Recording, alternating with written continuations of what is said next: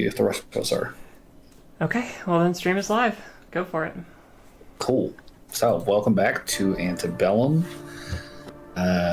Last time, let's see, what did we get up to? You guys had just finished helping the druids of the Elder Circle Grove break free from this ritual gone wrong. Johnny, if you could turn the gain down a hair. I can hear myself and I'm echoing real bad.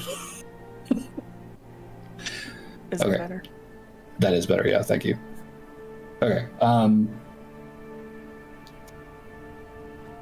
It followed that you guys would spend a few hours building fires and thawing these guys out of their icy prisons, but with the ritual ended, it was no more effort than it really took to sort of break into some of this ice in the first place. You guys were able to speak with the leader of this grove, an elvish man named Iron, who was very grateful, but also very frustrated with the circumstances, having been frozen for over a month. I got to learn a bit more about the grove and their situation as far as their relationship to Dimla, and this sort of growing concern with a rogue circle known as the Circle of Cinders. And out of gratitude, they were more than happy to honor your request to lend Sherry their protection when you finally made your move against the kin. And they also offered you their homes for the night while you made plans for what to do next. There was some conversations that happened that night. Sybil made a new friend. Aaron's got interrogated / educated by the leader of these druids, who took an interest in his ability, his natural propensity for druidic magic. And the next day, Aaron and Alfie finally had their sort of make-up conversation, I suppose might be the best way to put it. So thankfully that's settled. The other major thing of note from last session is that we did finally decide on a course. There was some debate about heading back to Sherry versus continuing on towards Rivergard to check on Rordred, a tiefling friend of Sarah Santos, who she was worried about. You guys did have the food that you did agree to take, so you decided probably should see that through. So with Nadavine as a guide, you guys set out, and along the way, came across the wreckage of what seemed to be a centuries-old nautiloid. And as you guys drew closer, Nadavine giving you guys a bit of the rundown, local tour experience, what little he knew of it, you found yourselves surrounded by a group of about a dozen goblins, give or take, all of them wearing mind flare shaped masks made out of the same chitinous material as the ship. So we are picking up, it is the 46th, I believe, of the month of Solern. About noon, middle of the day. And pretty damn cold, but otherwise clear skies. Are there any questions before we pick up here?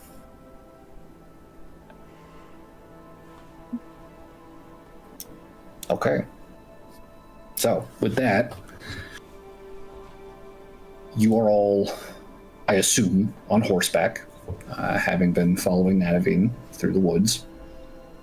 You are sort of in the shadow of the rear castle of this vessel. It is sort of standing, at like a 45-degree angle where it's smashed into the ground and it's like tilted sideways.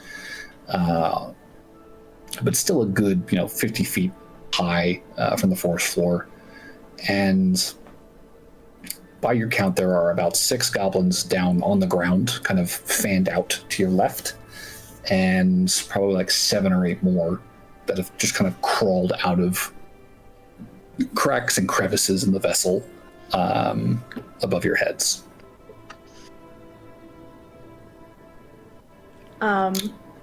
Yes. If we're good to go, Alfie's gonna try to interject with these goblins.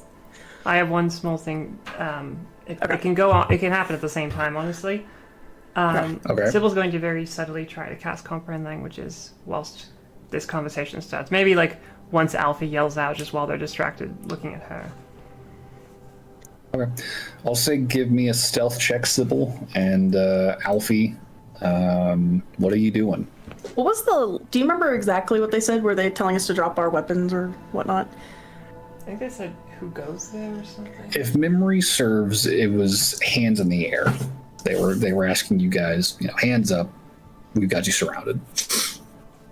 Alfie will go ahead and put her hands up in the air, and she's like, I like that little wrist. Hello. Hello. I got a 12. Hello. 12? Ooh, okay, interesting. All right. Alfie will slide off the horseback. Okay. And she'll get on the ground and kind of walk over to the one that was talking and be like, hello, my name's Alfie. What's your name?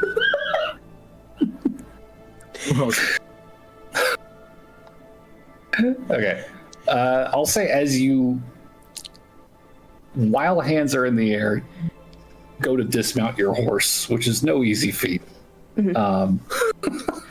Probably stumbling a little bit as you hit the ground. Yeah.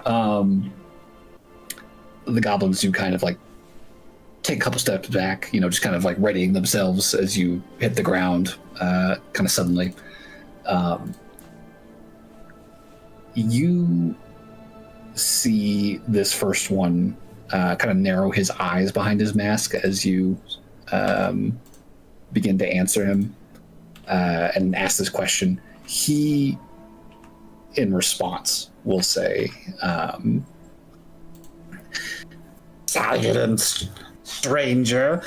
Who goes here now?" And as he starts his spiel, one of the ones in the back points at Sybil and says, "She's doing something!" and immediately fucking hurls back and throws a rock. Oh, it's gonna hit. We'll see. This was not a good throw. Does a... I don't want the laws. 11 hit you? Yes. Yes, that will hit. hits. Won't it? Okay, that will hit you. Okay, you're gonna take a big fat 3 damage. Ow! As you get hit in the side of the head by a rock in the midst of casting comprehend language. Ow! So I'll say give me a Constitution save to see if you can finish this spell. It's a dangerous precedent to set. Rocks are counter spells. Very, very high, 21. Yeah, okay, that's fine. Yeah, I mean, you finish the incantation. Hold concentration. And you now have comprehend languages up. They are still speaking in common for the most part. Notably, not a concentration spell. Notably not a concentration. Concentrating as you're casting, in that sense. But yeah, so far they have been speaking in common, but if there is any goblin that comes up, Yeah, that will be my job. I'm just will listening for if they're muttering amongst themselves now. Fair enough. But as you have sort of drawn attention to yourself, you've been clocked by a rock, and now like two of them are running up to kind of like reach up and grab hold of you and like pull you down off your horse. I feel like Alfie will see them and just be like, wait, can we please stop for a second? I'm putting my hands up. We don't want anything bad to happen. We're just passing through, and we were just curious about the ship.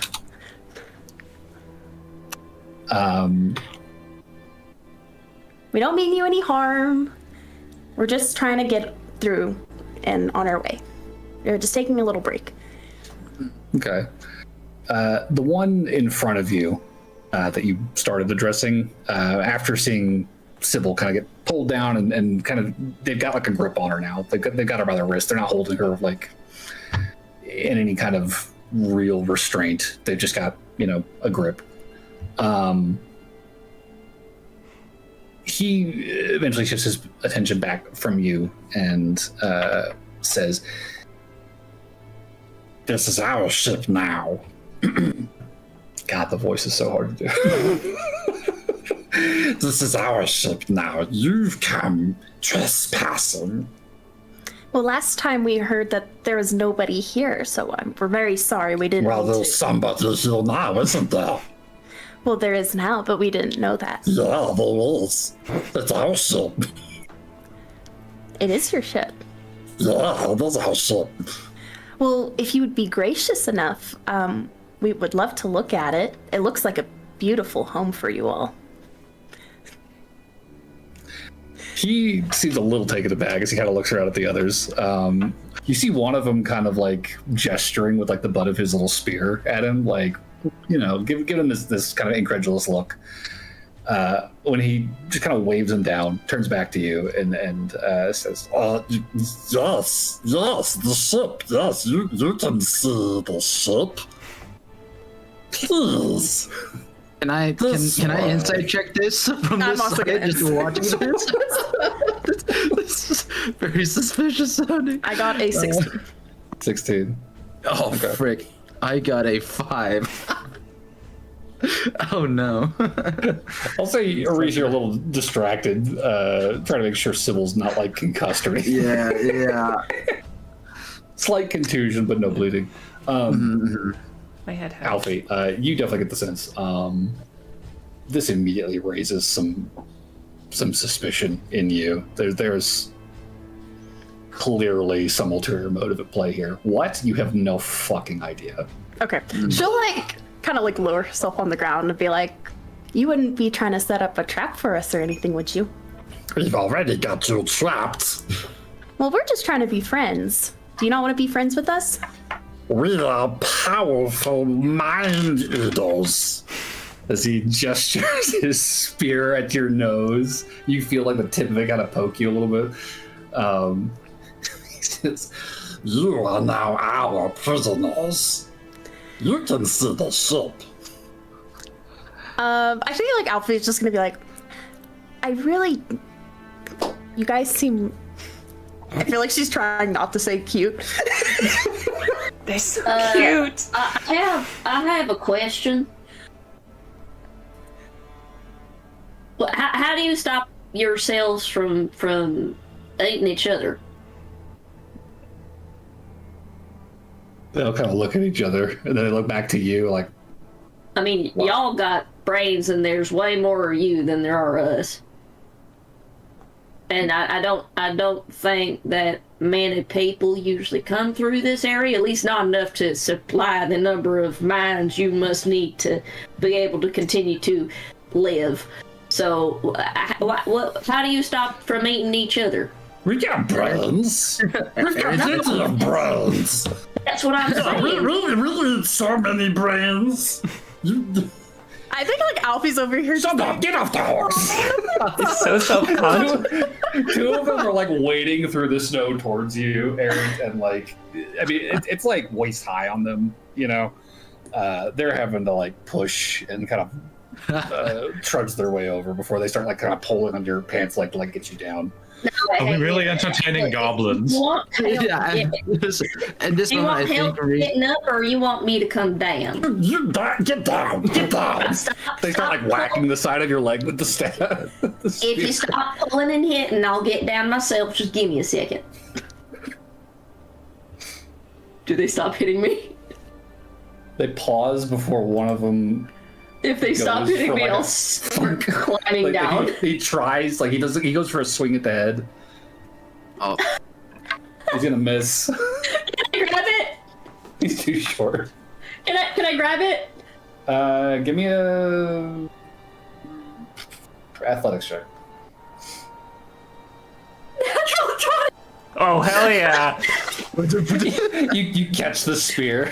I said, don't immediately hit like, me, or I ain't coming down. Just wait a second, and I'll let go. I'll say that, and then I'll let go. He's like slapping your leg.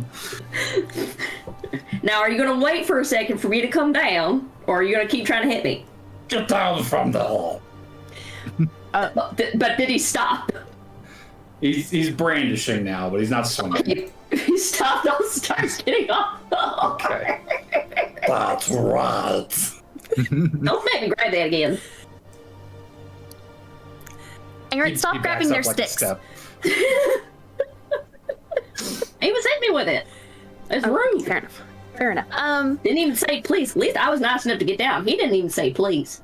We are mind eaters. We do not say please. Are you guys hungry? I'm a really good cook. I can make you some food. Do you have any brains? I don't. Oh, yeah, a whole bag of Yeah. Yeah. I have a whole bag of dried brains. Roll a deception check. Perfect. That's a good. with advantage because I helped. Why are we entertaining the mind goblins again? 24. 24. There is a smattering of approving noises from the goblins on the ground. Like, Yes, perfect. Hand them over. How about I make you guys a delicious stew? She's very good. She does make a real good stew. No funny business. You go this way. he starts like gesturing with the spear. Would you guys mind helping me get some firewood?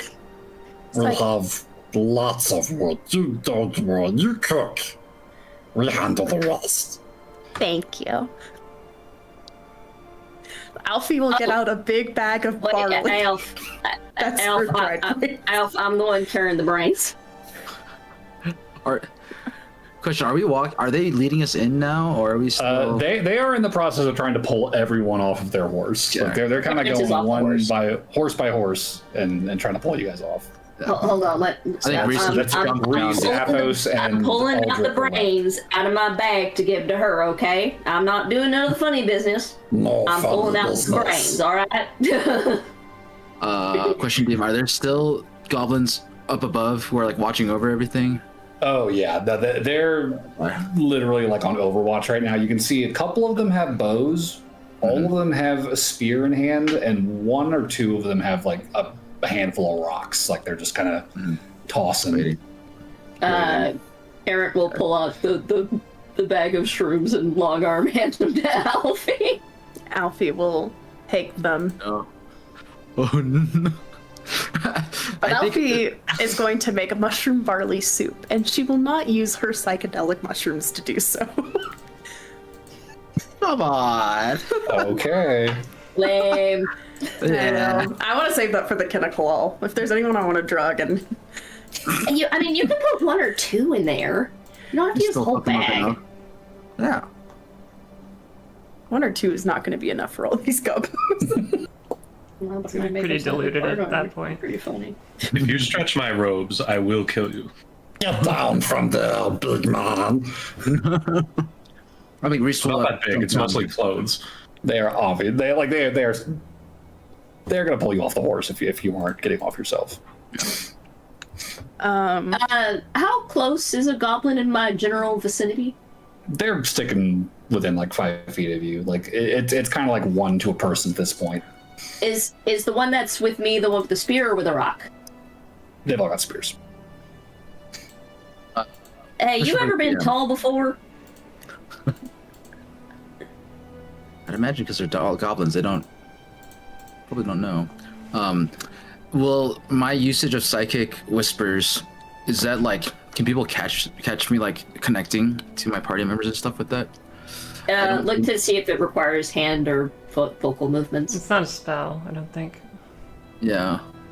That does It's not mean it magic. does not require a spell like it A words magic of action. True. Doesn't look like there's anything on there that requires like vocalizing or gesturing or anything. So I would say if you wanted to try establishing a connection, go for it. I think I will do Roll some so, dice. and I will use 2 dice so I can just connect to everybody. Would you like to tell me where to go from my shoulder or from down there? You sit right there, big guy. Right I there. ain't next to gonna the sit. fire. I ain't gonna sit. I'll stand, but I ain't sitting. Wait, He's did he say really- around the fire? I feel like Alfie would be like, he's really grumpy. Did he say He's around harmless. the fire? I Next thought to he the meant where I fire. was.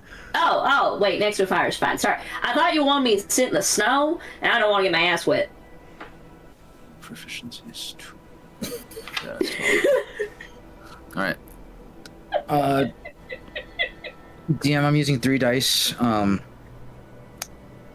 The lowest number was a 1, so I think just 1 hour Just the connection 1 with hour. 1%.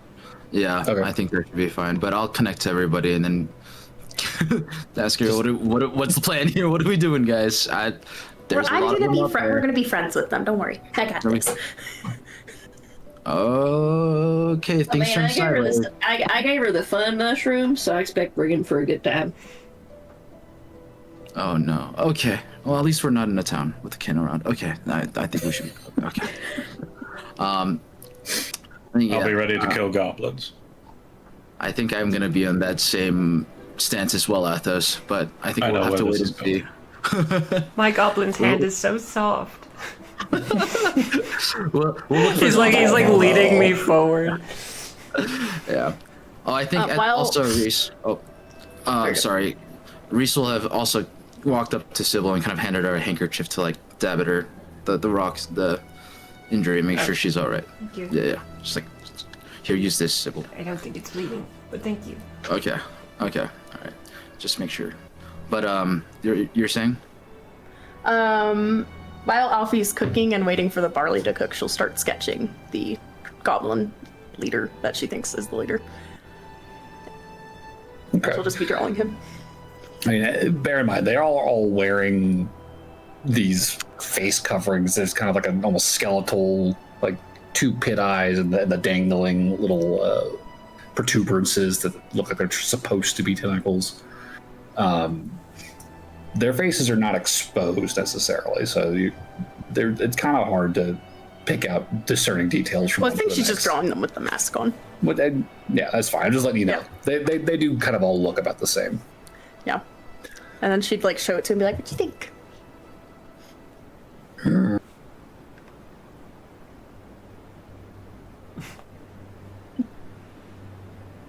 He is going to snatch that picture out of your hand. He's going to hold it up against the sun with like both hands.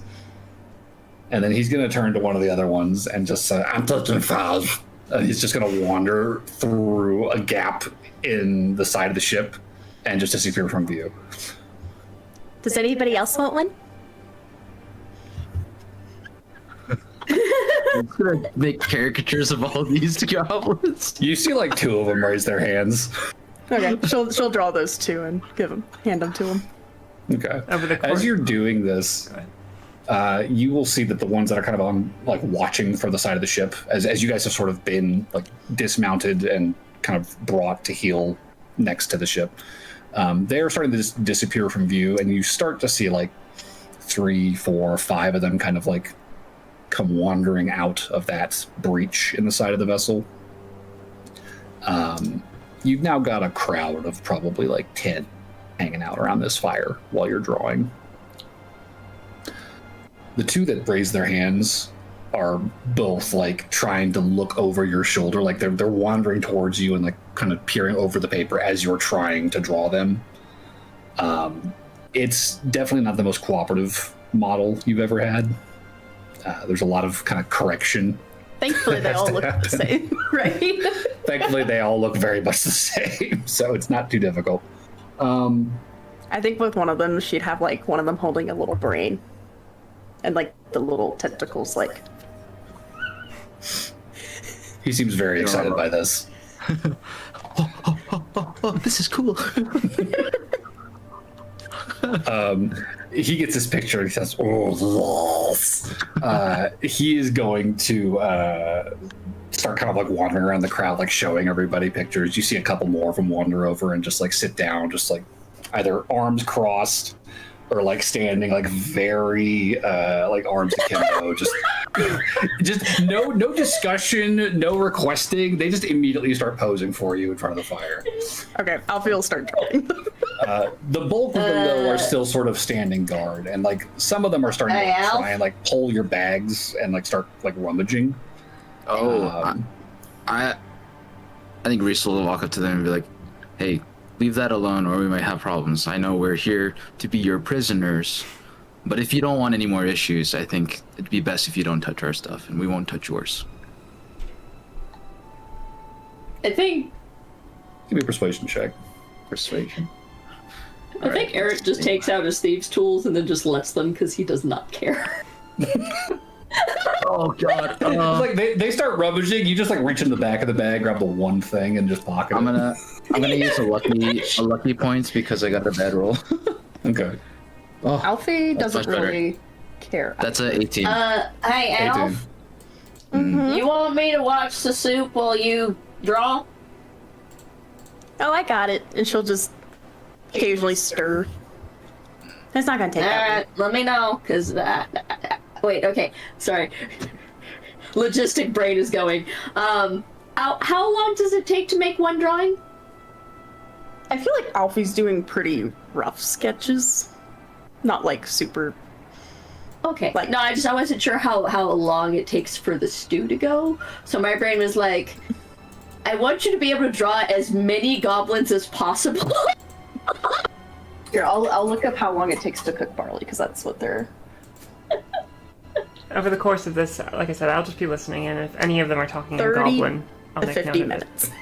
Okay, I'll say give me a perception so check. They can get like, 10 to 15 maybe? 19 Yeah. total. I think... 19. Okay. With a 19, there's definitely a smattering of conversation from the ones who aren't presently like engaging with your group. They're just kind of like standing and watching and guarding, really. A couple of them are kind of like leaning in over near the breach, and you can kind of make out some of the whispering. You hear some stuff like, Just gonna be excited to see these. Yes, more thralls. Very good for the ship. We'll be having this ship in the air in no time. So what you guys call yourselves anyway? We are the Mind Eaters. Like the whole group's called the Mind Eaters? Yes. What do you guys think about the and what's mind your flayers? name? Talk to the ones that's been pointing spears at me the whole time. that was 2 questions, one at a time. I Yeah, asked I did for not catch either. I asked for the specific name of the one that's been pointing spears at me. I was called Snail before I joined the hive. And so you don't go by Snell no more? You got a new I name, or is am it just no Mind Eater name? now. So you're Mind Eater, one of the Mind Yes. Eaters. We are all Mind Eater. Don't that get real confusing? No.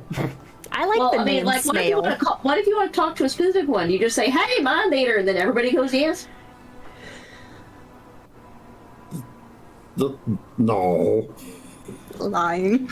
You see one of them behind him, like slap him in the back of the knee, like and he kind of buckles a little bit from the impact. Mind Eaters know everything other Mind Eaters thinking. Always. Just like Mind Flayers. So if he guessed a number 1 through 10, you'd know what that number was? Obviously. What number is he thinking of right now? She's not thinking of a number. She's reading it. I look at the posture of the other one like, yeah. The other one just kind of looks at him. He just kind of looks at him a little incredulously, like, You didn't have to tell them that.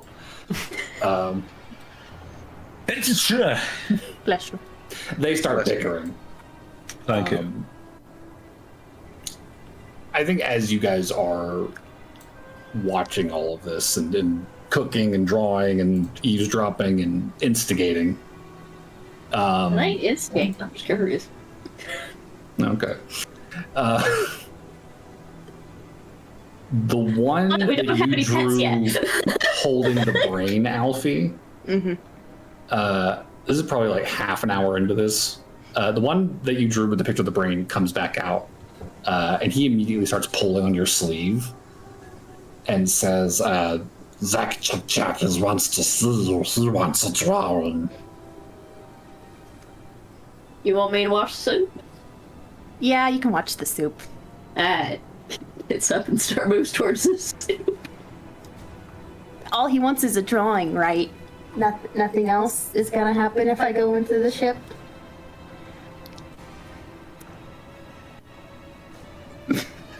he just stares at you. Alright, I'm just gonna insight check that glare. Gonna make some goblin baby mind players. No. No, thank you. I think it's an unnatural 20. A natural 20. I like my 20s like I like my martinis. Dirty. You've heard this name a couple of times, or some garbled version of this name.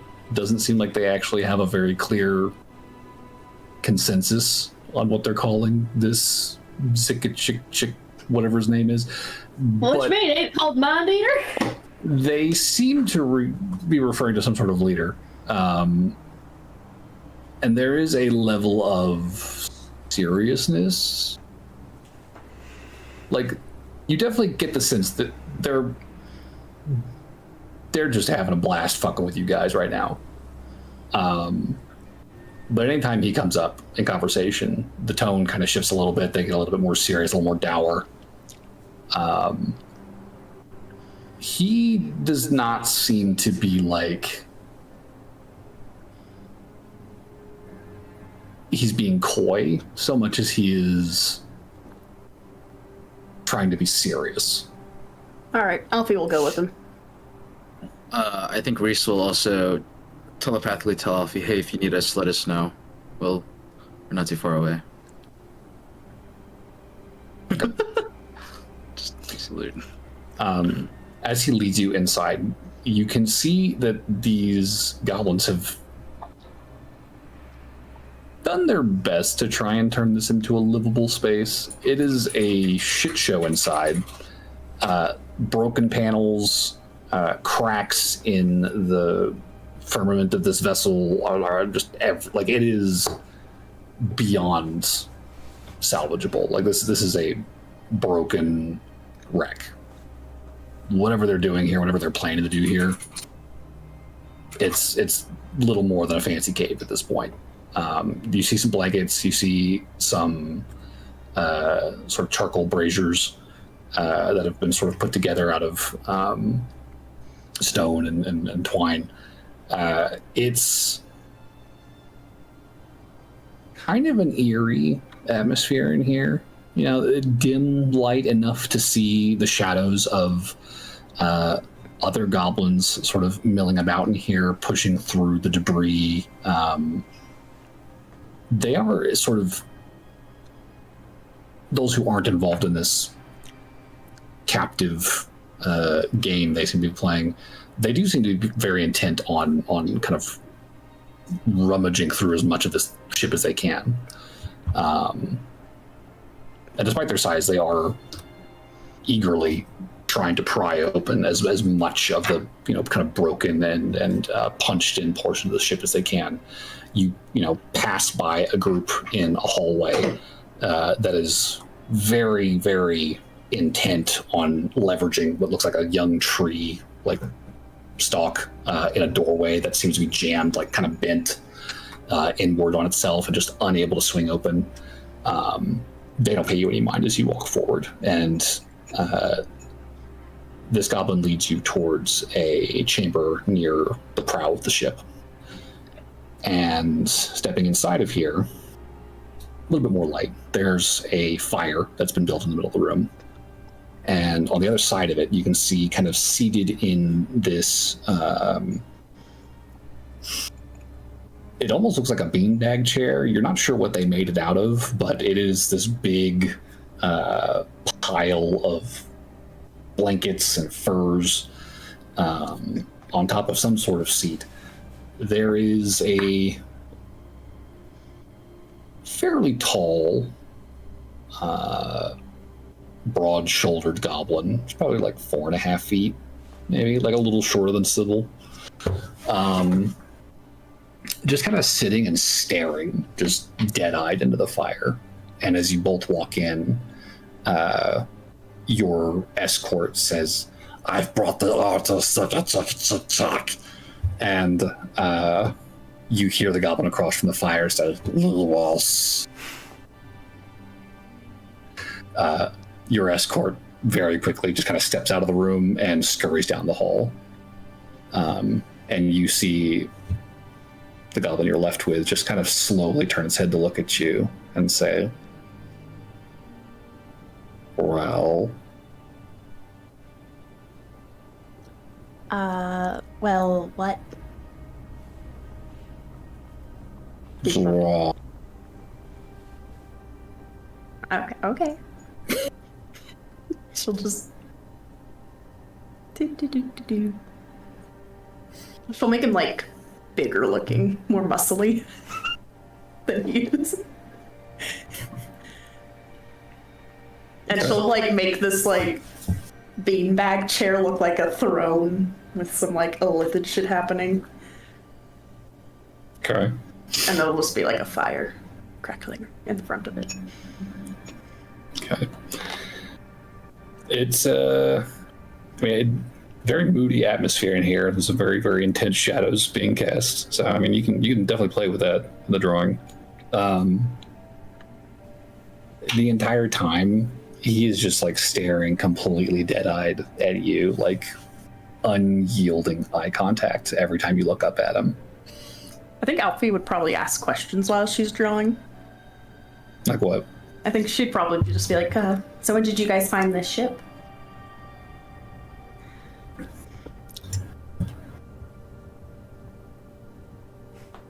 Stairs. Not much of a chatter? Are you hungry? We're making soup outside.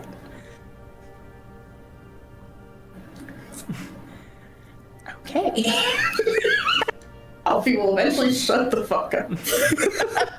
I feel like Sybil would also be asking kind of similar questions to the goblins around her, or I guess just the general populace of goblins in her vicinity. Just like, how long have you been here? How did this start? Since we're sharing, we're breaking bread together. Yeah. At this point, I think now that food is being passed out, you definitely tell it's starting to kind of relax a little bit. The intensity is starting to kind of die down. Yeah. You see them just kind of like lounging with like the spears just kind of in the crook of their arm. Like, especially when Alfie gets pulled away, or I'd say like, so who is she going to go see? Zipplejack, he's our chieftain. Oh, how long has he been chief? He's the big one, so he's been a long time. Long time. Is he the one who found the ship? They start kind of looking around. but mine leader found the ship, but the dogs found. He called first. He called dibs. I see.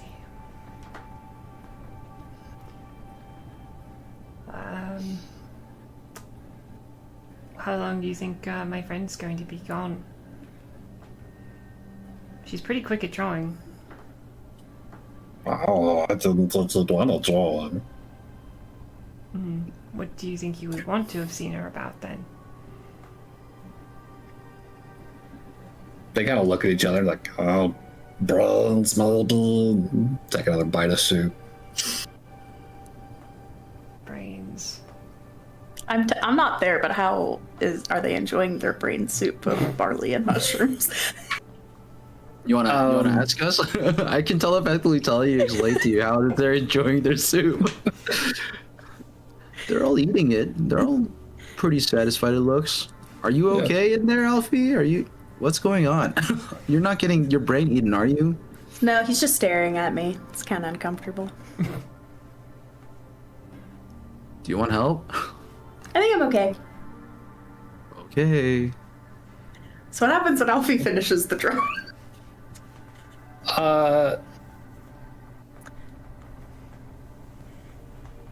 As you finish this conversation with Reese,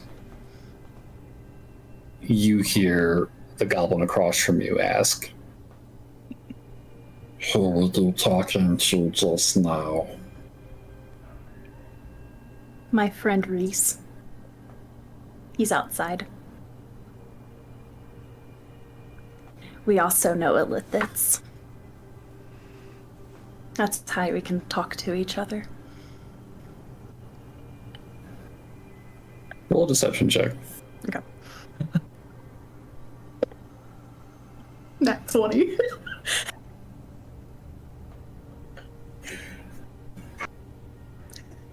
You hear some heavy breathing from behind that mask as you hear this goblin's voice in your head, much like Reese's, as he says, Send him to me.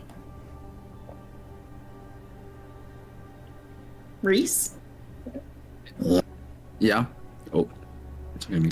I think Alfie will go to say Reese and be like, Chieftain Shajek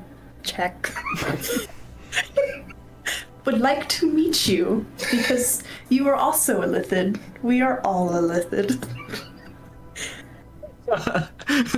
It's like pause. We're understood. I will meet you. Where are you guys in the ship? Are you where do I go? She'd just describe where she, Okay. how she got there. So I think Reese will move to go inside and then like telepathically let the rest of the group know that apparently the leader thinks we're Illithids and I have been summoned to the prow, to the room that Alfie is in. So just a heads up. keep on your toes. We'll see what happens. Are the goblins gonna let him go? Yeah, that's my question. I'm gonna start moving towards going into the ship. you see as you stand up, a couple of the other goblins near the prow, or near the breach, I should say, also stand up. One of them just kind of walks towards you, and without even really saying anything, he just kind of nods. Okay. I'll follow you, I guess. As Reese is going, I would say in your head, please be careful. I think it's pretty evident that the mind flayers are long dead here, but that doesn't mean that I mean, they got some middle shit going on. Well, I'm saying this in his head. No. I'm also joining this conversation because they do have mental shit going on. Well, I was going to say, that doesn't mean all the worms are gone. I'd imagine there is some sort of Lithid mind stuff going on, and we'll be finding out soon. So, I mean, we are also some remnants of that, right?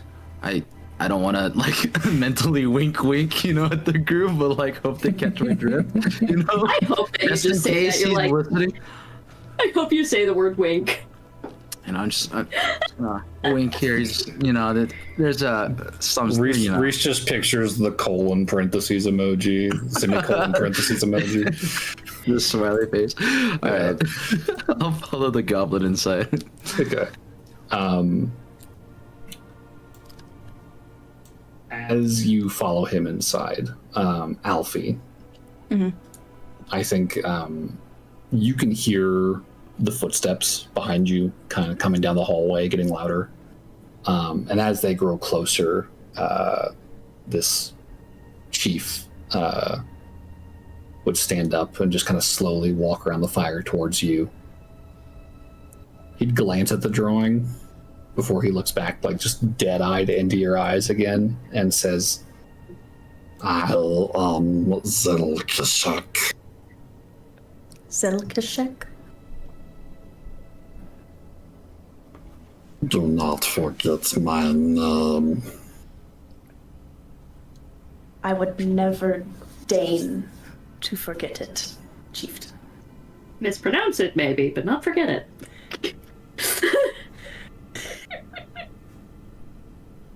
he's just going to slowly reach down and just pull the paper off of your notebook. He's going to walk back to his little chair and just quietly, You may go. as he sits back down. And not long after, you see Reese walk in, accompanied by one of the goblins from outside. If it would please you, chieftain Zelchechek. Johnny is really bad with this name. Now you see why the goblins are struggling. I think she'd be like, my friends can be a little...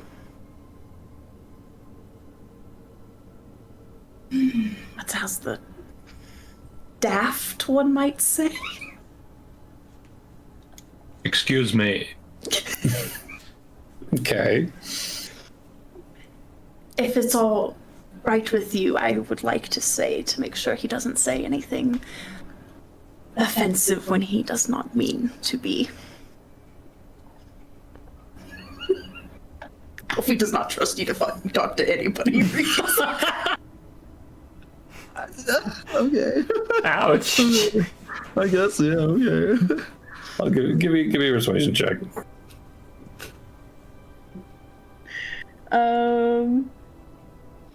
Okay, so that's a 14. 14. Mm-hmm. He looks you like square in the eyes, as he has been, leans forward, and again, very forcefully, he says, You go. Alright, Alfie will leave. okay. He will lean back in his chair and look at Reese. He will look at the other goblin, and you will see that goblin kind of straighten up and kind of take a couple steps back before it turns around and runs out.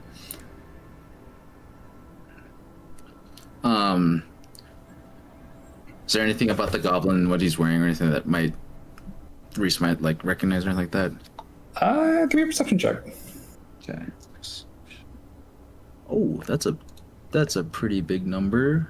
Unnatural 20. Yeah, that's an unnatural 20. Okay, interesting. Mhm. So these guys are wearing kind of leather and fur outfits, like pretty well insulated looking winter wear. This particular goblin does seem to have a little bit more bulk to his outfit. Like he seems like he's kind of claimed the best furs for himself. You would probably notice that he does have what looks to be like a pretty well-wrought short sword at his hip.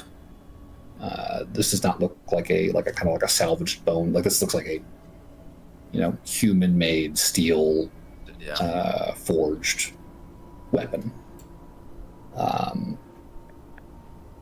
But you would also notice, though he has his hands kind of clasped, very, ominously in front of his mask, between his fingers, you can make out this glint in the firelight of the same sort of kind of pearlescent material as the ship on a ring that he's wearing.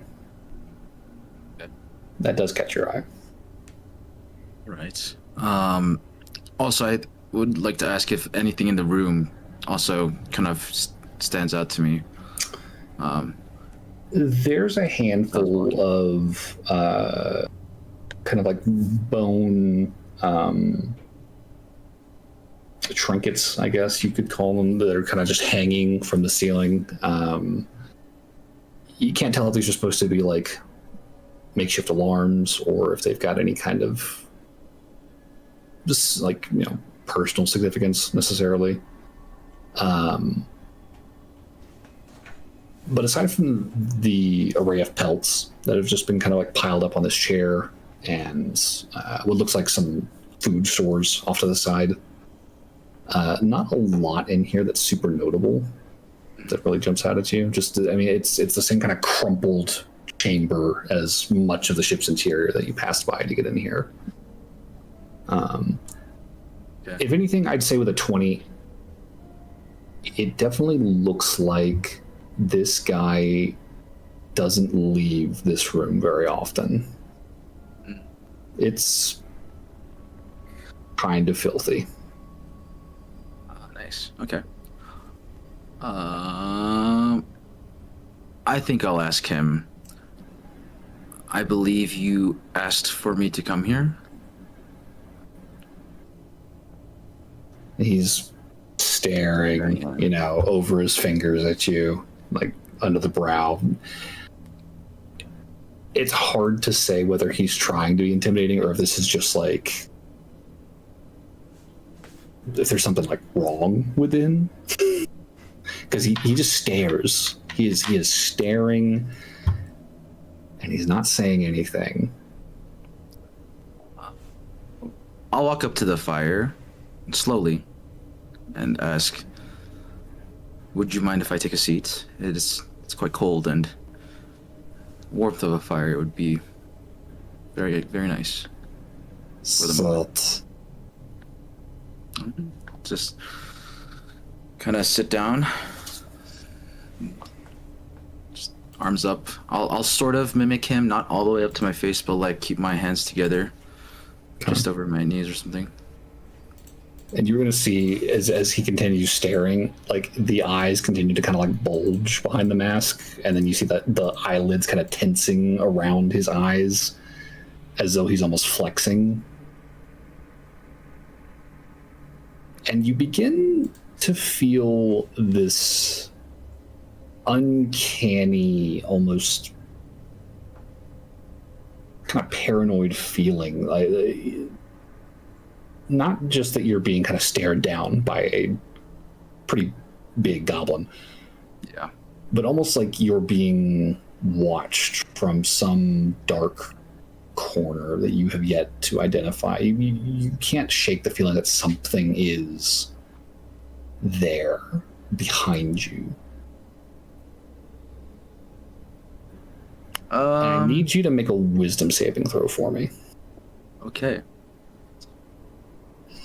As you watch beads of sweat kind of drip down around the eyes of this goblin while he stares at you. All right, well, that is a 19 minus 1, so an 18. So wisdom is my lowest score.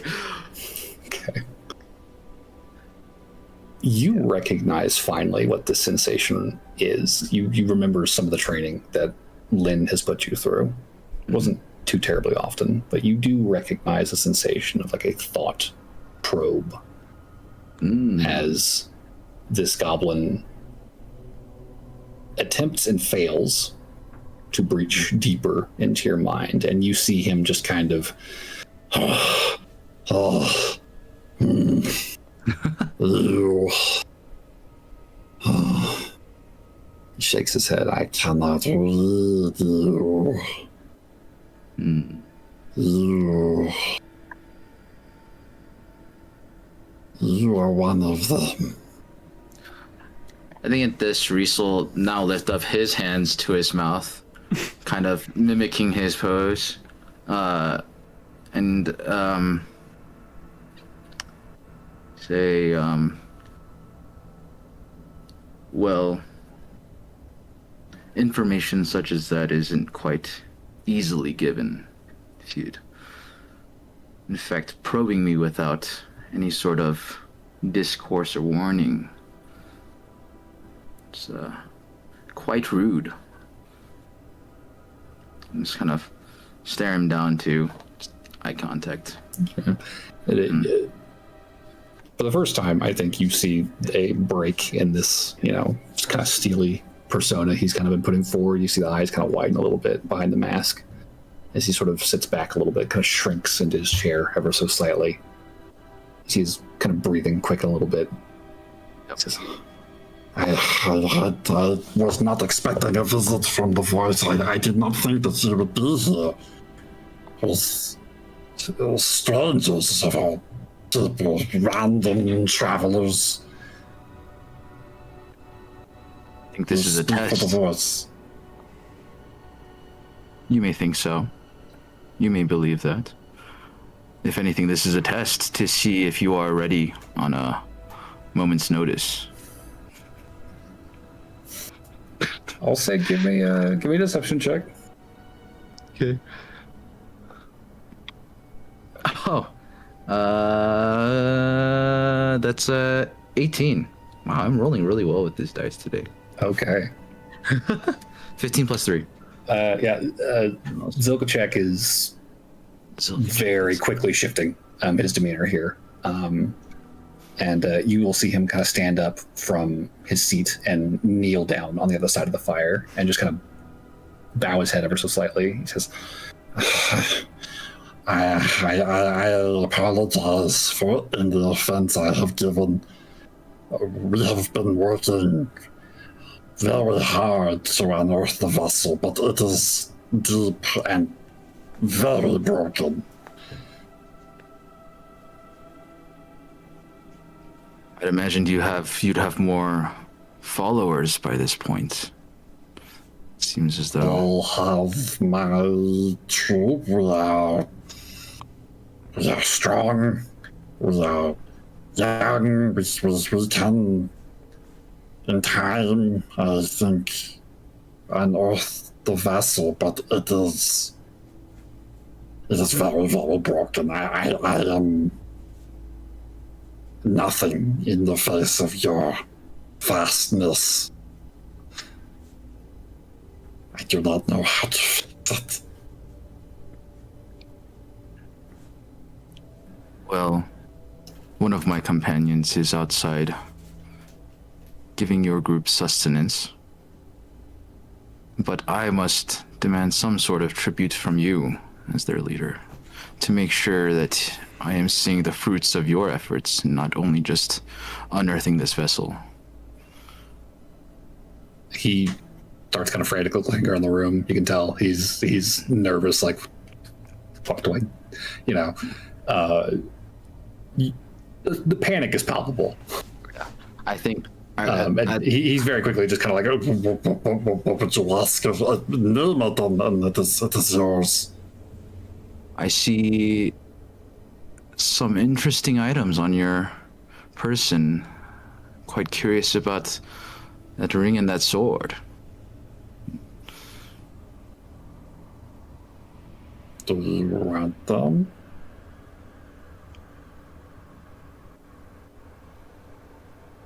Do you think that is a tribute worthy of the voice? I did not imagine the voice would have need of such trinkets, but if the voice demands them, of course. You know what? The voice has need of them because I am one of its embodiments, and thus I have need of such things. But out of grace, we'll allow you to keep your sword. But the ring, I will take.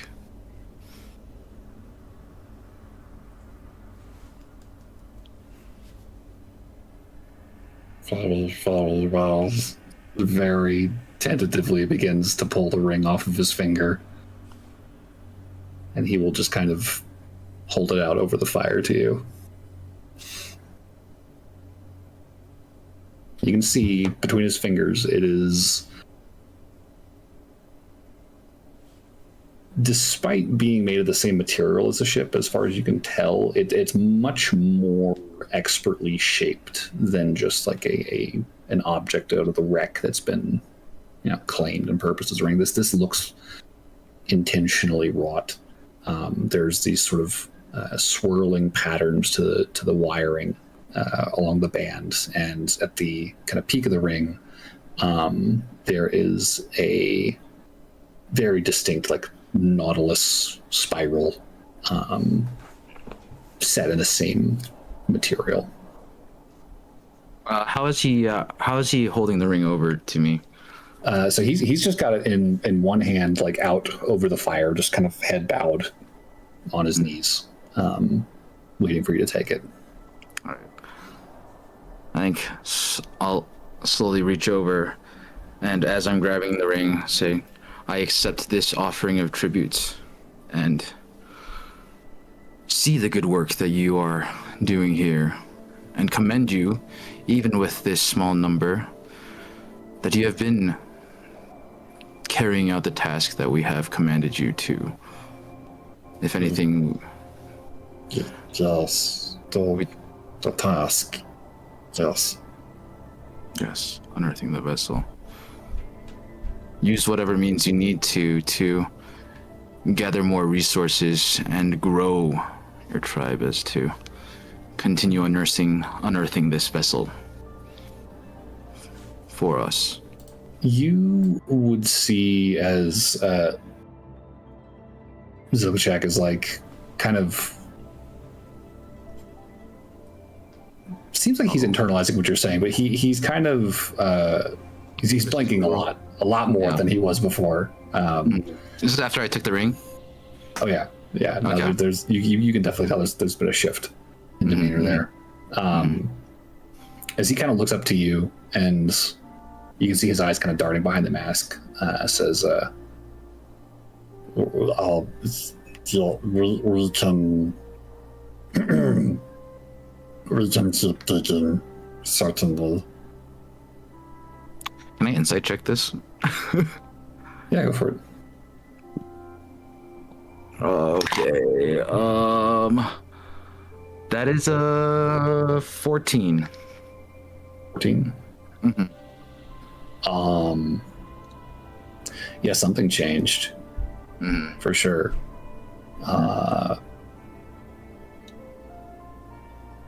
You'd swear you're almost talking to a different person at this point. Like, he is completely 180'd on this, imposing, commanding persona he was putting forward. It is gone, and now he is coming across to you very much like any one of the goblins outside.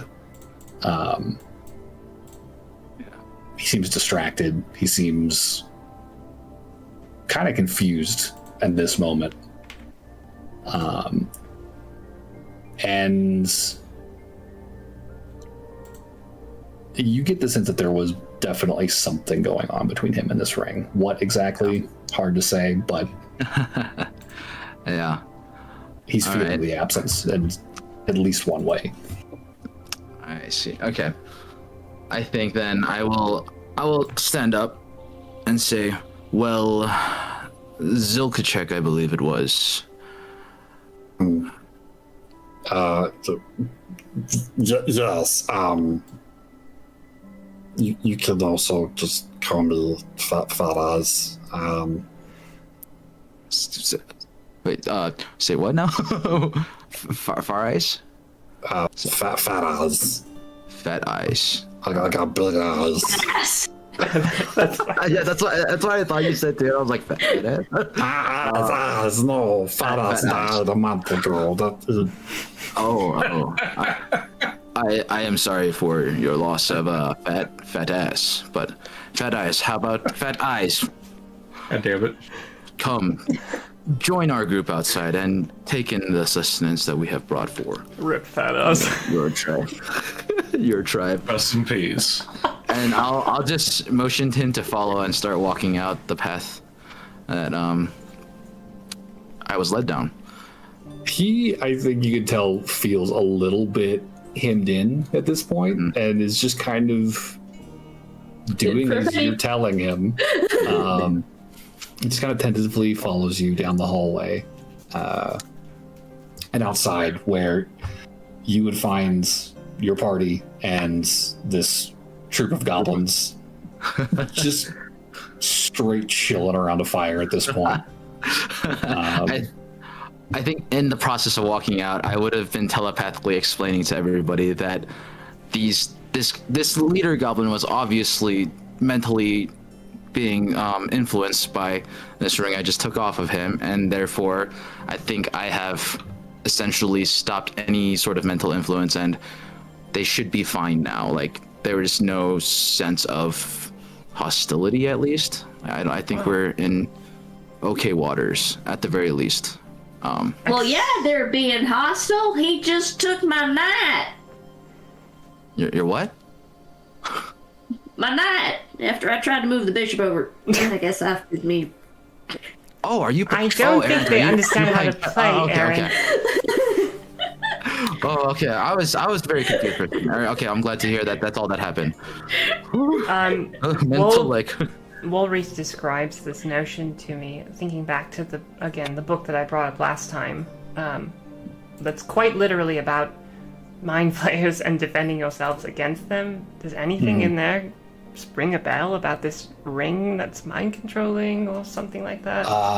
Yeah, give me History, Arcana. One of those two, I think, is applicable to your past readings. 19 total. 19. Yeah, I mean, you are probably pretty aware that mind flayers have a reputation for enthrallment. They very frequently, at least as far as the stories go, will take control of the minds of lesser creatures, in their words. Mm-hmm. And this could be something to that effect. Some sort of pernicious influence could well have taken hold of at least this goblin. Would that be... I mean, through like a magic item? Is that something that would ever have been heard of before? I feel like a Gith author would probably make note of something like that. It's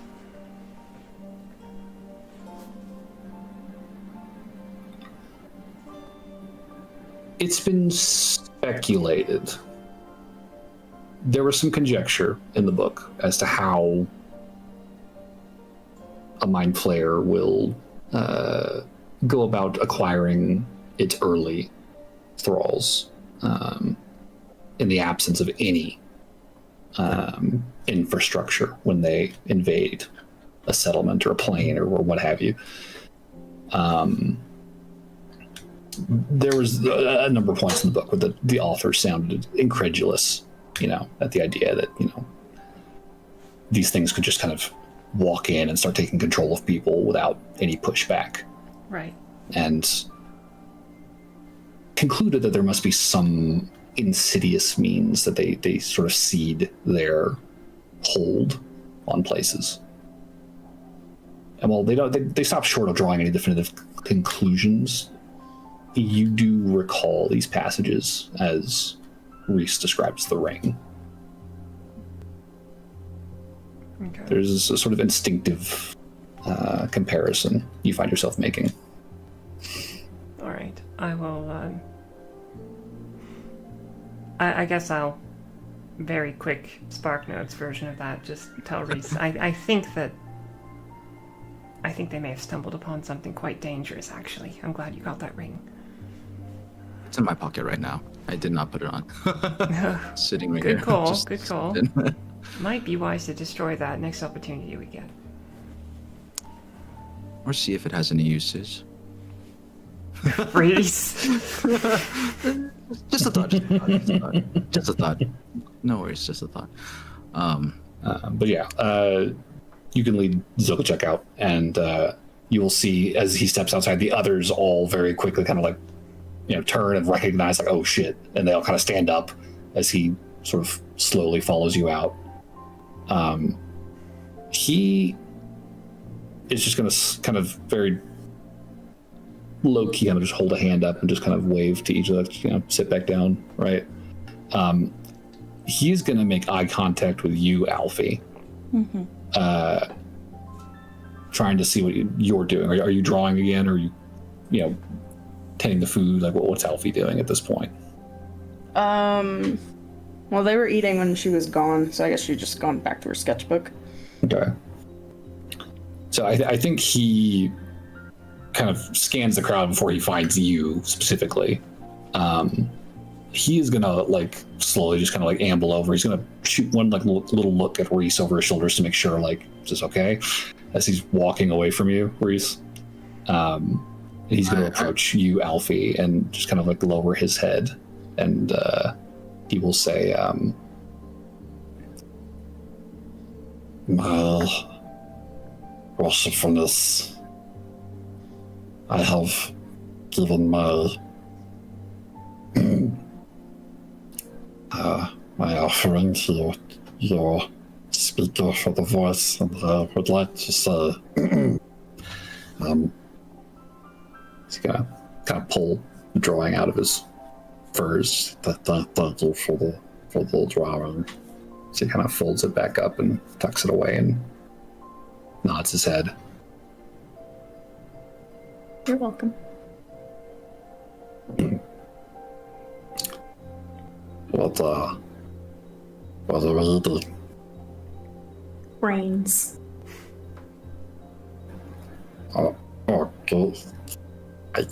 I love brains. So good. Mm-hmm. He's gonna walk over to the bowl and big. You can tell he's forcing a smile behind the mask as he starts spooning it into a bowl. So good. Oh. As soon as he starts tasting it and realizes, oh, this is not brains, in fact, his mood shifts. He relaxes significantly and just chills out and just starts eating, just like, thank God. You could see the relief on his face. It's not brains. So, I think we're in a.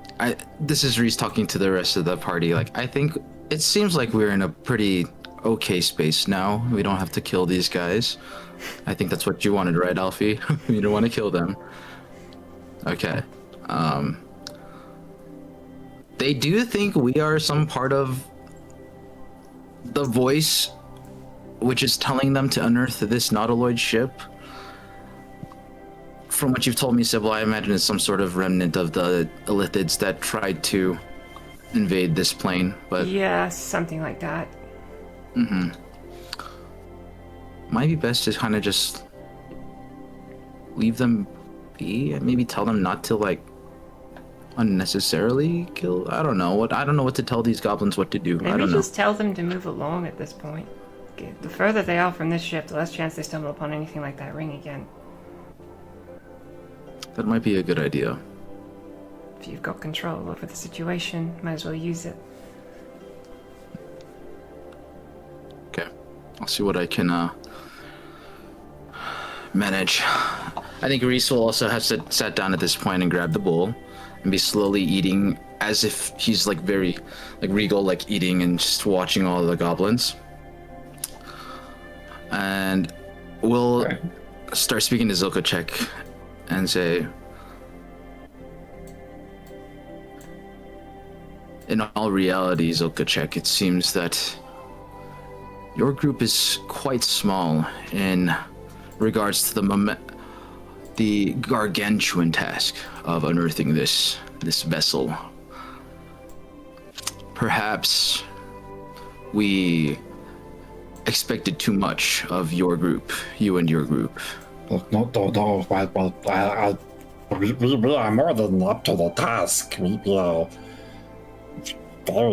have many numbers, we can dig. Even so, there is a very pleading look behind the mask. Yeah. Looking at you.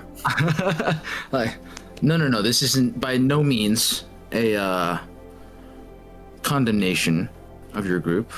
No, in fact, I will charge you to, instead of this task, which we can find more people to join in on. Perhaps it would be a good idea for you and your troop to seek out more goblins and to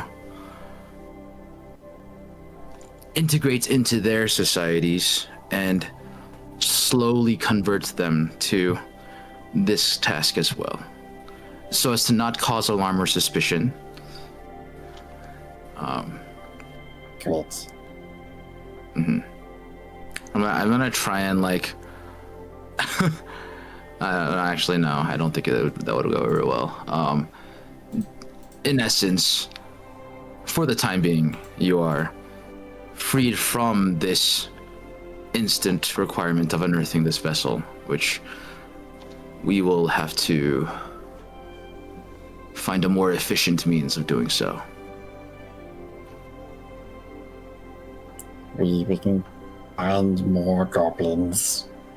And then when the time is right, we will dig and dig, and we will unearth your vessel. Yes, I think Sound you should wait for another one of my incarnations to come and find you and direct you to return to this place. And however long that might be, patience is the key. Of course. Yes. But at least for the night. Wait as long as it takes to hear from you again. Yes. I am. Yes. Yes. It is good to know you are great at following orders. Good at following orders. Zukachek, also known as Fat Eyes. Yeah, we should just go by Fat Eyes, I think. Fat Eyes. Yes. Sure. Fat Eyes. The others have trouble pronouncing Zukachek. His name is Fat Eyes? Yeah, like don't say anything. I just called him Fat Eyes earlier. I just called him Fat Eyes earlier. Don't say anything. But yes, in the meantime, this night we can rest. Sup together. It's like 1 o'clock in we the got afternoon. time to. We got a whole day of travel ahead of us. It's like lunch. This was a lunch break. Oh, this is all happening during the day. Yeah. I think I will mentally ask the group, do we want to try and explore this nautiloid a little bit? Maybe on the way back, when the goblins are gone, might be a better time. I think that might be a good idea. Okay.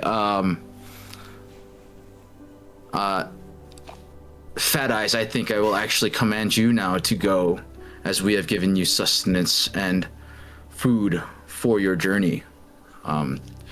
Lead your group, your peoples, to a better place than here. Well, yes, of course. Well, everybody up!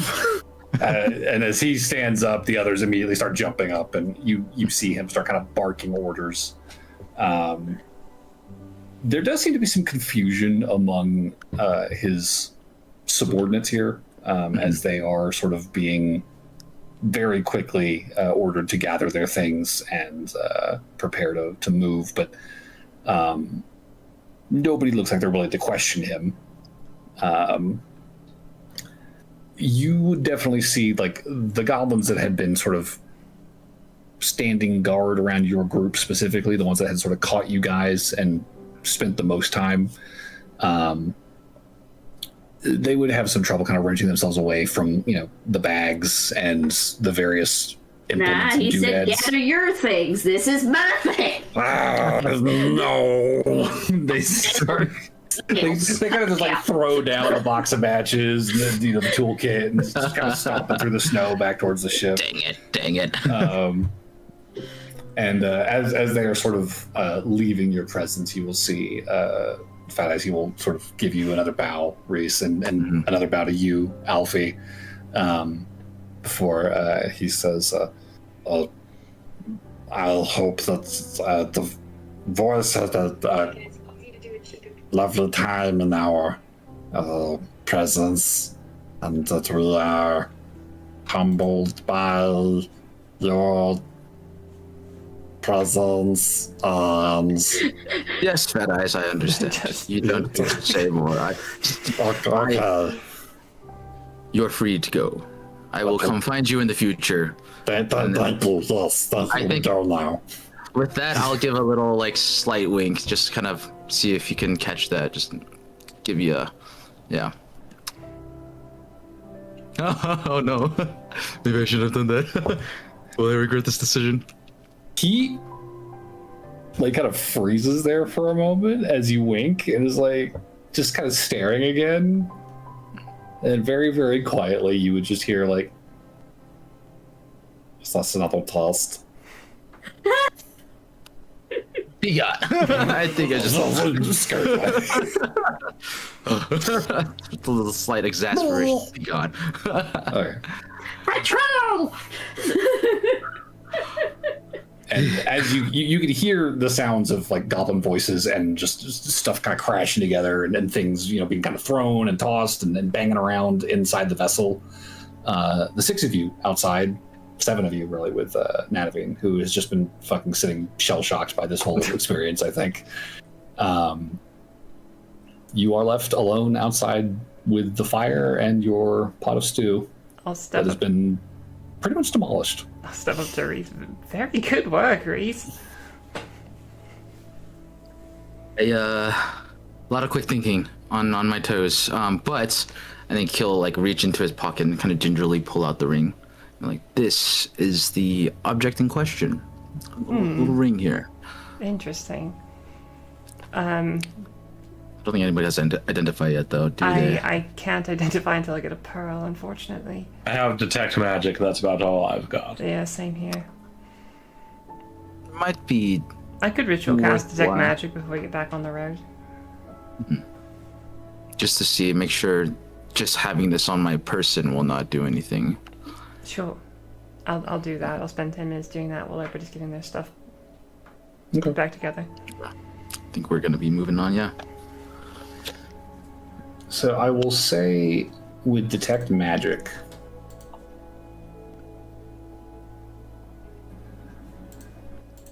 Sybil,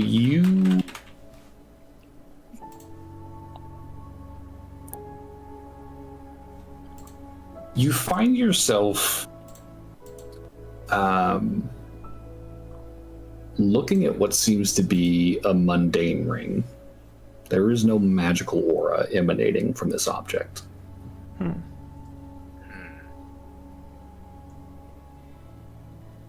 Okay. Well, the ring is mundane, but you said that he changed his positions almost immediately after taking it off, right? Seemed very much like a different person altogether. Like, I imagine that ring was controlling him or influencing him somehow. It's possible. did Like I this- said, I don't see any magic on it, but I also know that at high level magics, it's possible to hide arcane auras. That might be what's going on. Well, I will just wrap it in a piece of cloth and then stow it away for later. And say, Yes. I think this is something to figure out later. Until it think can we be should properly get back on the road. identified. Right. Agreed. All right, well, good lunch. Very good soup, by the way, Alfie. That was really, really tasty. I think the goblins really liked it too. Excellent use of brains. Thank you. Thank you. Brains. You put what in these? Barley. Athos barley. Hope none of them are allergic to brains. Hey, they ate it. That's what matters, right? Yeah, Back to no, it, the last guy seemed real enthusiastic. All right. I guess back on the road. Okay. Yeah. Mounting back on your horses, you guys would be able to set off. Short, hour-ish long detour as you make your way, continuing on a northwestern kind of trajectory to the woods, following Natavine. And for the next 4 or 5 hours, it's quiet, it's sunny, peaceful as you march through the dead of winter in this sort of barren forest. If it wasn't so damn cold, it would actually be kind of a nice day outside. But thankfully you're moving, or at least the horses are moving, and the horses are kicking off steam as they're moving over the course of the day. Like, you can just kind of see a wafting off of their backs. Just the heat they put out, as big as they are. And in a way, that's kind of enough to keep you warm enough over the course of the day. As the sun begins to set, in the distance up ahead, you can see shapes beginning to sort of take form through the trees, a good 500 feet out or so. There's definitely a hill. The hill seems to be surrounded by trees, and at the base of that hill, there does seem to be some spread of large, squared off, dilapidated structures.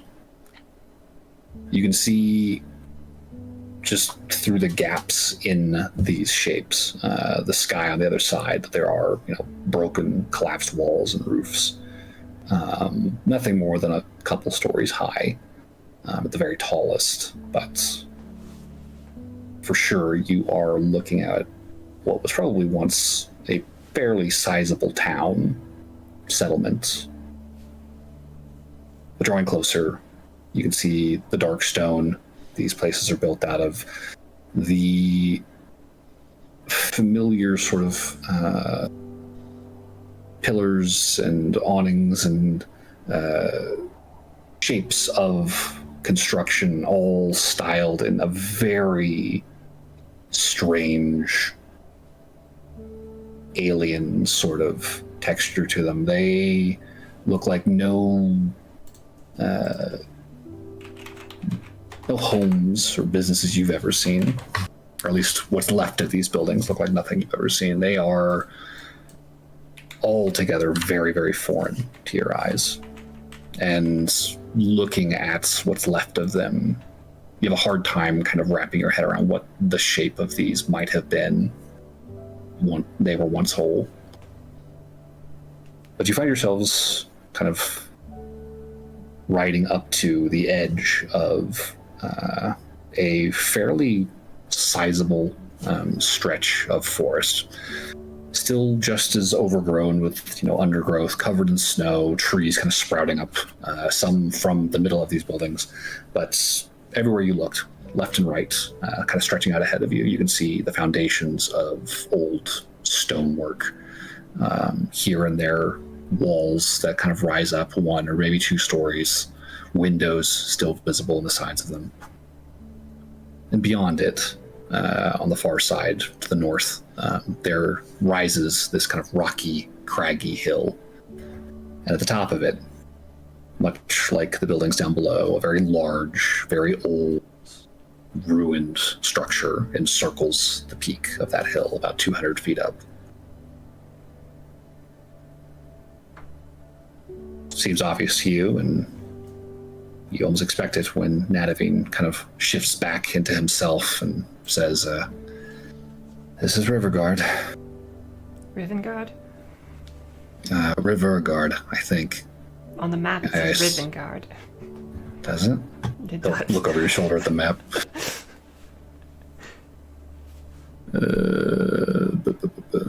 I'm looking at it right now. It might be the font, maybe. Yeah, look at that. Well, You look at that. I mean, ribbon is a word. It's a cool word. Damn it, Brandon, I got Rivergard and Rivergard mixed up. We got like 5 days travel Yeah, that way. we gotta go east, guys.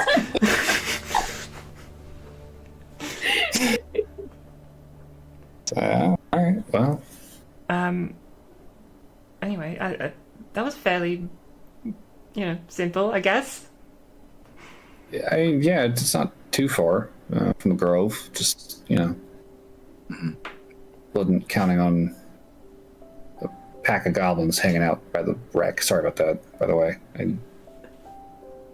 I mean, I don't think there was any way you could have known. It's all right. I think if anything, we saved them from a life of endless digging. Yes. Can I look for signs of any? Oh. Sorry. That's all. No, you're good. Can I look for any signs of just anybody having been there? And start investigating around? Yeah. Give me a perception check. Right.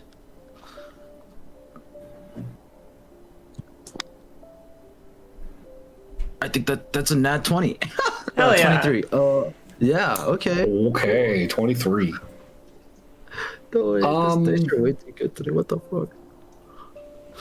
Yeah, you Point it out. start kind of I get scanning self-conscious. this old ruined settlement. And kind of predictably, I think, you find yourself thinking near the center of all of this, kind of halfway between you and the hill on the far side, you see what looks like kind of an open plaza. It probably was once.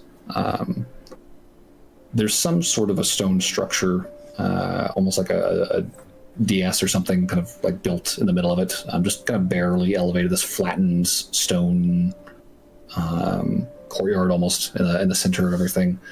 And not too far from that, you see what looks like one of the few really intact structures of anything around here. There's maybe 3 or 4 visible across this entire expanse, but this one does seem to have some level of like roof overhead still, and notably, you do not see much in the way of snow kind of gathered on top of it, which does strike you as a little out of place, a little odd.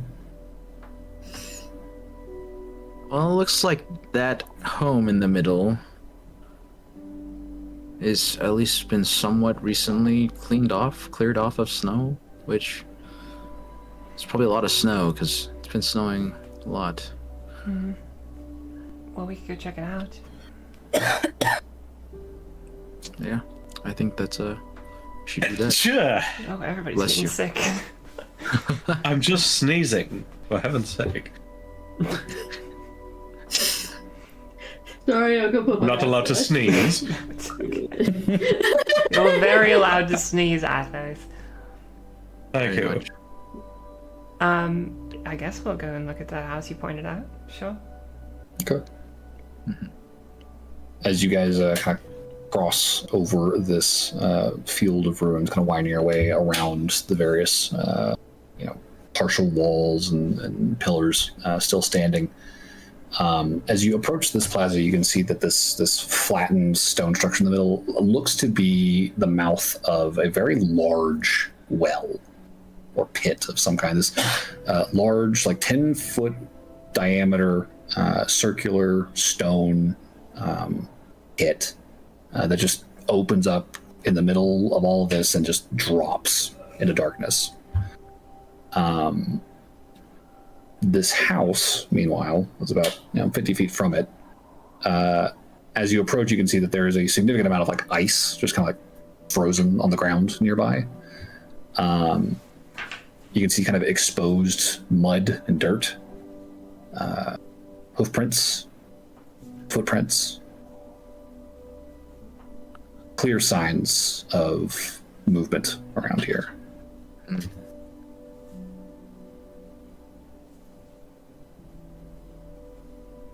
Well, obviously, there's been people here recently, judging by all the footprints. And Are there different sizes footprints, or is it just one? I'll say give me a survival check. I'd like to help with that, or do that. What's your plus in it? Died. I have a +7, so I'll help you. glad you guys are doing that. I have a -1. 26. Okay. 26. So, Alfie, you like wave Errant over and kind of start pointing at the footprints that Reese has kind of identified. And Errant, as you're kind of scanning everything, you make out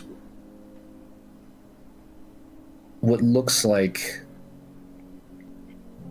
probably 8 sets of hoof prints and about just as many sets of boots amongst all of these. They look as though they were sort of congregated here before they began moving en masse towards the hill. And amongst all of this kind of chaos, you are able to pick out a very distinctive 9th set of footprints. These look like heeled boots, sort of an elevated stilt on the back heel. A good significant size smaller than the surrounding boot prints. Probably a woman's. Is it going with or away from the... It looks like it is going in the same direction. So, she got taken by the Kin of Kalal.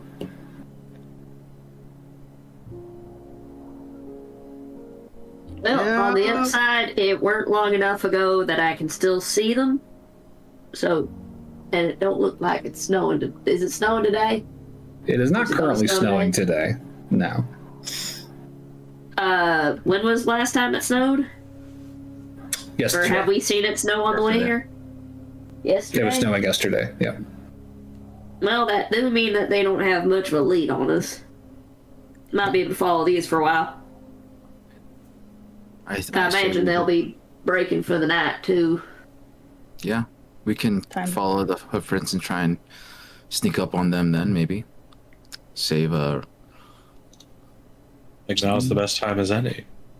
Mm-hmm. Save Rordred, which it looks like she's been kidnapped. I will concede that you guys were right at the Grove, that she might have been kidnapped. I'll concede that. Weren't no harm in checking. So which way is the collective going? They're going going up what looks like one of the old roads towards that hill where the with that ruin sort on of, top? Yeah, with the ruin on So top. they're going up toward the ruin. Yes. Okay. And I will say, as you get away from this house, away from this kind of like cluster of mud near the front door, the kind of pooled ice under the snow, and into like kind of the heavy snowfall that's just kind of like all over this place, the footprints very quickly kind of disappear. as though they've been like snowed over. Like with a 26, I think it was, you said, Aaron, you can still make out like the subtle indentation where the footprints probably filled in with the snow from the past day or maybe a few days. But they do seem to be leading towards that hill. Would it be a long walk to go up that way?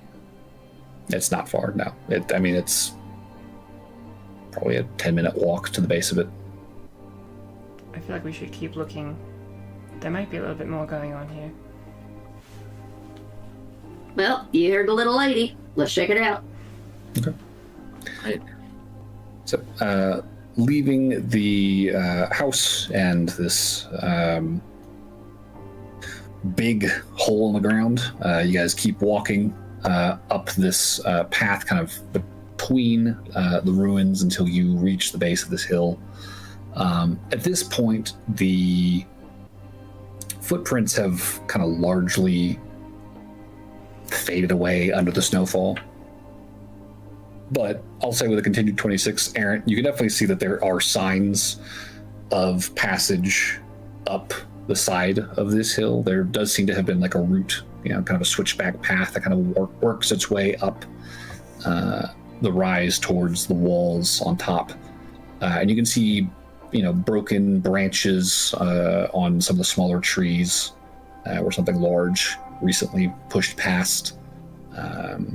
You can see sort of overturned stones that has had, kind of snow fill in the vacancy they left behind relatively recently. Definitely looks like they made their way up this way. And it's only about 200 feet up. It's a climb, but not a bad one. I guess my question, and perhaps I'm not understanding everything properly. If she was kidnapped, wouldn't we see these tracks leaving the town in a direction?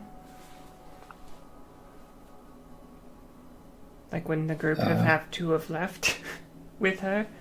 If they had taken her from here, that would track, yes. But all we found so far is these tracks leading up to the ruins. Yes. Wait, then we should... Go ahead. Go over there and see if they're still there. Go where, sorry?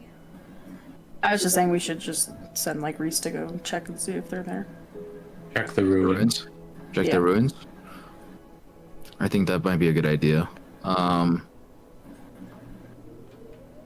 don't have the equipment to mimic a kin, so I think I'll just kind of sneak over. Just kind of try and stealthily without making as much noise as stay possible. Out of the limelight. Okay. Can I switch to something small? Do I have anything that's small? Oh, it's been time for the psychic whispers have kind of probably. Oh yeah, it's been hours. All right. I will add. I'll turn into a squirrel. Okay, squirrel. And I'll go with Reese. Okay. Help in his pocket. Okay. I will use my final psionic power dice and connect the psychic whispers to. I will say just Alfie and Sybil for 3 hours. That's a 3 on the dice. Okay. But that's my last psychic power dice for the day. Okay. And so. You gonna head up the path towards the fort, or do you want to try and climb up some other side? Like, what's the thought on your approach here?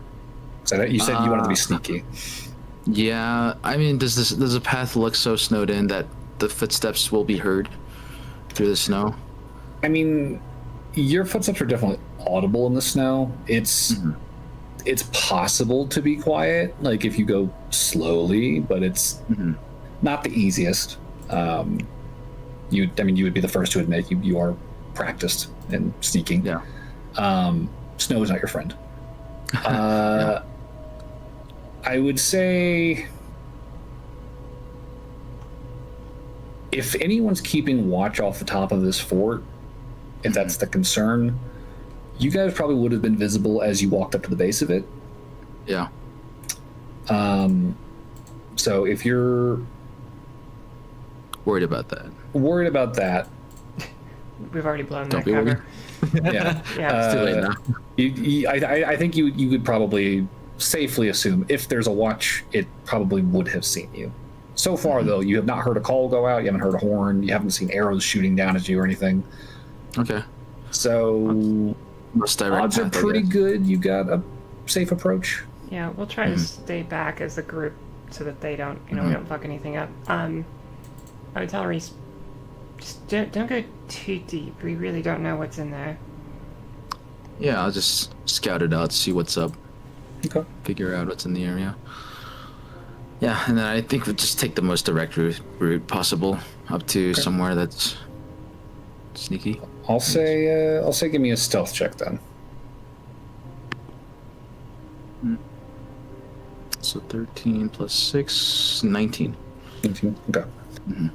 Okay. So as you begin your ascent, working your way kind of up these switchbacks and just kind of like trying to hug the inside of the slope where you can kind of reduce your visibility from above as much as possible. You work your way up, kind of sticking tree cover to the edge of the cliff, and eventually, after 2, 3, 4, 5, 6 kind of zigzags up the side of this hill, you eventually find the path leveling out somewhat and can see around the bend the first gatehouse of this fort, or what was once the first gatehouse. You can see the two sort of standing pillars of stone that would have housed the portcullis, which you don't see anywhere, buried in the snow, wherever it is. The archway has totally collapsed in on itself. So there's just kind of like a mound of snow in the threshold of this gate. The wall on either side of it, as it sort of like juts out and then starts to wrap around the top of the hill, that wall has very much collapsed in on itself in various places. At its highest points, here and there, maybe 20 feet. But there are more than enough places that you could sort of clamber up and through and into the courtyard on the other side. However you want to proceed. Gates, over the wall, or walk around the edge and try and find somewhere else to climb in. Up to you. First of all, did Aaron come with me? Squirrel Aaron? Okay. Are there any tracks like going up the mound of the broken down gate? Going that way? I would say hard to make out any tracks. As you guys have gone further from the house, and like I said, it happens pretty quickly. The tracks do kind of disappear under fresher snowfall.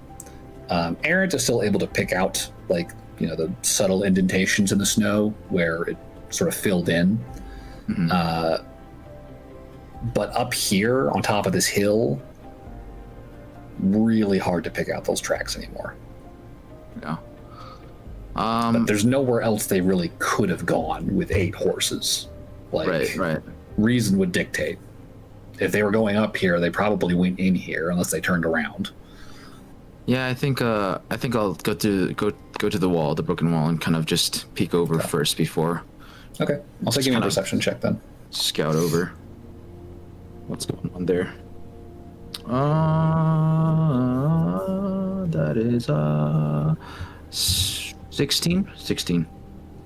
16. Okay. Mm-hmm. With a 16, kind of looking over the wall and doing your best to kind of stay low profile, not be too visible. You can see over the gaps of this wall, which is probably about a solid 5 feet thick, old sturdy earthwork fortification.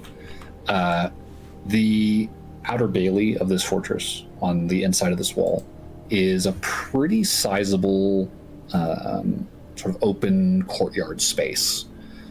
You can see on sort of to the left and to the right, kind of on your periphery, the wall of this fortress sort of like wraps all the way around and then continues sort of along the hilltop forward from your current position. You can see what looks like the foundations of old structures that were sort of built up against the wall that have, eroded and collapsed and fallen apart and are now just kind of mounds of snow and rock. You can see a sheer wall of old black stone, much like the rest of the ruins around here, same material. It's about, 50, 60 feet across the courtyard, and it rises a good 30-ish feet up before it looks like it levels out.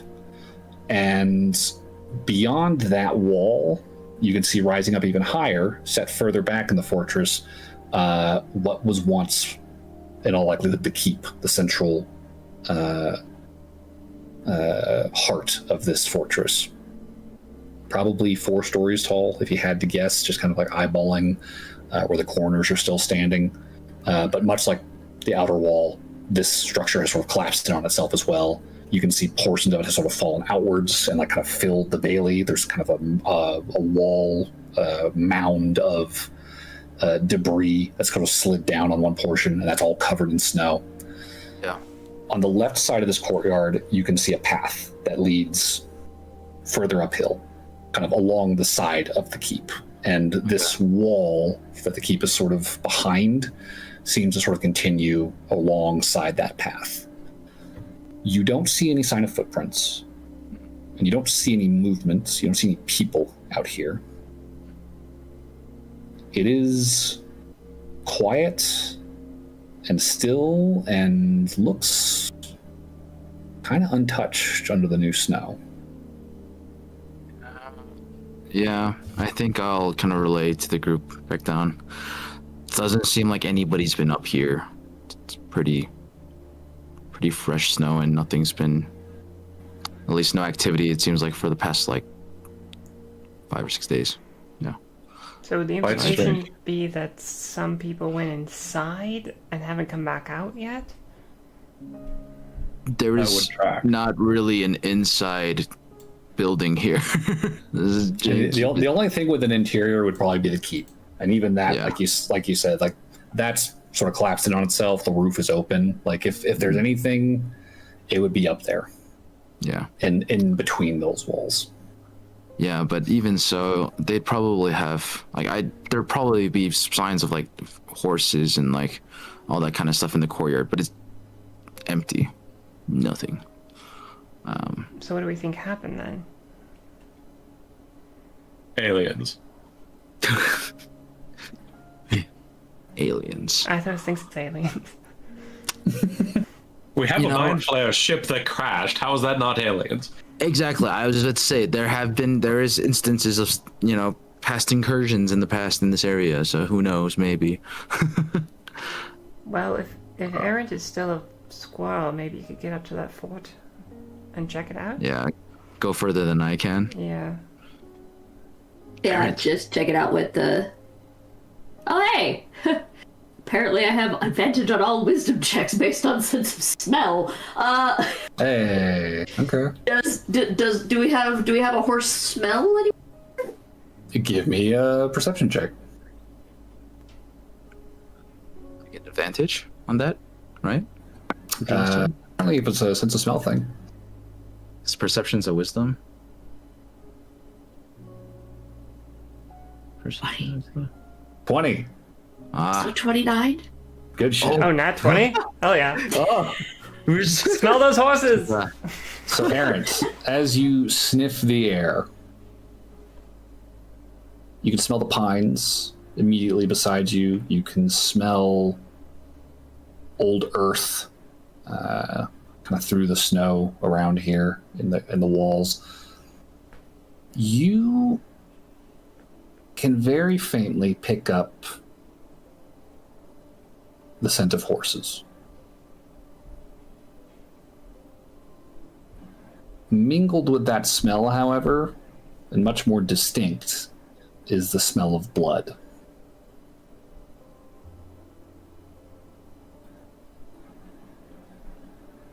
Is that a smell I can follow? Or no? I mean, it smells like it's coming from up ahead. So if you'd like to follow it and try and find it, that is within your ability. I will do that. Okay. I can smell something that smells heavily like blood. Crap.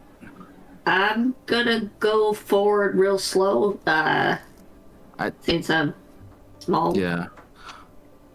I think we've hit the point where my sneakiness is a lot less worthwhile versus yours as a squirrel. So it might be good if I just stay here. So I'll head towards the smell of blood as a squirrel. Okay. So hopping down from Reese onto the wall and sort of clambering over it into the courtyard, you can see there's that path that wraps around the left side of this structure, and you can also see that sheer wall on your right, and behind that, up elevated, you can see the keep. You are a squirrel. I know you can climb. Yep. Do you care which direction you go?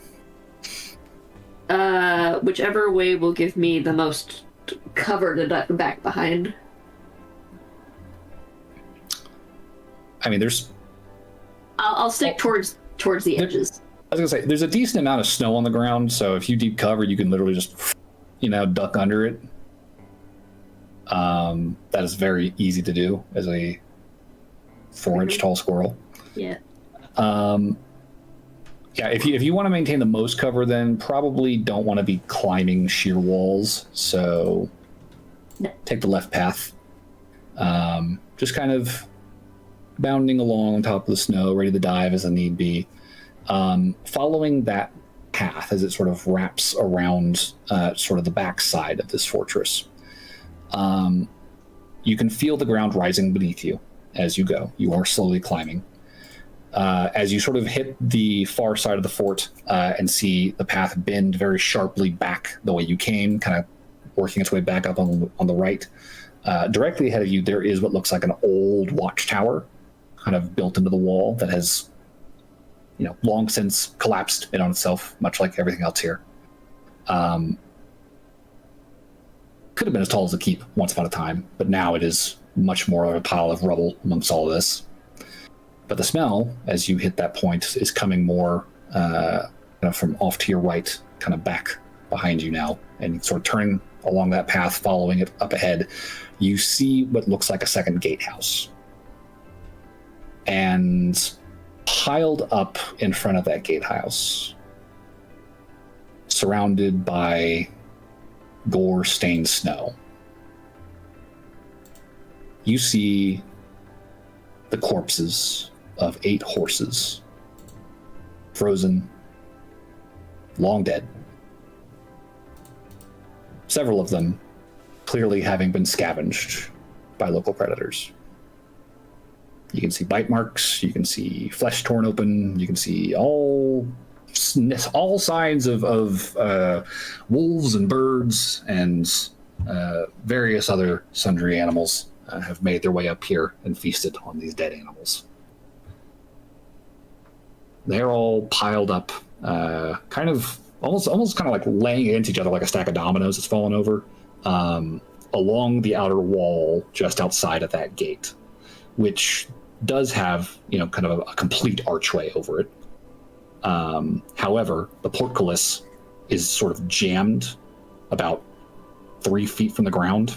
You can't actually see the teeth of it, except for on one corner, really, where the snow is sort of just low enough that it's kind of protruding upwards.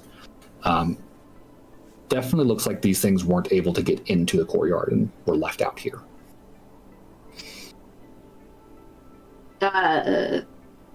So it's just horses? You see just horses. Do I smell any smoke or anything that smells like a camp might be currently inhabiting? With a 29,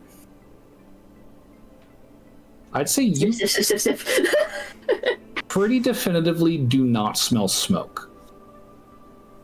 I would like to approach the portcullis. Okay. As you make your way forward, approaching the gatehouse and this sort of jammed gate in the midst of it, you can definitely see, yeah, this thing is probably a good 3 feet off of the ground. The snow obscures a good portion of that, but there is a corner of it that's like elevated enough that you can see it's like slanted in its frame and housing, and looks as though it's just like rusted in place. It's just heavy old metal frame of gridiron that's 7-foot tall horse ain't gonna be crawling under. But does Beyond it? it. Oh, a squirrel absolutely fits. Easy.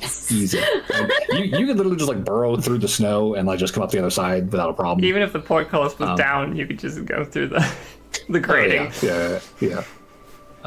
You would need to be a very chalky squirrel to get stuck. I don't know. It's been a real good winter.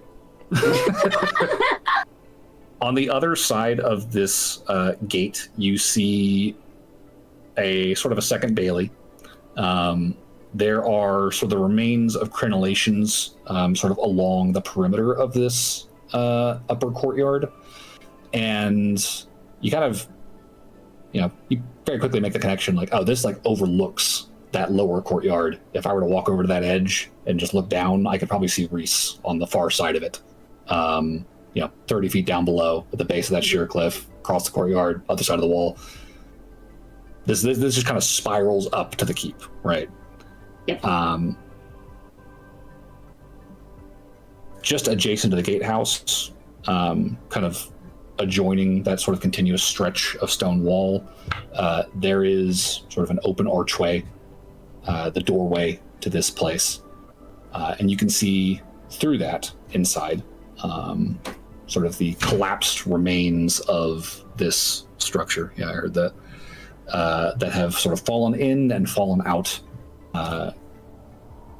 eons ago, thousands of years ago. This place was probably, a very sizable, very imposing structure, but now it is just old, worn down stone and debris.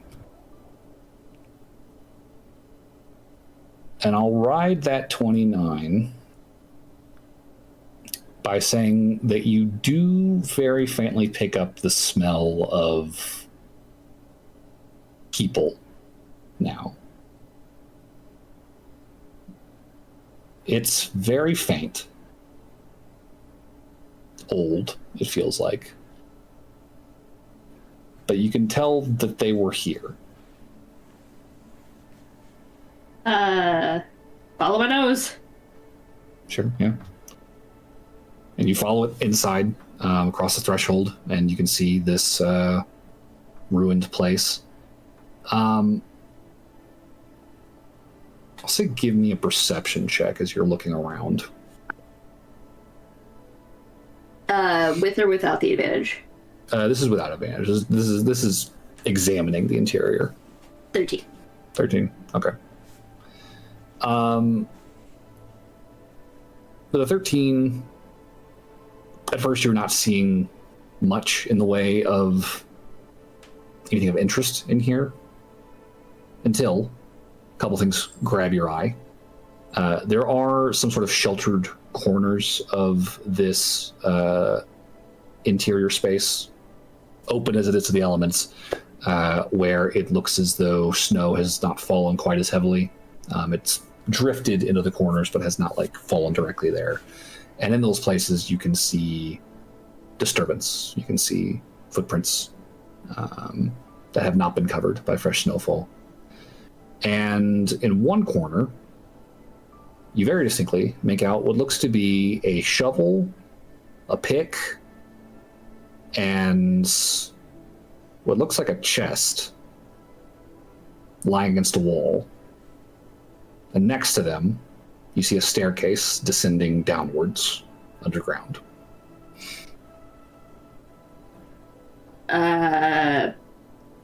So it looks like they dug their way out? Is that what I'm understanding? It looks like somebody was digging here.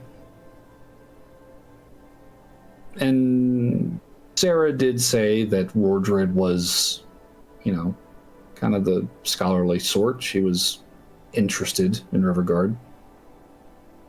Okay. But,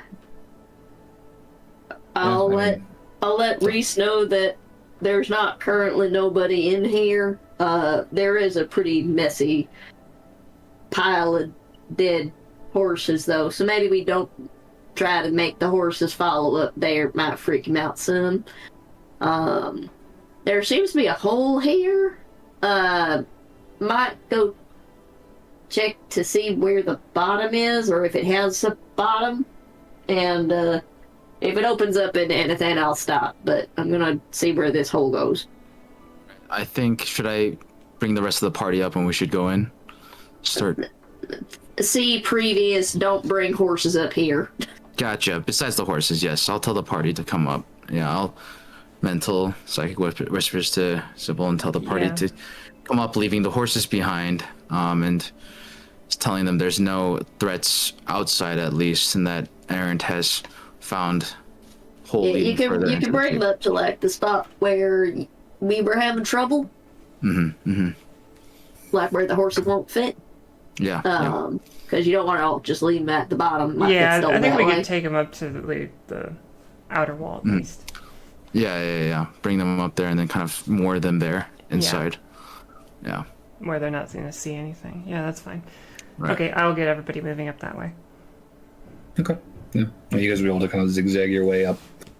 Eventually, reconnecting with Reese, he can lead you guys kind of over the threshold of collapsed rock that was once the outer gate. Find yourselves in that sort of lower courtyard. Dismount, begin making your way up towards the keep.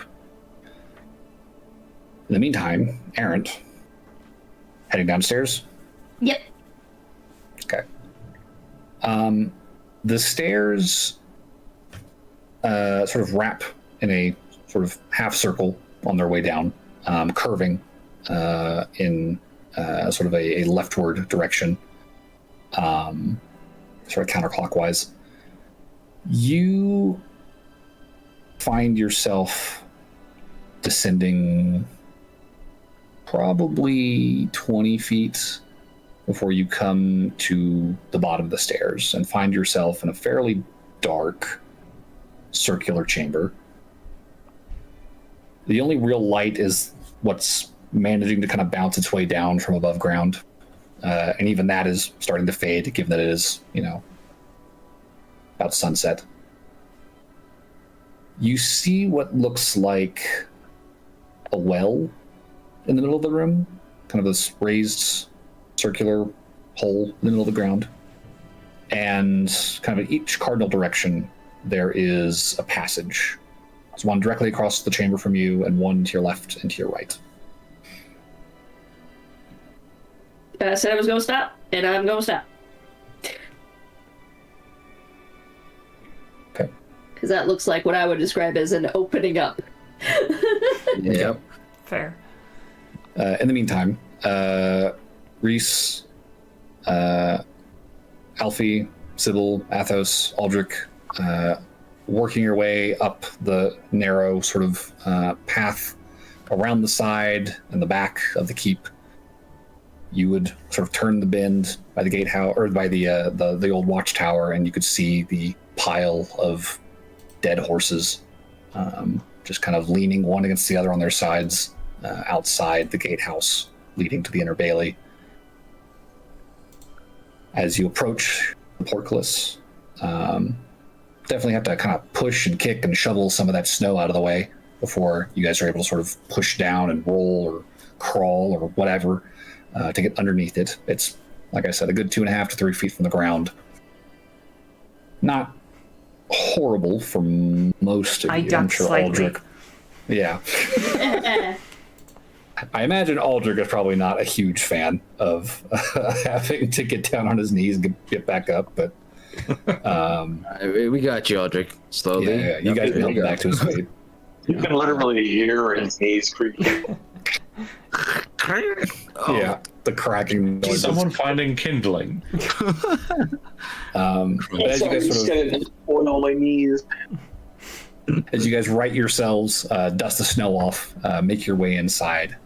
You see in that corner of the chamber, the staircase that led down that Errant warned you about, and following, you very quickly find the squirrel waiting for you at the bottom of the stairs. Addy. I always forget you can talk when you're a That squirrel. squirrel That's just so say cute. That squirrel is Errant. Athos, don't worry. That's Talking That's squirrel. Errant. How whimsical. I always could imagine a squirrel being southern. Makes sense for some reason. Okay, so having walked Squeak, squeak, motherfucker. decidedly less whimsical. It's kind of a mean squirrel, damn. So, What were you saying, Sylvia? working theory, having seen everything now, people came up here, left the horses, and haven't come back, right? Right, I know. Yeah, that's what it looks like. There's no sign of anybody having left this area. I mean, I didn't find anything. Because the horses all look like they just fell over, like they just died of. Like, did they look They've been here attacked? for a while. Other than they look scavenged, but like Would you like to make a medicine check on the corpses? I guess as we're walking by, sure. I'm not going to succeed at this, but I'll try. Yeah, I'm not trying either. Oh, actually, that's not terrible. 16. 16? Nope, 15. 15? Okay. I mean, even with a 15, safe money is they died of exposure. Okay. Like, they are stiff, they are frost-ridden, they are blue. Like, these are not, like, mauled horses. These are frozen Probably horses. something that Sybil would have seen Yeah. before. Yeah. So, yeah, I guess money's on that she's down there, right? Yeah, we'd have to assume, right? But also that means 8, obviously kinsmen, are probably down here too.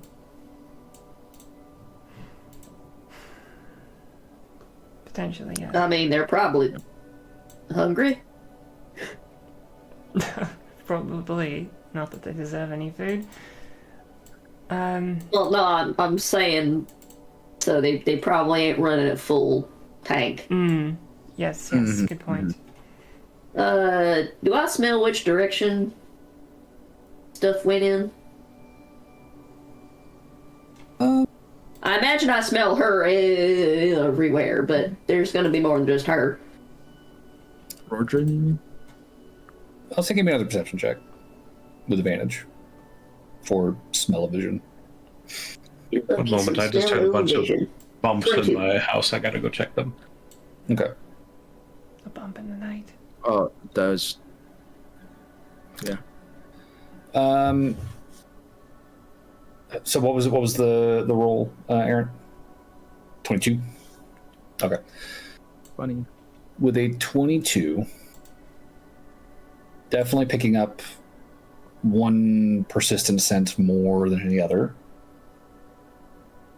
And it is, as you predict, kind of everywhere. The other mingling of scents, this sort of mingled sweat, horse, BO smell, you pick up the bulk of it heading to the right. You do smell traces of it heading into the other passages.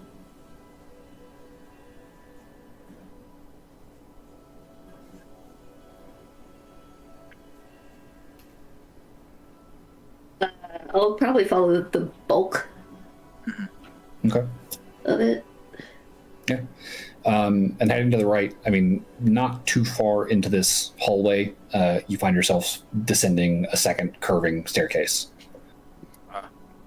Deeper yet into the bowels of this old fortress.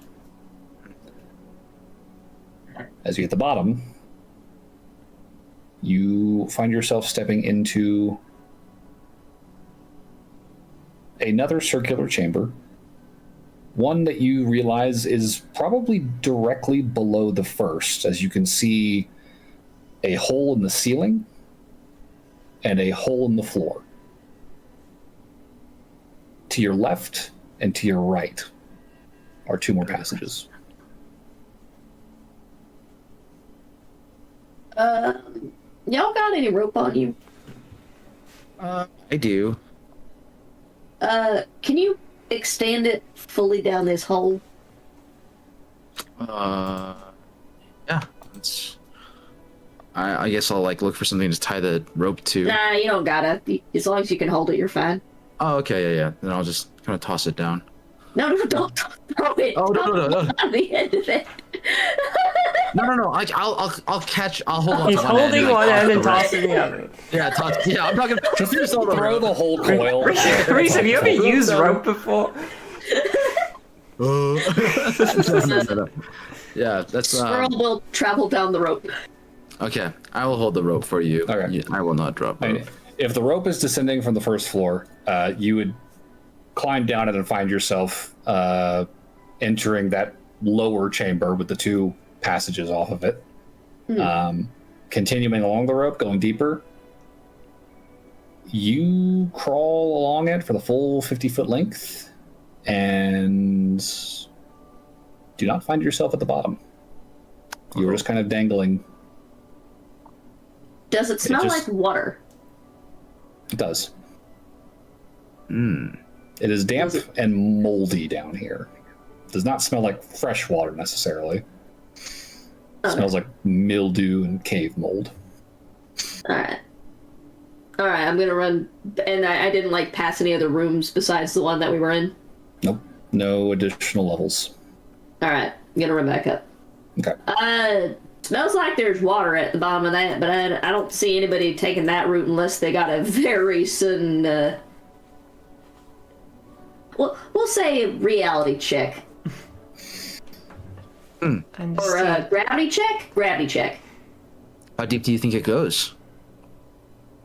Just very, very deep? Well, I assume it's a 50-foot Your rope. guess is as good as mine. Alright.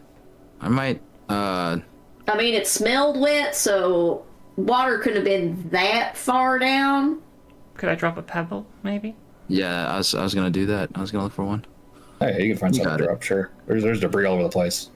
I'll find just a little rock. I'm back. Well, You would hear it kind of bounce against the walls a few times. Eventually, seconds later, you would hear a very distant, distorted, echoey bloop. Okay, so probably not drastically deeper than what we got. yeah. Still deeper than 50 feet because that's how long this rope is, so. Sure. Well, all right. We have at least a little understanding of this place. Crossroads here, yeah. Did we want to grab a break here? This is probably This feels like a good time to take a break, yeah. Yeah. I was about to ask. all right. Well, then I will So switch. be this. back in 10 and he'll pick up there. All right, switching break.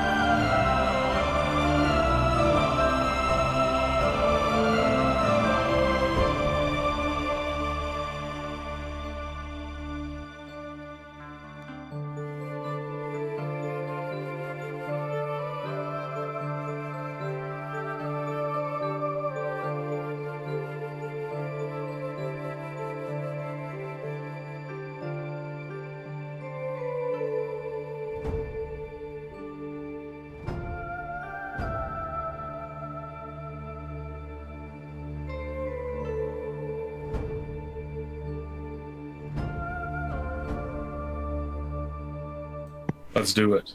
Okay. Streamer's back. So, picking back up, Errant has just investigated what appears to be an old well below this fortress. So you guys are assembled, I think, on the lowest level at the crossroads. You have a passage to your left and a passage to your right. I mean, I'll Going right. I was gonna say I'm gonna light an oil lamp so that I have a way to see. I was gonna say torch, yeah, because I'm blind too. I don't own torches. I own an oil lamp though, so I'll use that. That's fair. Dumb question. Mm-hmm. Actually, very smart question. Ramsey. Where is he? Oh. No one knows. Ramsey did not follow you guys through the portcullis. He got distracted climbing on the outer wall. And We're last gonna you come saw back out before and you he's just walked gonna be in a inside, tree. they do that. Huh? He has a delicious feast of horse corpses.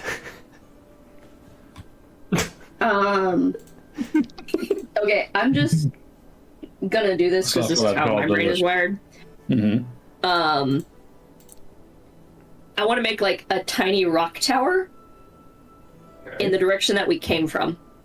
So each time we get to like a spot where the path deviates, I'm gonna make a rock tower here. So that way, whenever we head back, we can just follow the rock towers.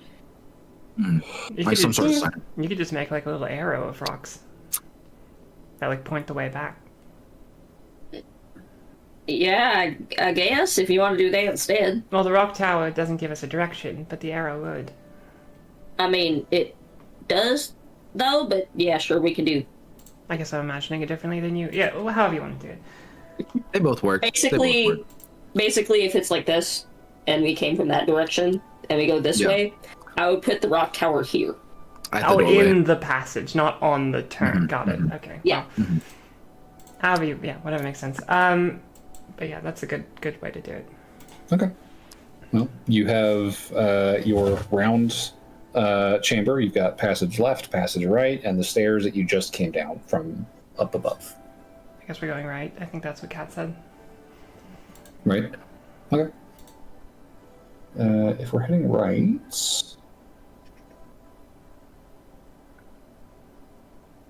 you would find yourselves very quickly squeezed into a single file hallway. It is just barely 5 feet wide. Narrower in some parts than even that. And it kind of winds its way through the rock in sort of this like very deep S-curve before it opens up into a fairly small, like maybe like 15 by 15 foot chamber. You can see in the torchlight that there is very, very old, totally disintegrated, like dusts and stains on the ground where wooden furniture used to be. Looks like there was like one big rectangular object in here at one point. Hard to say what it might have been. Anyone's guess. On the other side of this chamber from the passage you just came out of, there is a very heavy stone door with a very old, corroded iron sort of handle bolted into one side of it. And on the floor in front of it, you can see sort of the shattered remnants of an iron ring that had once been kind of affixed to it as a handle. Looks like it broke off last time it was handled. Would that make it D-handled? Yes. Sorry, couldn't resist. Take that. Any other way that other ways out of here? No other passages, just the one. Okay, I feel like this is maybe a make note of it and head back. Check the left passageway in the previous room then? Okay. Heading into the previous chamber, taking the left passage from the stairs. This room, or passage I should say, is not terribly long. It bends about 10 feet in, goes another 10 feet, and then opens up into a fairly large chamber. With your torches out, you very quickly clock two things. The corners of the room and the ceiling and the floor are caked in spider webs. And hanging about 30 feet into this chamber is a very, very large bundle of webbed something. It's at least 6 feet in length and dangling from a pretty substantial mass of web that is just kind of spread across the ceiling there.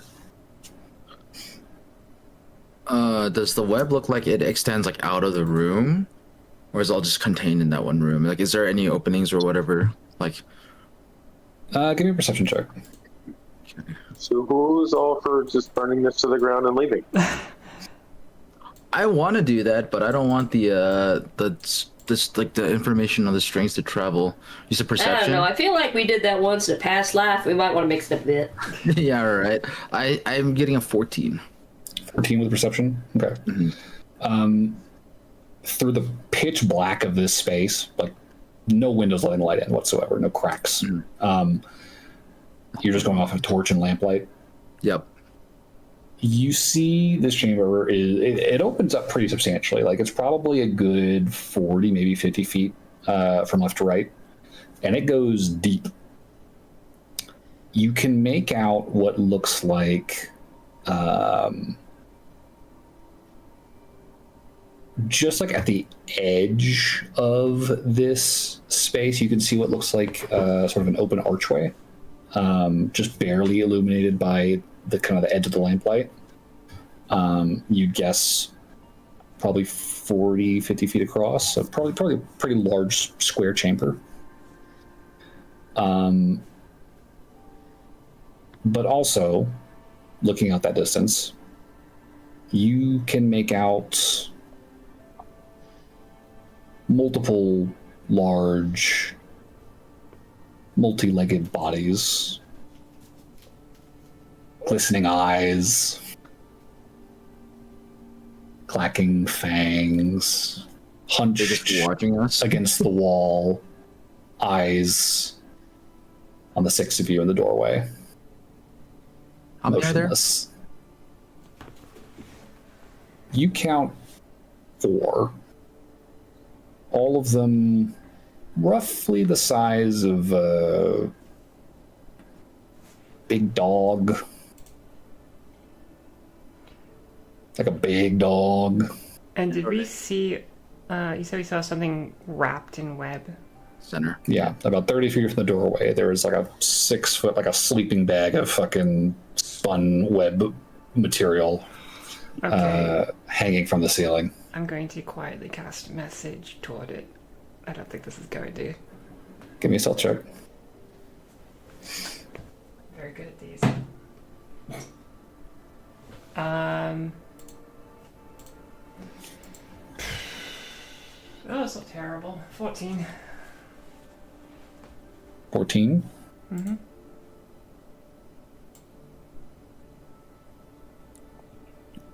You cringe a little bit as you can kind of hear your voice echoing in the hallway around you. And you can see on the far end of the chamber, one of the legs very slowly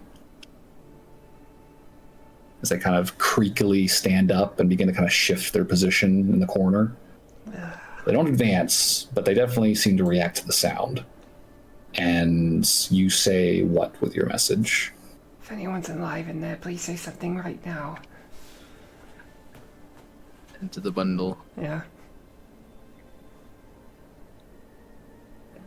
You do not hear a response. Okay, we should go. Alright. Can we throw a freaking torch in there? Just blaze the room. If we had a way to close the door, I'd be more inclined. There are no doors to speak of except for that one stone door. Wait, doesn't Athos have Minecraft blocks? How do we use that here? Can I cast Fairy Fire Good. into the room? I would like to do that. Where would you like to cast it? In what I perceive to be the center of the room. Assuming, wait, how wide did you say the room was? Probably like a 50 by 50 foot room. 50 by 50? And you said that the eyes were in the door? Like, are they at the front of the room? Far end of the chamber, kind of in the corners, kind of watching the door. And then hanging in the middle is that one large webbed mass dangling. I'll actually aim it for the large mass, because then we might be able to see if there's anything alive in there, it'll light up. Oh, I see what you're saying. Interesting. It's also not an attack spell, so they might not be able to trace the origin of it. Well, there is a vocal component, so you are definitely saying something audible to cast it. Very quietly. It's stealth casting. Give me a stealth check. Stealth, yeah. We'll see. We'll see.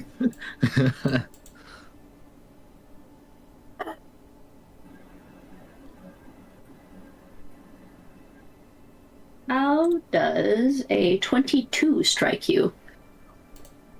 Better than me. I'm a squirrel. I just... So you're still a squirrel. Whoa. I'm not a squirrel anymore. I know. I was about to say, you're not a wild-shaped druid's moon druid. That's not a thing you can do yet. So, as yourself, as a humanoid being, casting Fairy Fire, you do your best to kind of cup your words, kind of keep them from echoing too much. Seems to work. Doesn't seem like they necessarily react to you so much as the light that suddenly flashes momentarily in the center of the room as Fairy Fire goes off. Does not seem to catch on anything, however. There's just a momentary flash of sort of scintillating green, blue, purple, and then darkness again. But you hear the sounds of multiple legs clacking across stone floor as something moves towards that light. Down the hallway, let's go. What? I'm pushing people. Let's fucking go. Alright, I'm backing up slowly, keeping the torch in front of me and making sure they don't get close. Just slowly. Okay. Should we move? Did you see anything errant in the? Did you see anything errant in the bundle? You're muted. That looked like a no to me. Which is appropriate. Yeah, big no. Yeah. Yeah, nothing. You definitely hear the sounds of skittering legs in that chamber, but with the fire out in front of you, you would not see anything advancing towards you. You would just kind of hear the occasional from that far room. You back up to the crossroads. Just keep the torches out. What are you doing now? I'm gonna set up one of the torches in the doorway of that room. It was like try just like prop it up or something so that they don't come through. Yeah, there's no doors to speak of. Yeah, just kind of that open passage. hallways. Yeah. So if you So right, It light a was my torch against the wall- understanding was that the going into the spider. Well, pretend we're going into the spider room. There's a single door that goes in and out of the spider room, like it's a dead end. It's a hallway that leads in, and at the far end of that room, there's another like archway, but there's no doors, like nothing that swings open and closed. It's just open passages. All right, Oh, wait. so So there would be a place to go on that end of things. In there, yeah. On the far side. I was gonna say, just to understand this, I'm trying to map out where we're going here. We have top level, but ground level where we came in. A staircase going down, 3 directions out of that room, Yep. and No. One we of are those one was a lower stairway. level down. Yeah. One of those directions was a staircase that led Which down to the level direction? you're currently on. The right. Right passage goes down, Yep. and there's 2 Right directions underneath. out of there. Yep. Left and right. Okay.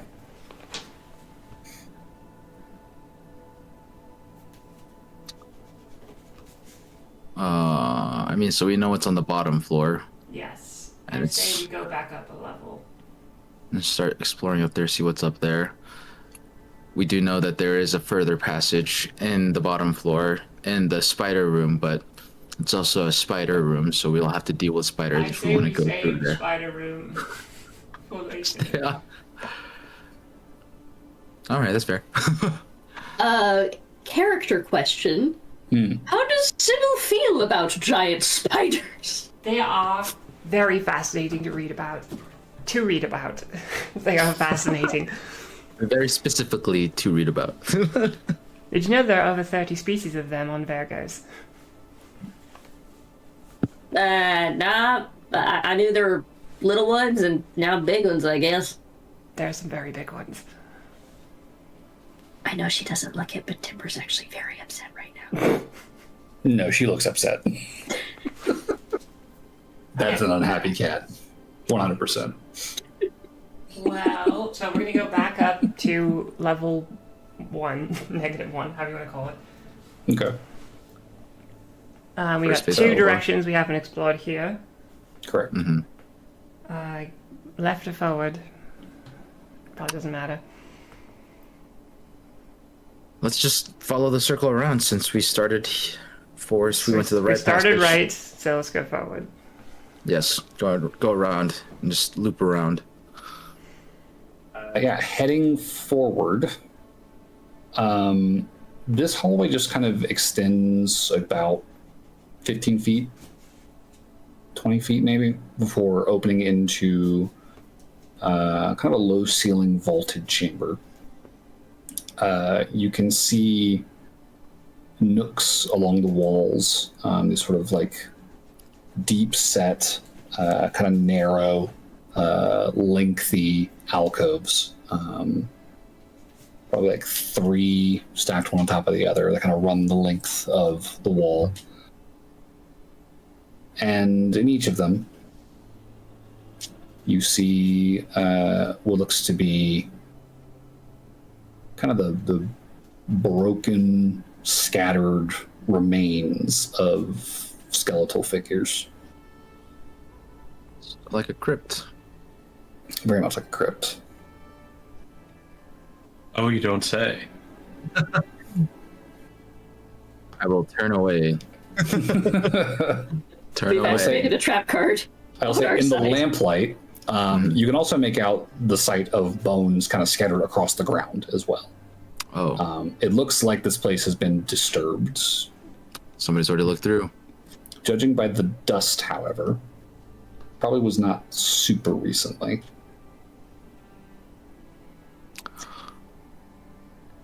If we're pretty positive that all the kin and the lady were in that bundle, right? By the spiders. That was not big enough for 9 people. Absolutely Okay, not. gotcha. No, that looked like a single person probably. If Dangling. there's somebody in Probably there. someone, hopefully not Rodrid. And you got a 1 in 9 chance, right? That's Yeah. Well, I mean, they certainly ain't living. better than not. Are there any markings in this room in the crypts? Like, there's nothing to. Give me a perception check. Any further passages out of here? That's gonna be a 13. 13. 10 plus 3. So I'll say this. You do make out what looks like some sort of text engraving on the walls, kind of running the length of these alcoves where the bodies were laid. Does not appear to be any script you recognize. This is not Dwarvish or Common or Elvish or Draconic. Like, no alphabet you are immediately familiar with. Very old, whatever it is, long dead language, in all likelihood. Okay. With a 13, I will also note, in the dim, distant light of the lamp and the torch, you can see deeper in the chamber, probably about 60 feet out, kind of at the edge of dark vision, too. There does appear to be something or someone slumped across the floor. I mean, Alfie will walk up to yeah. Go investigate. We'll move up, yeah. I'll follow. With the light, with the torch. Yeah, I'll stay close. So as you step into the room, bones strewn across the floor, you can see pretty quickly as the lamplight grows brighter. You're not looking down at a tiefling. You are looking down at a human man dressed in heavy furs and a white tabard and chainmail. Sword in hand. Well, kind of limply in hand. And his back to the door. But you can see, even with kind of the very distorted color of firelight,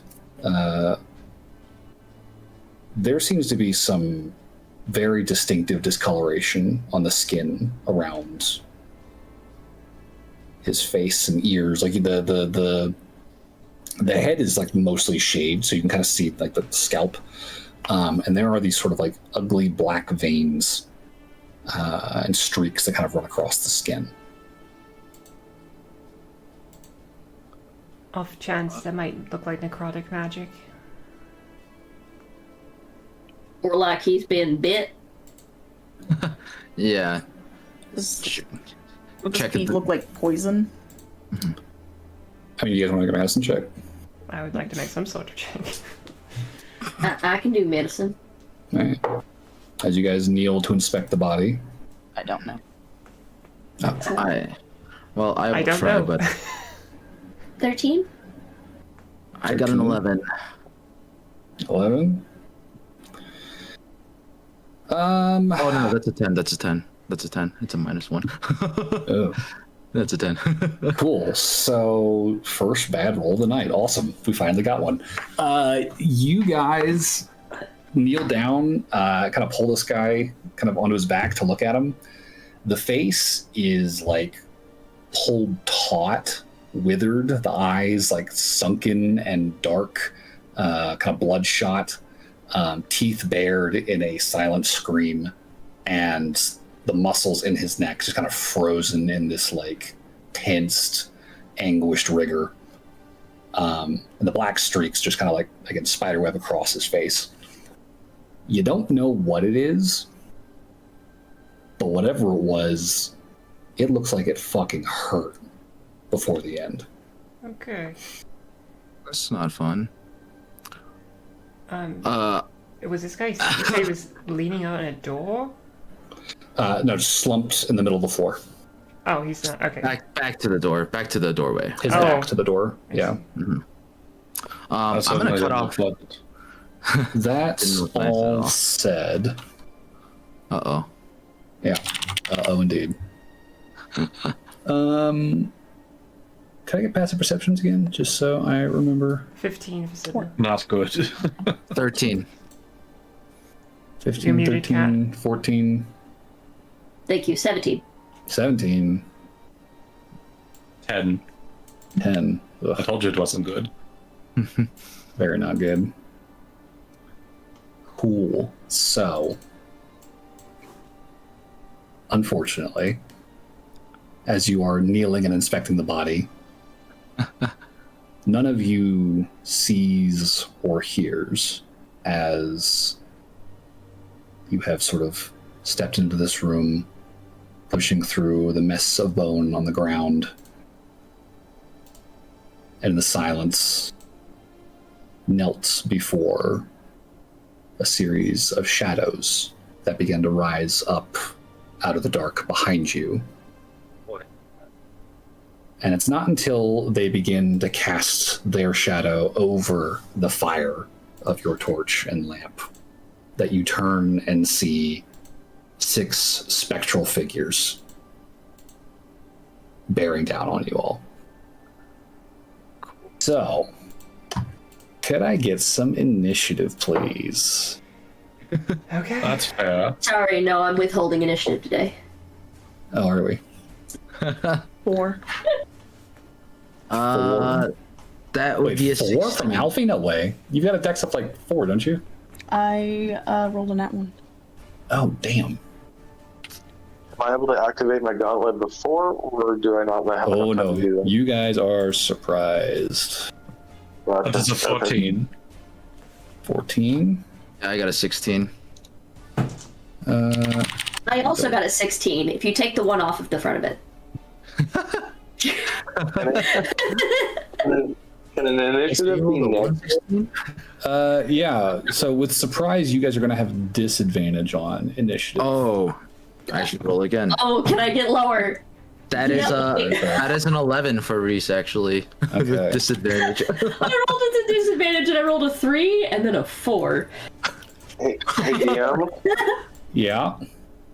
can an initiative be negative? Yes. Yes, it can. I have a -2. Oof. Oh, Okay. no. With disadvantage, it's 8 for Sybil. 8. Okay. Not that I have a -2 to my initiative. I have a final score of -2. Gotcha. Errant and Athos, what were your rolls? 14. 14 from 6. Athos and 6 from Errant. Okay. That is going to take us to the first of these specters. Can I re-roll once I put my gauntlet on? Unfortunately, that is not how this works. The first one is going to attack, we'll say,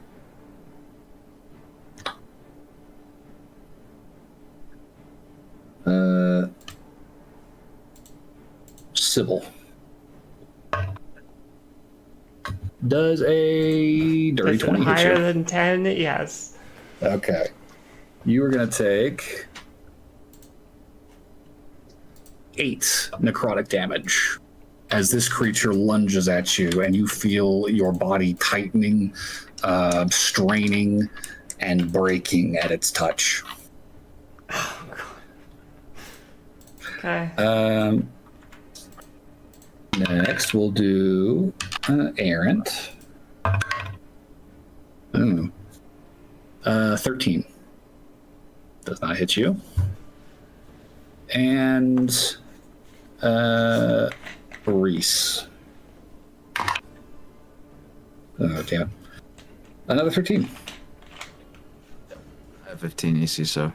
Okay, well, they are not rolling great, but, you know, I'm in pain. they do what they do. Does that make you feel better? Athos, it is your turn. No, it does not. All right then. Well, I'm going to strike that one who just hit Sybil. Okay. And I think... Not sure how quite durable they are, so I'm not going to waste a good spell on it. Let's just do Sorcerer's Burst here. Okay. Feel these things out. Get a sense of what they're. I have to make a ranged spell attack, so that is going to be...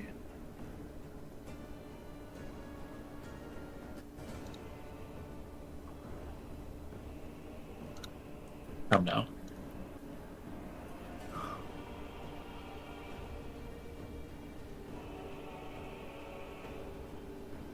There we go. At a brief flicker, that is going to be a 20 to hit. That will definitely hit. Right. So give me some damage. We'll just start with some.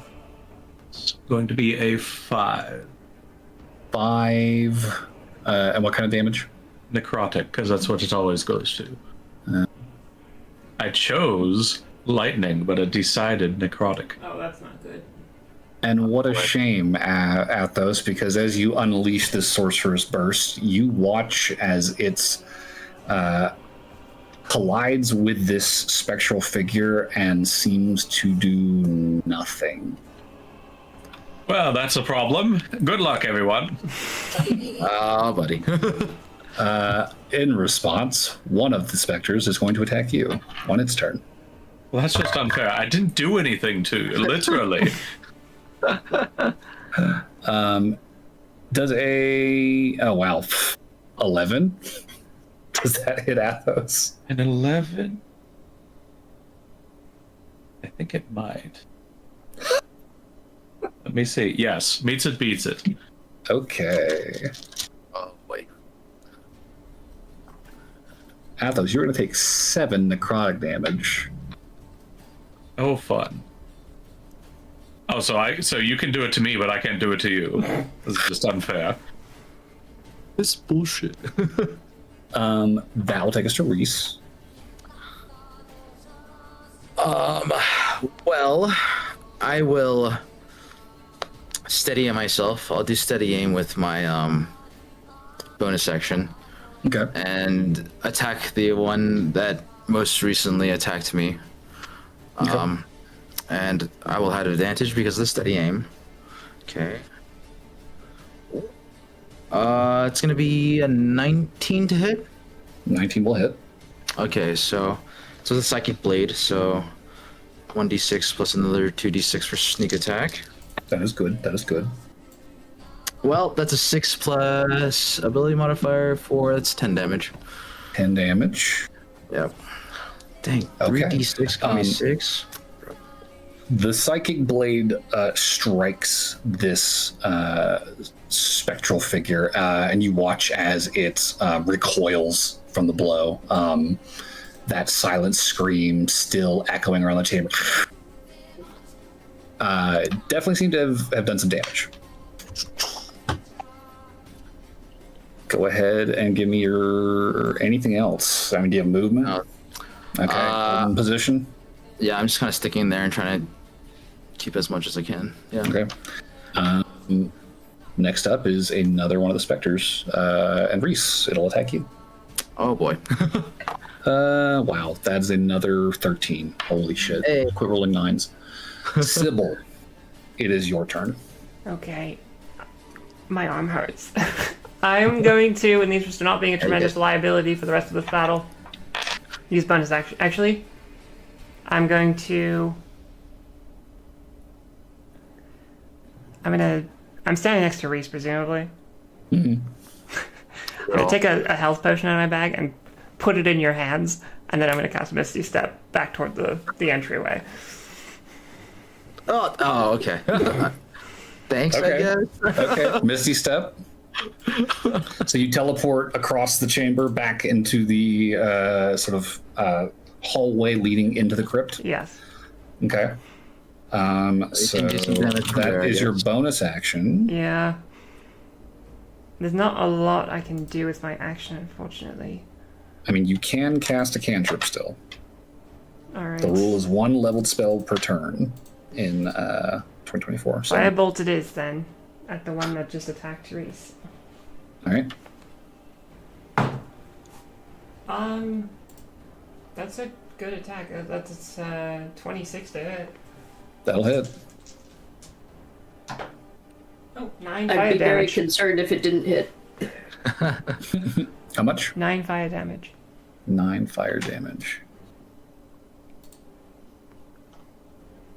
Unfortunately, while the psychic blades did seem to have significant purchase, the fire does not seem to be quite as effective. That's not good.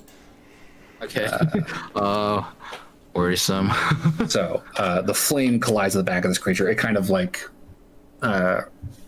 slumps forward ever so slightly, but you see it kind of like turn its head over its shoulder. You can just barely make out some semblance of a face as it begins to turn towards you. Errant. You're You're muted. muted. I was gonna do something for Sybil, but I don't think she's within touch range anymore. She is not. She has teleported across the room. So I'll go ahead and do protection from evil and good on Athos. Probably wise. Thank you. Oh. Don't think tells me I'm going to need it. Okay. So, aberration, celestials, elementals, face fiends, and undead, or undead, I should say. They have disadvantage on attacks against you, cannot possess you, charm you, or frighten you. And if they have already done that, you have advantage on new saves against it. So bear that in mind. Anything else on your turn, Errant? You have your bonus action still. I'll equip shield, I guess. Okay, shield up. The final spectral figure will take his swing at the old man. God damn it. 12 to hit Aldrich. Even with my gauntlet not on, that does not hit. Okay. That is a miss. Aldrich does a backflip. Breaks his hip. That moment. That will take us to Alfie, and then Aldrich at the very end. So, Alfie, specters are bearing down on your party in the crypt. What do? I think she'll just pull out her light crossbow and shoot at one. Okay. And it's probably going to do nothing. Oh, fuck. 9. 9, unfortunately, will not hit. That is a hair low, unfortunately. No Tailspire right now. This is just a impromptu. Anything else from Alfie? You have bonus action still. Nope. Okay. Aldrich. Well, I'm gonna put my gauntlet on. Okay. Bonus action, armor up. There's a flash of light as Aldrich suddenly finds himself completely covered head to toe in plate mail, sword and shield in hand. You do have your action. All right. What is the closest one to me? There's a crowd of them that have just kind of appeared behind you all in the crypt. They are now all just kind of clustered around your group. The only one of you who is not in this tight bundle of creatures is Sybil, who is teleported 30 feet away. Oh no, I meant the enemies. Oh. Yeah, they're all bunched up around you. They're all... You're picking the litter, buddy. Yeah. All right, I'll just take the closest one to me. All right, go for it. Let's see here.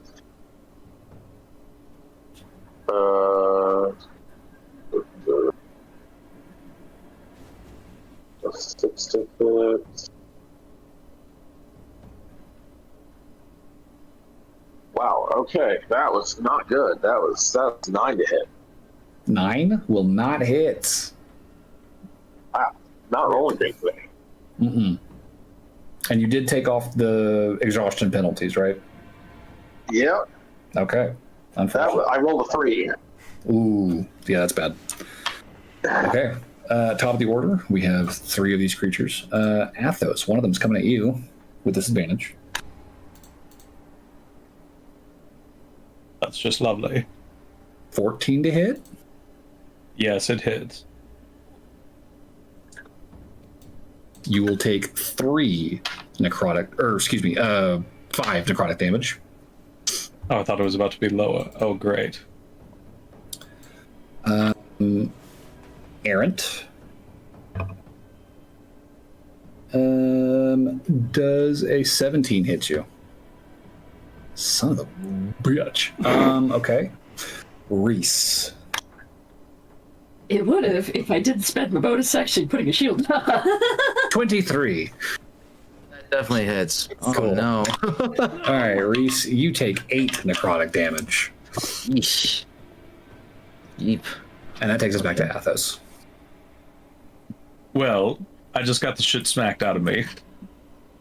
So I am going to try and bolster myself up a little bit. I am going to cast False Life on myself, especially seeing as all of my magic damaging things are not going to do jack shit. So bad.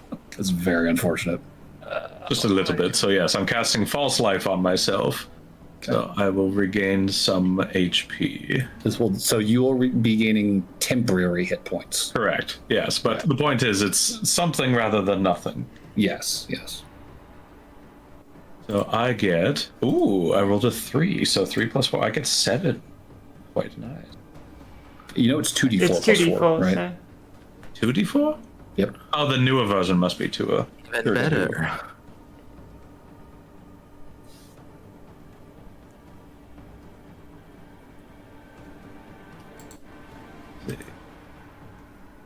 I'll have to look it up later.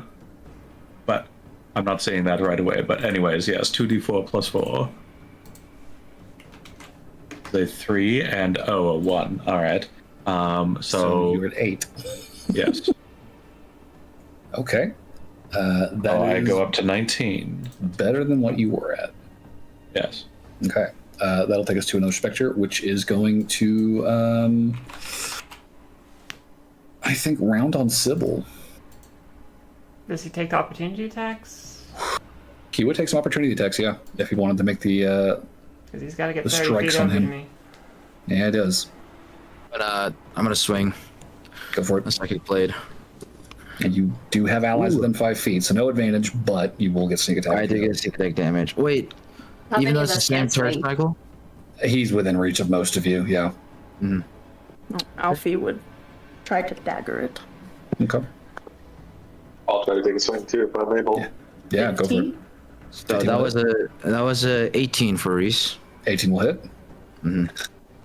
Does a 12 hit? 12 just hits. 6 damage Yeah, from not Alfie. rolling with it. Yeah. 6 from Alfie.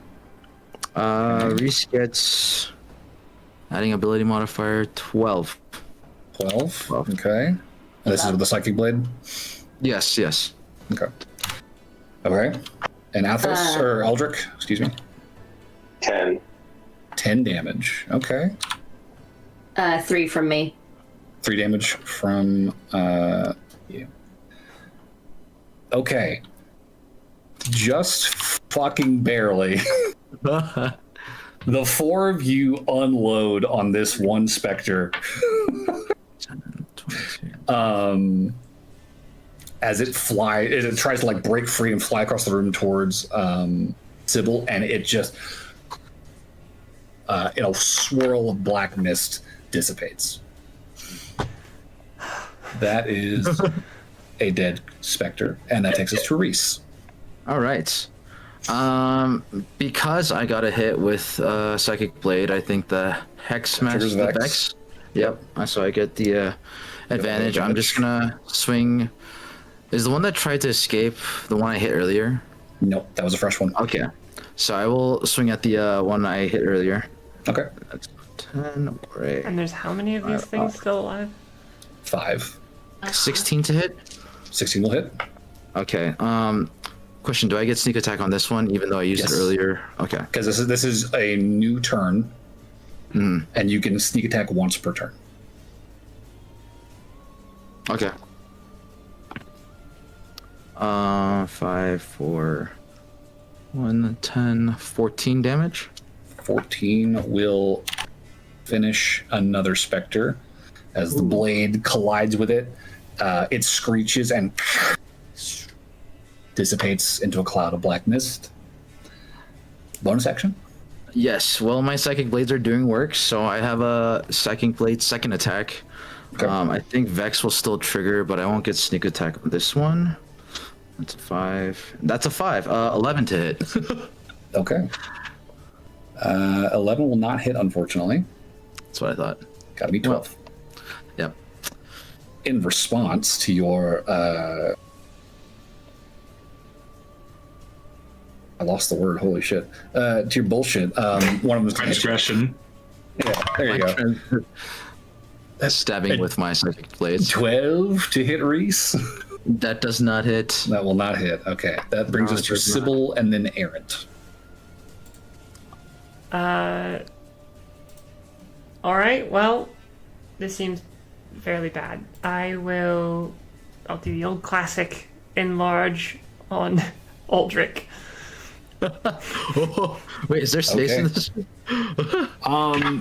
It's gonna be a tight fit. He's gonna be like on his knees, but he can enlarge. Well, it's gonna be a hindrance, I'm not gonna do it. It's gonna be what? If it's going to be a hindrance, I would not do that. I guess I was assuming this crypt had a larger ceilings than it did. It's on the lower side. I mean, if he was to double in height, I don't think he would be like standing up straight. He would be probably crouching, leaning. All right, kneeling to some we'll degree. save it then. I'll catapult. I'll take out a tankard from the tavern and just huck it into the air. Catapult. Catapult's such a lovely spell. Okay, yeah. Actually, better way to do it. Just let me double check something very quickly. Catapult.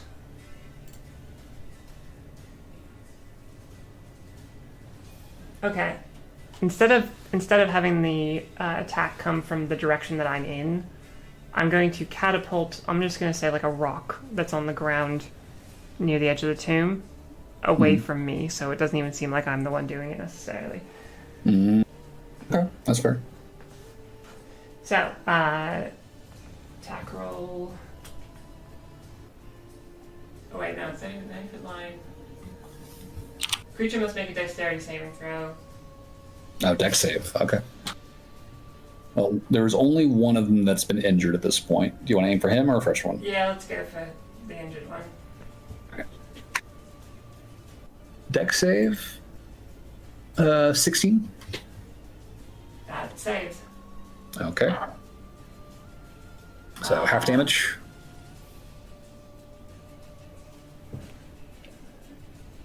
Wait, sorry. Oh no, there wouldn't be a half no, damage. there's It looks any like. damage. It just misses. Well, they are all kind of bunched up, so the next creature in a line would probably be up for making a dex save. I would assume, because if it misses, it just keeps flying, right? The object flies in a straight line up to 90 feet in a direction you choose. Right. If the object would strike a creature, that creature must... Yeah, I guess it just keeps going. Yeah, on a failed save, the object strikes the target and stops moving. So when the object strikes something, the object when it strikes take 3d8. So one of them ducks. Next one. Okay, that one's going to hit probably. That's a 6. Okay. So Okay. that'll be... I never have my d8s out. Let's see. That's 11 bludgeoning damage. 11. Okay, that's a good hit. A shame that it is bludgeoning, but not nothing. As the tankard through rock. The specter, and then the rock collides with it, kind of disrupting the silhouettes and then dropping to the ground. That's my turn. That'll be Sybil. Errant. Who looks hurt here? Athos and Sybil have both taken big hits. I think Reese took a hit too, right? Yeah, I took. Okay. All of them have the same kind of black mark starting to kind of grow across their necks and faces. I'll probably stick with. I'm sorry, Athos. I'm sticking with the one that's actually doing the most damage. Oh, I understand. I'll cure wounds. Like I said, good luck, everyone else. Reese does have a health potion if he needs it. Yes, I have an extra one because I had one of my own, but I didn't know I will that. take another one. Yeah, hey, I won't say no. I'll hand it back after the combat if I'm not using it. You take 12 points of healing. Oh, nice. So, Back to full. Reese, Mm-hmm. Oh god. Oh, not back to full, I guess. you see Errant reach out with this spell, touch you. You recognize this is healing magic, and yet this awful, tight, breaking sensation in your body does not fade. When these specters deal damage, they are also reducing your maximum hit points. Okay. That's not So good. the amount of damage is max hit points reduced? Yep. Oh. Okay. Good Fun. thing we didn't use the health potion. Yeah. Good thing I used temp HP. Yeah, temp HP is great. Yeah, I was double checking that. I was like, okay, that wouldn't tip it off yet. Well. That's not good. Yeah, very Yeah. So yeah, Aaron, you would see like you know you cast the spell correctly, and Reese does not look any better. My chest is tight. I don't know what's going on. I'm having a heart attack. Oh. Bad timing, Reese. What do you mean? I can't It's control never good timing for a heart attack. Except maybe at a hospital. Maybe it's a Any bonus diversion, but this is not a actions, diversion. No. Okay. Final specter of the rounds.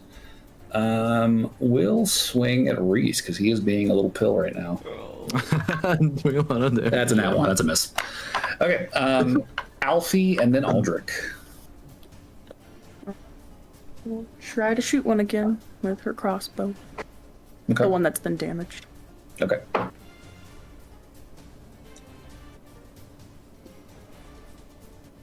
It's my turn. Did we miss?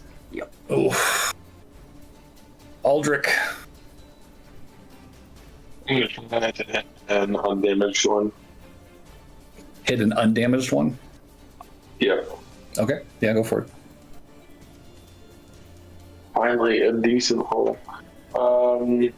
That's a non-natural 20. Okay, that will definitely hit. And I am going to activate my Divine Smite. Good shit. Okay. You're going to deal 3d8 with this because they are undead. Okay, so that's 3d8 on top of my normal damage, or 3d8 including my normal damage? 3d8 on top of the longsword and strength. Okay, so 48 plus strength. Yep. Okay. Three. Just track which ones are the smite damage because that is separate damage type. So the longsword and strength is 10 damage, Okay.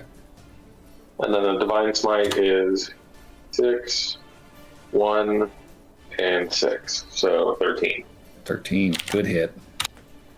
Okay, you unleash a blinding flash of divine energy with this blow, and you watch as kind of like the edges of this silhouette begin to burn with radiant light. It is very, very bad looking. This thing looks like it's about to tear itself apart as it thrashes against the air around it. Good hit. Unfortunately, you have angered the creature, and it is now going to attack you. 16 on Aldrich. With my glove on, that does not hit. Okay. His buddy, the only remaining specter that is not damaged, will join him and try to attack you. That's an at 20. That will hit. I could silvery bodge that. Would you like Please. I will try. to? Okay. That's cocked. That is a miss now. Okay. Thank you.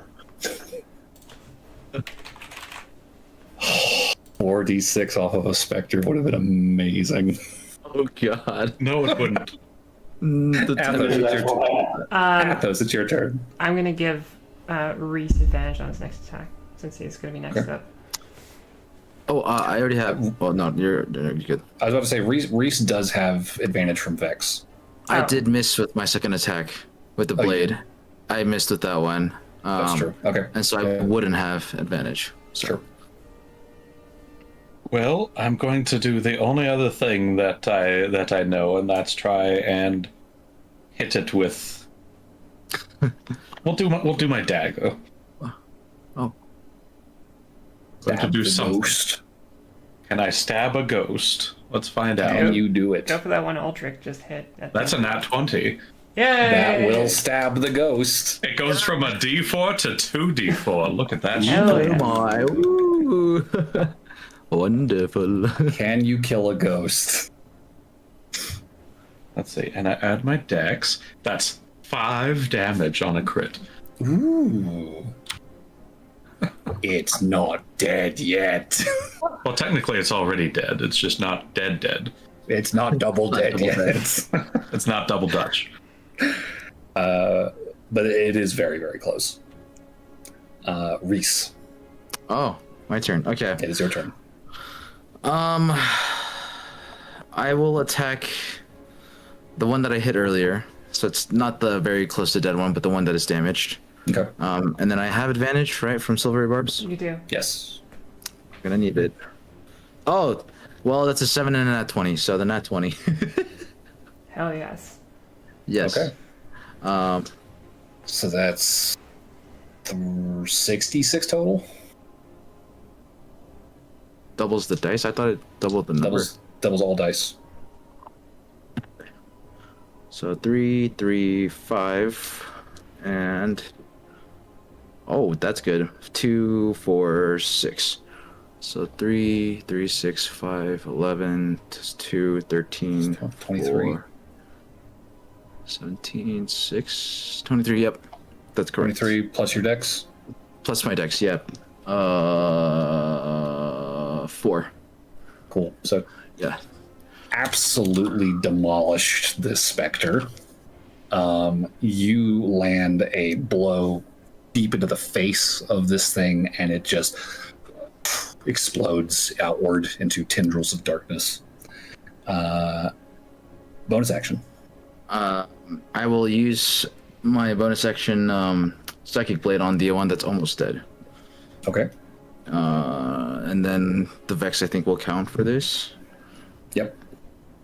That is gonna be a 14, unnatural 20. Unnatural 20. That'll Yeah, hit. 14 plus 6. And your dex is what, like a +5?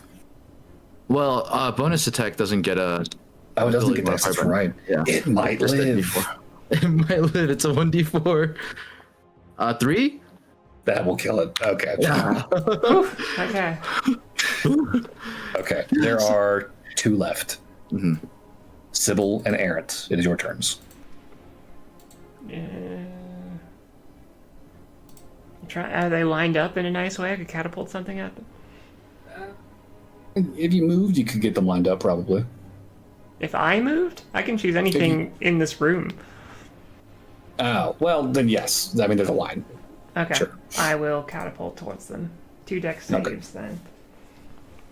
I keep thinking it needs to come from you, but it can be anything It within does, that's 90 feet yeah, of you or that's something. the right way to use catapult. I've been Yeah. looking into this. So 2 dex saves? Well, only one if they fail, Right, okay, well, one at a time. which they don't, so second one.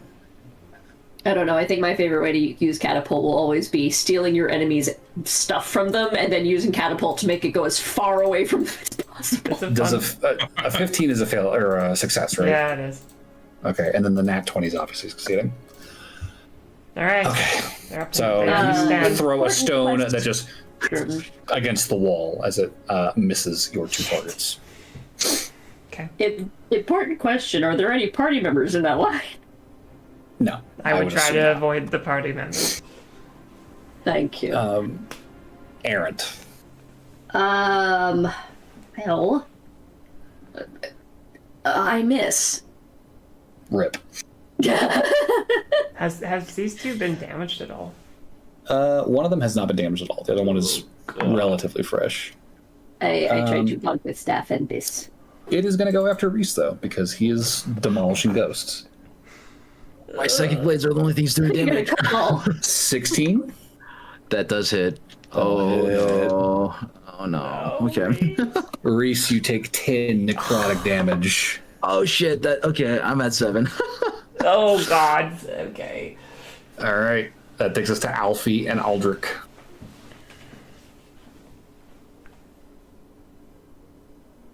No healing. Oh.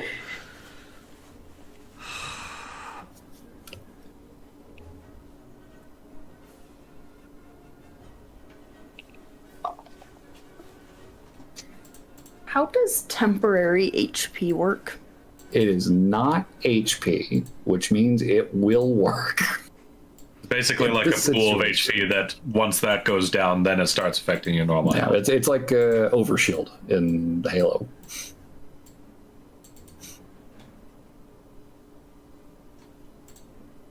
I'll be right back. Honestly, I don't know how it Alfie kind of does it, but I'm gonna be casting Warding Trick on Reese. Warding Trick. That'll be my actions. I have to roll a Bardic Inspiration dice.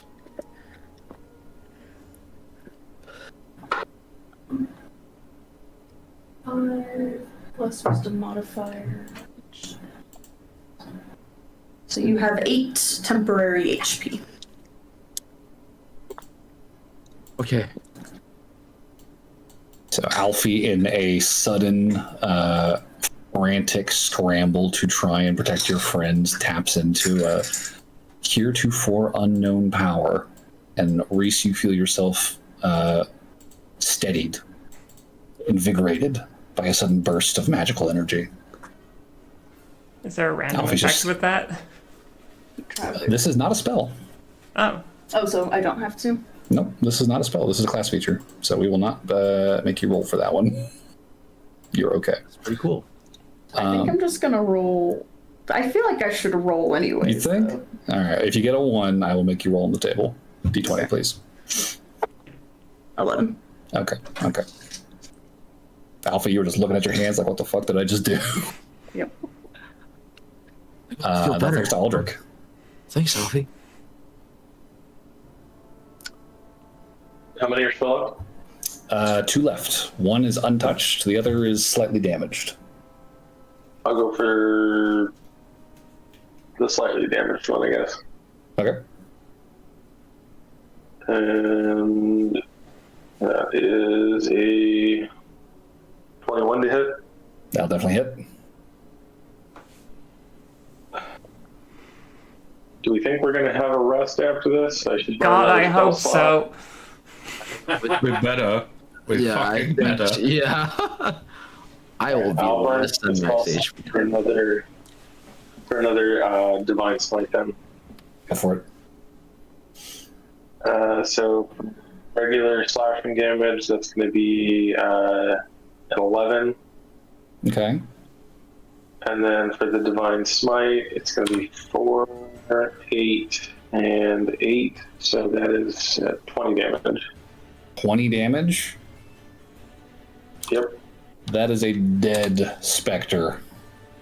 As another flash of radiant energy vaporizes one of these spectral figures. Which leaves the last one standing at the top of the order. In a frenzy, it is going to throw itself at Aldrich, who just vaporized its last ally. That's a miss. 10. Okay. Everybody, all together now. Can you kill it? Well, I'll start. Yeah, go for it. Alfie misses. See. Okay. I have to use a spell slot, so it's better if I don't. That is another 14 plus 6, unnatural hit. 20. Yep. That will hit. And,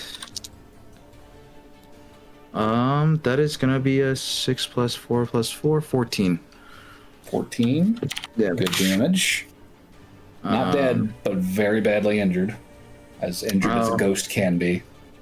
I will do a second attack with my bonus blade. That's gonna be an 18 to hit. That will hit. That's just a D4. 2 damage. 2 damage. It's getting close. Who's next? Aldrich, Athos, or Aaron? I miss. That's a 11. All right. I guess I'll just swing at it since nobody else is going. Get muted. 14. 14 will hit. 3. 3. Blood stink. It's clinging to life. That's a 18 plus 6 to hit, That'll hit. It's Aldrich's. and then 8 plus 5 or 8 plus 6 damage. So 8 plus 6, so just enough to kill this last one. What does it look like? I'm just gonna decapitate it. Okay, just sword swung clean through the neck of this spectral figure, and it just tears away in the air, just hanging like a dark fog, and then falls like dust to the ground. And with that, That was exhausting. the crypt is quiet. Just the 6 of you and the dead kin on the ground. Everyone, please come out of there. I think before Reese leaves, he's gonna grab the white tabard off of the kinsman. Oh, that's a coincidence. I was going to take the fur. Oh yeah, great. Yeah, you start taking their clothes, go for it. And you just leave him there with his chainmail and his weapon. Yeah. Yep. I mean, that ain't going to protect against the cold. This will be great. Yeah. No, this is for if I ever need to No, that's what you got that for. I mean, this fur is going to be good for cold. You're right. Yeah. Take advantage of what we can. Big heavy ass fur cloak. It's very warm. Throws it on Sybil. Thank you. It's just fucking like completely like envelops your face. I would. It's like the big ass like Jon Snow cloak type of thing, where it's Yeah. just like the huge fucking bulk on the shoulders. I'm very Yeah. comfy now. So It's I'm like gonna hand trailing back behind you on the ground. It's almost the same color as your hair. Thank you. Does work. You're handing the potion back? Yes. Okay. I will hand it back to you. Sorry, Thank you. I didn't know what to do. That's okay. You did the right thing. That fucking hurts. My chest really hurts too. That's the worst part. Yeah, I think we should. Yeah, let's get the fuck out of here. And crypts are like 50-50. I swear. Either get something you don't. Against the idea of heading back up? No. Yeah, let's get out of here. Yeah. This You is a guys are able to problem make for your way. tomorrow. You guys are able to make your way back Or upstairs. next not week, too as much. it were. Yeah, so heading back upstairs, I think you would find yourselves emerging out into kind of the darkening sky overhead. Sun is now nearly fully set, and in the fading light, you can see Nadavine is attempting to catch up to Ramsey, who has clambered quite a ways up the wall and is just quietly, effortlessly ambling his way higher and higher along the ruins. It's like, she's gonna kill me if you fall. Please get back here.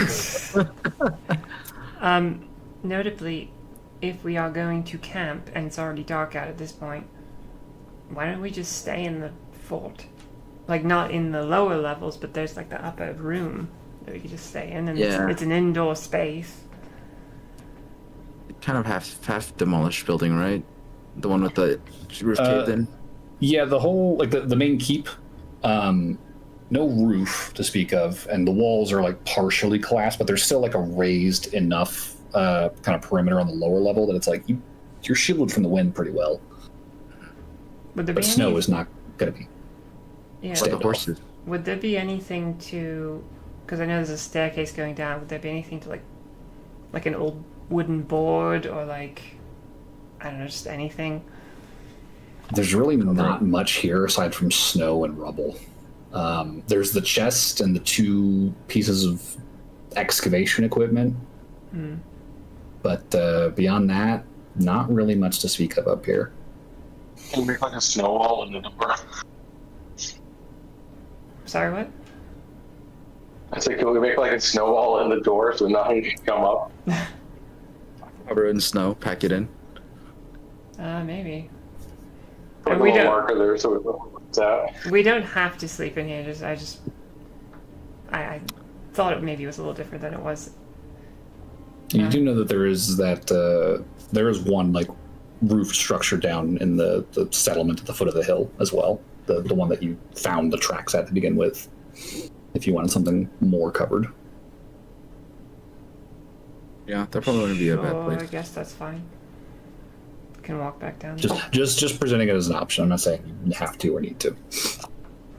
I mean, I don't imagine anything's going to come out of the, well, maybe the spiders. Yeah, that's what I was thinking.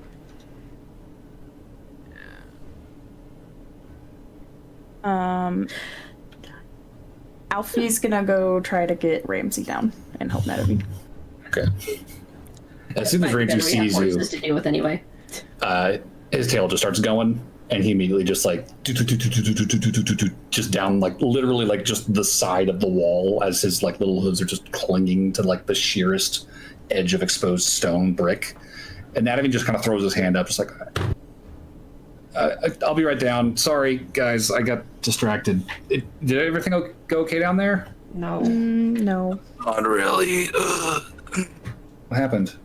Oh, God. We encountered look some dark specters in a terrible. tomb. AIDS or something. Yeah, healing stones don't work on that. Nope. That's not. Mine kind of did, but it still feels like shit.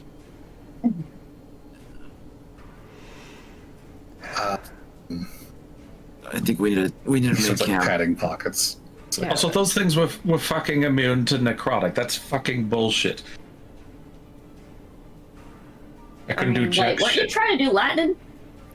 I was. Keeps happening to you. It's quite annoying. Man, magic is wild. Yes, it certainly is. Alright, well, I love studying it. let's find a spot to set up camp at the very least. I guess if no one else is opposed, we could go back to the town. Or whatever. And go in that one hut. Find a stable for the horses. Yeah, a place to keep them.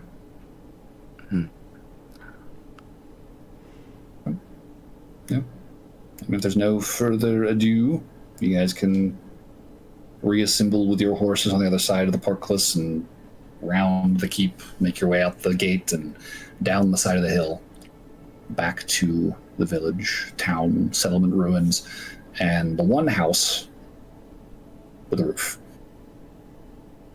Okay. I'd say inside you would find that there is a cot.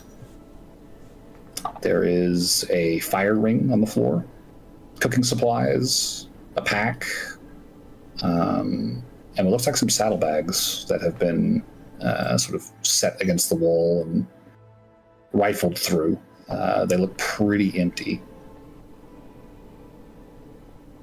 But aside from that, pretty quiet in here. And a little cramped. But you've dealt with worse. It'll be warm. It will be warm. So yeah, if you guys want to set up camp in here, that is very doable. I think that's the plan. Yeah, and there are some trees nearby where the horses can kind of shelter from the wind. I'm going I to will- erect a dirt mound around I will around our assist. campsite. Okay. Just kind of raising a small earthenwork wall around the building. Yes. Okay. I will do. You kind of dig a decently sized trench to kind of pull the earth up out of it. So you got like a really tiny little moat and Bailey type of And situation. that's why I carry a shovel. I'll do an alarm as well. Okay. Ritual cast. Totally fine. Alfie would do her best to help Reese out, which I don't think would be much, but Slumped against the wall, just. I mean, you can make a medicine check if you want.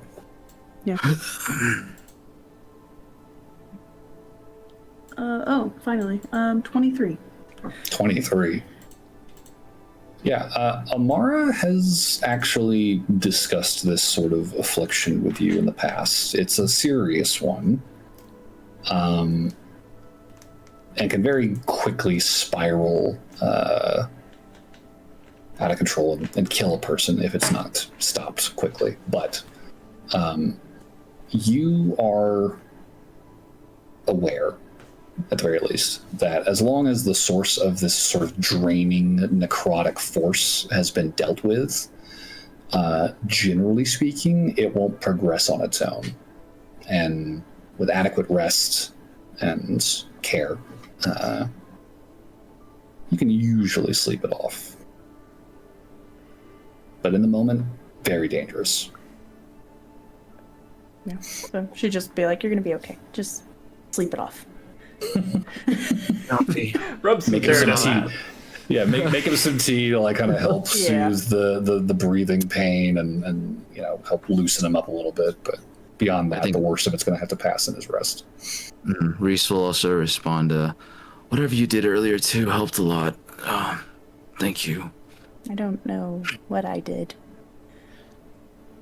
Well, it helped. So you did good. That's what matters. Yeah. I think once Reese is taken care of, I think she'll go outside by herself and just start like. You might actually run into Eric, because I was going to say Eric's going to tend horses, feed them, and make sure that they're going to stay right through the night. I mean, you did just get a real nice fur coat. You could drape one of them. Oh, Yeah, Alfie's out there just like. Can't drink one of them. Bah. Assuming that Sybil's okay with sharing it. Oh, I can give you this if you need it. Yeah, I'll also set a fire for like a little thing For the around horses. Okay, yeah, sure. They get a little skittish just because it's like, fire, but then it's like, oh, right. it's contained. It's in a container. You guys just do this. Okay. And eventually they probably start just kind of vibing near the fire, just kind of huddled around it, asses to it, faces to the wind, warming themselves. Yep. Theron would probably just see Alfie just doing weird hand gestures, just like at a tree.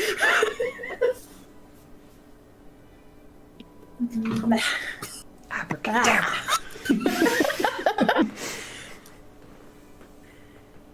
What are you doing? Oh my! Nothing. I'm not doing anything. I thought I had a bug lying on to me. me. I thought I had a bug on me. It's okay. Yeah, February. it is. I don't know. It's not what you do when there's a bug on you. First, you make Maybe like this cute little like screaming noise, like. No, you And actually then- did scare me, but Well, yeah, but that's because I startled you, not. What are you No. doing? I thought there was bugs on my hand, so I was doing like this, to get the bug off my hand. I rolled a nat 1 on deception, which Eric brings just me stares at you, waiting. 2 out of 10.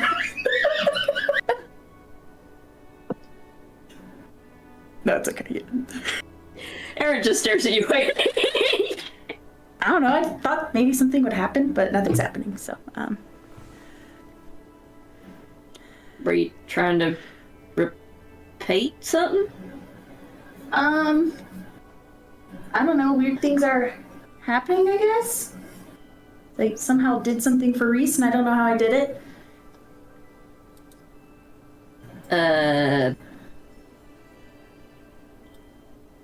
Do you remember exactly what you did? Like move, hand, talking stuff? Is this why you're doing this whole thing? Because you tried I the thing you did first time first? I don't know. I think I gestured at him, and then that time I think I don't know. Like, what gesture did you make? Was this one? Was this one? Like, what? No, no, those are all rude, Eric. I wouldn't do that. Okay, I'm not that mean. Unless you're being a butt. What gesture did you make? I don't know. I just was like, no, my friend, and then. Whatever your hands do when you say that. Yeah, no. Oh no, my friend's gonna die. I don't want that to happen. I don't know. do you think it's kind of like what Athos' problem is? What's that? I can't put my finger on it, but sometimes whenever he casts spells, it's like the thing that comes out wasn't what he thought was going to come out. I don't know how to cast spells, though. I don't know how to do that. Well, how else have you ensorcelled so many men? Not that Aaron would use the word ensorcelled, but here we are. I have not ensorcelled. I talk about sorcerers. Oh, hey, Athos. Maybe you can weigh in. I don't weigh that Athos much. adjusts his zipper and wanders back over. Excuse you, me. Was he peeing in the giant pit? I hope it did. I mean, it's the only way to make a moat. Gross. Bismote. That's disgusting. What's crazy I'm would day I good crossed clean the water. bismote? I was just telling Alf that, like, sometimes whenever you cast spells, you seem to surprise yourself, and I was wondering if the thing that she went through is the same. That's a good question, especially considering I have no fucking idea what does it for me. Yeah, that's what she says. I don't even think I can cast magic, but now I'm starting to think that maybe I can. I'm pretty sure you can. Remember, you healed my bum after I fell out of the tree. I just touched you. Yeah, and my bum didn't hurt anymore. Explain I that. don't know how I did that. I was just like, Magic. Oh, there, you As I dummy twiddle my dummy. fingers. And then your butt was better. I don't know. I thought the snow in your butt helped. I don't know. You know, every once in a while, I Thumbed it. think I to don't like a myself cold butt. that you are two grown adults, and then you have conversations like this one. Are you sipping a drink right now? Is Aaron sipping a drink right now? Might as well be. You Yes. should be. Blows no. We don't always Please be need yes. to swear, Aaron. Please be That's a yes. natural Together, 20, so side. yes. Okay. If it's Aaron's water thing, she's just gonna grab that shit. No, it's probably something warm. Okay, she'll knock it away from Aaron, so it doesn't splash on him. Alf! No! You're being a butt. You just called us children. Yeah, because you're referring to ass as butt and bum. Look, I don't want to. The A You word. don't always need to swear. You don't have I to saved that call for it moments. that. It's a butt, aka a bum. Okay, because there's two cheeks, so bum. You have to refer to both Yeah, I cheeks, don't right? think one cheek is called a bum. Well, you just have no imagination. Accurate. You just don't like butts. Anyways. Not true. Yes, I think that was magic. Inaccurate. No, I don't think You you like healed butts. my ass and it didn't hurt anymore. Is that better? Thank you. Didn't do anything to your butt, Athos. You healed my ass after you touched me. Echoes Hello, around the influence. ruins. I touched your shoulder. That's all. I didn't even touch your butt. Yes, and my ass felt great afterwards. And I was like, as soon as she My yells, ass had I never love felt touching better. butts. She'll just clam up like, I don't like butts that much, but.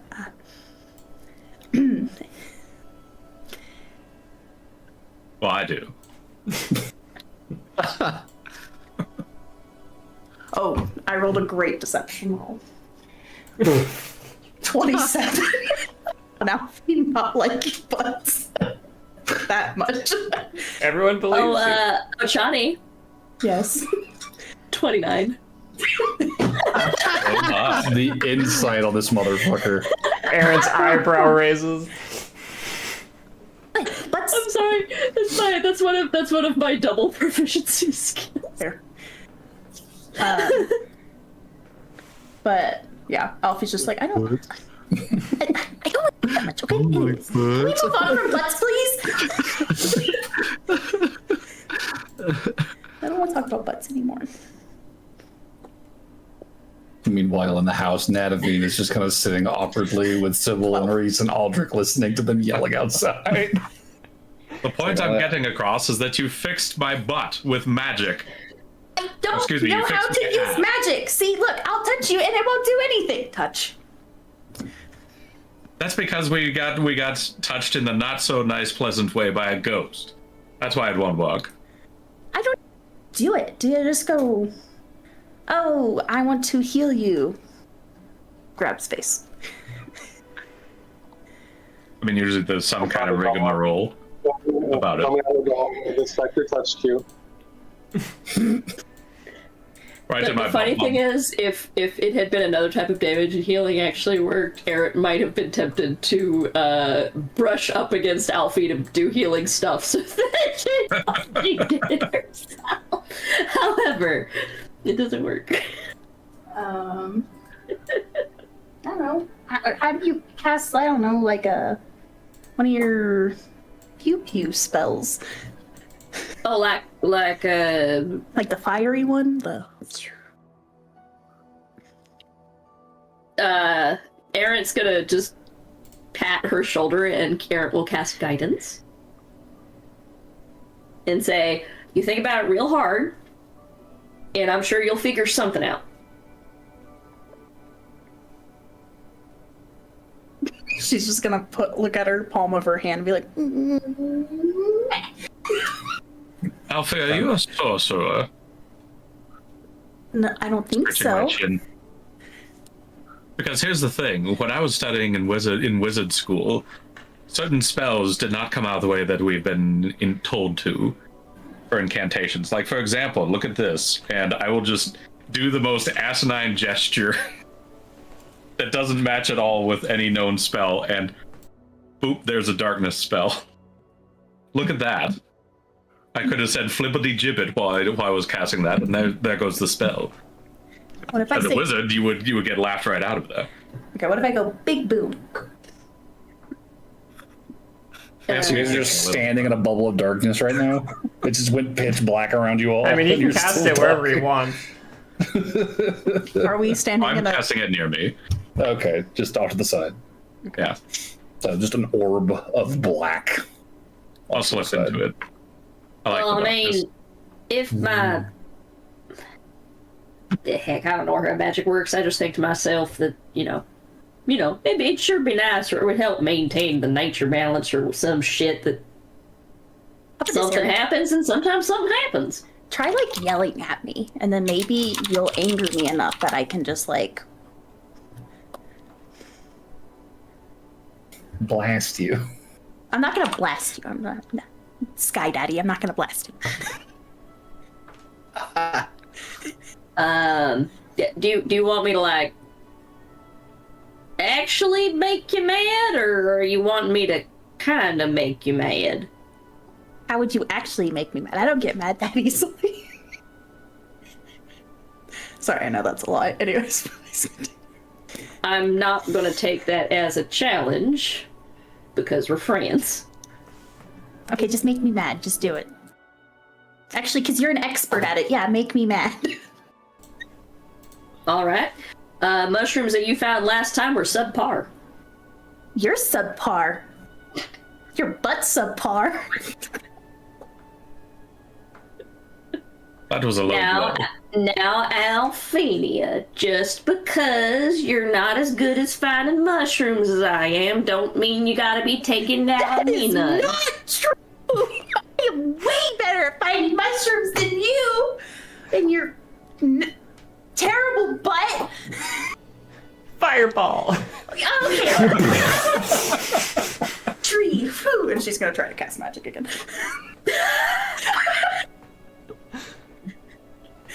Should I roll DM to see if it works? Don't forget you have buttons! Oh, the guidance. Yeah, I'll say give me a charisma check. Is it guidance D4? Yeah.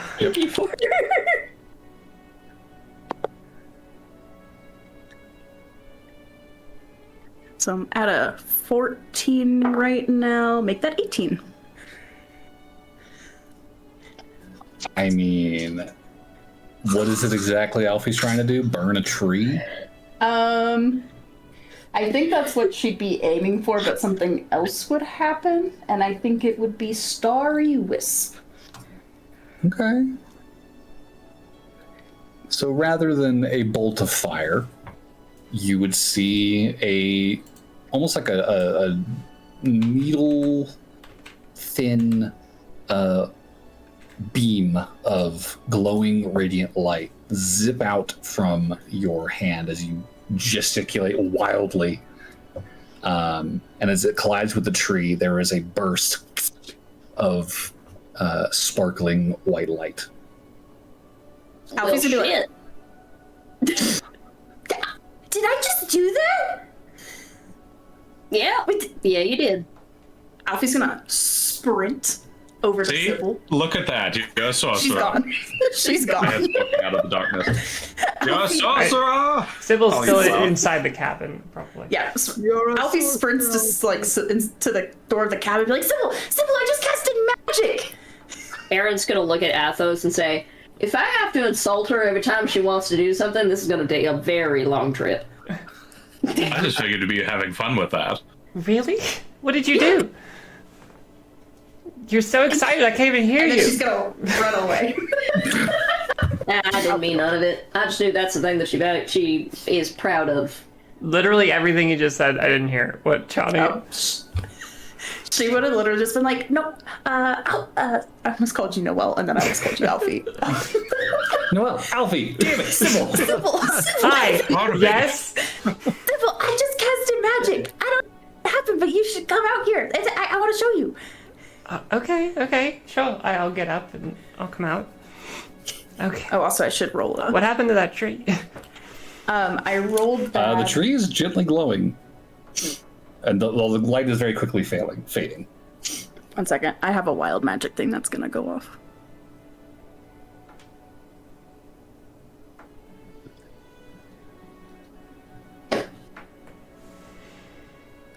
Everybody in a 30-foot radius, so it would be Athos and I think Aaron probably at the time. Yeah. We can now all read each other's thoughts. That's awkward. Well then. Alfie gets back and is just like, butts.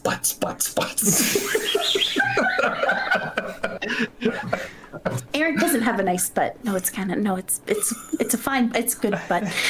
That's all these cheeseburgers No, about. she like runs out, sees Aaron's But I butt, can't and let she's him know just that. Look at the big head. He does have a really nice butt, but he can't know that. He can't Alfie, know he has a butt. quick talking about butts. Wait, why am I hearing your thoughts? about butts. Oh no, you're going to hear my thoughts. Oh no.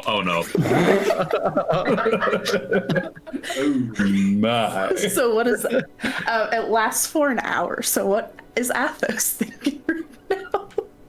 Many naughty thoughts of lots of the party members. As Sybil walks out. And suddenly Sybil joins the fray in the thoughts. Wait, quick question, because at first it's just you and me here. Are any of those thoughts directed at me?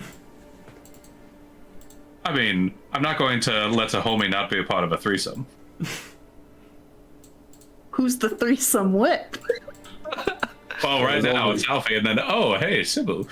And now it's Hi, a Athos. It's a foursome. foursome. Got it. Alfie's just like red in the face, like, my god, there's so many things everywhere. Did you make that tree glow, Alfie? Was that what you cast? 1 second. Says, can you like turn off your brain? I don't want to see that. Alfie, you're really blushing. Are you okay? Also, it's entirely inaccurate. Now in Athos's mind. My dick is much bigger than that. No, I'm sorry, Noelle. I mean, I know I'm speaking to a non-character at this point, but let's be real. If this is Athos's imagination, it is significantly smaller than that. I would faint. Oh, come now. Don't tell him what to do. So what I'm is trying not Aaron to. thinking about? Well, at first, it's kind of like how whenever you're listening to music, and so you just think about whatever the words to the music are, right? Mm-hmm. So Aaron's getting blasted by all of these porn thoughts and just kind of sitting there idly watching it like TV, like, I don't think I've been that way. Aaron, I don't want to know what type of ways you bend. Everyone's very flexible until they realize it. Stop bending us, Athos. These are my thoughts. You're all my little Stretch Armstrong. Well, now for some reason I can hear them, and I wanted to stop. Well, that's not my problem. Wait, is this connected to that? Points at the tree. The glow is very slowly fading. But see, look at this. You are a sorcerer. You did the flibbledy gibbet and you casted a spell. For what it's worth, I feel like this happened before, didn't it? With when you healed Athos's bum bum, Yes. and then suddenly you were bound to whatever. Pops into the head. Oh boy, another child. Sybil's not a child, Aaron. Stop being a butt. You didn't say that I was a child. I can hear his thoughts right now, and he's just kind of a mean That butt. explains why you're all yelling at each other. My thoughts have quickly diverged into Okay. asses. All the asses I've seen. Okay, regardless of what I He's like, said. stop! I'm getting really distracted by all the butts, Athos. Quit thinking about butts then. It's a feedback loop. You're the one thinking about. You started it. Aaron's just surprisingly calm about all of this. Just sipping his cider, because I'm gonna assume it's cider. Okay, but this happened before. Remember, you were under the control of Aaron last time you cast a spell. Oh yeah. You do have Athos some starts kind of. visualizing Alfie under Aaron's control. What? I said Athos just I like starts that. visualizing Alfie under Aaron's control. Unbidden. But this is a trend now. This is definitely a pattern. Hey, Athos? Yes. If a bird is flying real fast, we'll say like 20 miles an hour, and it runs into a bird that's coming in from the east at 17 miles an hour, how likely is them hitting gonna happen? Just think about that for a bit. Sybil's thinking about that now. I was acid math. Alfie's going to request Why are Aaron you that you do asking not turn me? around in front of her. Why? I don't want to look at your butt. Just face only right now. I don't think that's gonna protect you against that hit. What? I know it's not helping, but I don't need positive reinforcement. I mean, All right, for the sake of reinforcement. For the I don't sake like of- your butt. scientific experiment, what if you all back that's up a from lie. each other? A lot of detect thought spells have ranges. Okay. Just for the sake of Alfie backs experiment. up. Everybody just back up from one another until you're like maybe 90 feet from each other. I can go get some firewood. That works too. Although you won't Don't think too hear hard about my ass on the way out, Alf. these sashes. Does he swivel his butt? No, because the thing you last heard was whenever she said, "I don't like your butt," he literally thought, "Well, that's a lie." I assume this doesn't actually have an effect, but Not looking at your butt, Aaron, as you walk away from me. You're visualizing it very clearly. I am not. I don't even know what it actually looks like. I've never touched it or seen it before.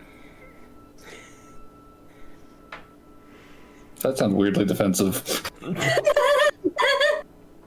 Alfie, have you touched or seen Aaron's butt? Oh, If you start going into after that, after the realization that mind reading is happening, Aaron's is thinking in excruciatingly fine detail how he would plan out a specific carving.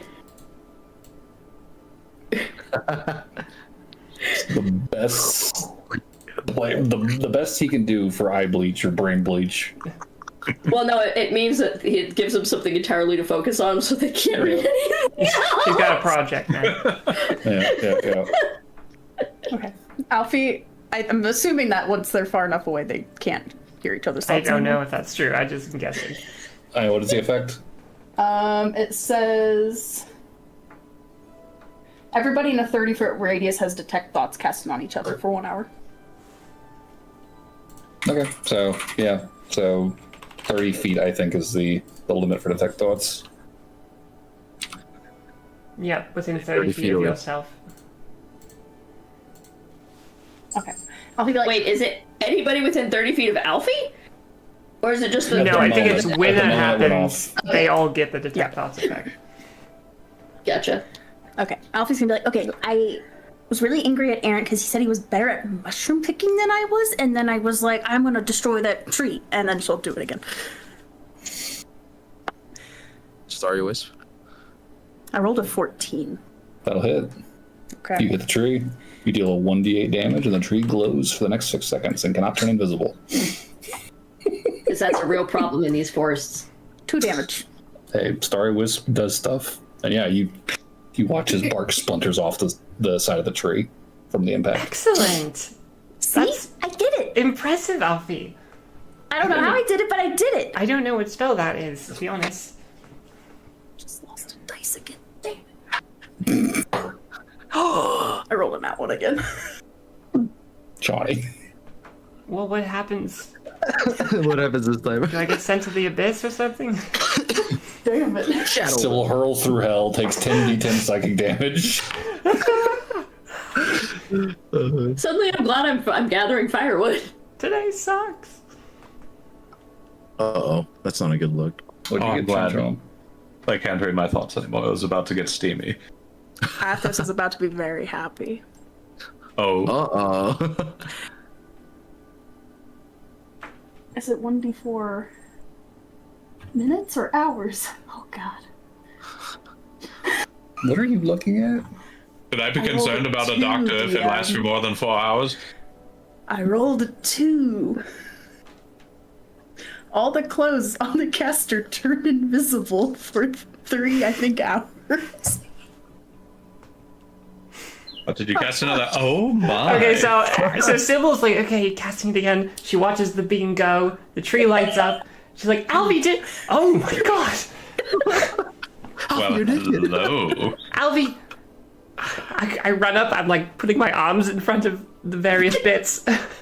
Alfie, It's already in my thoughts. yet. Wait, let me see what her perception is. She's like, what are you you're doing? naked. I'm naked? That's crazy! Oh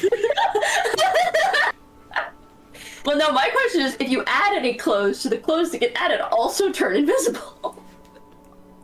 Oh, a fur coat. Here, I'll take the capelet off and wrap I around assume your it's whatever shoulders. you were wearing at the moment of casting.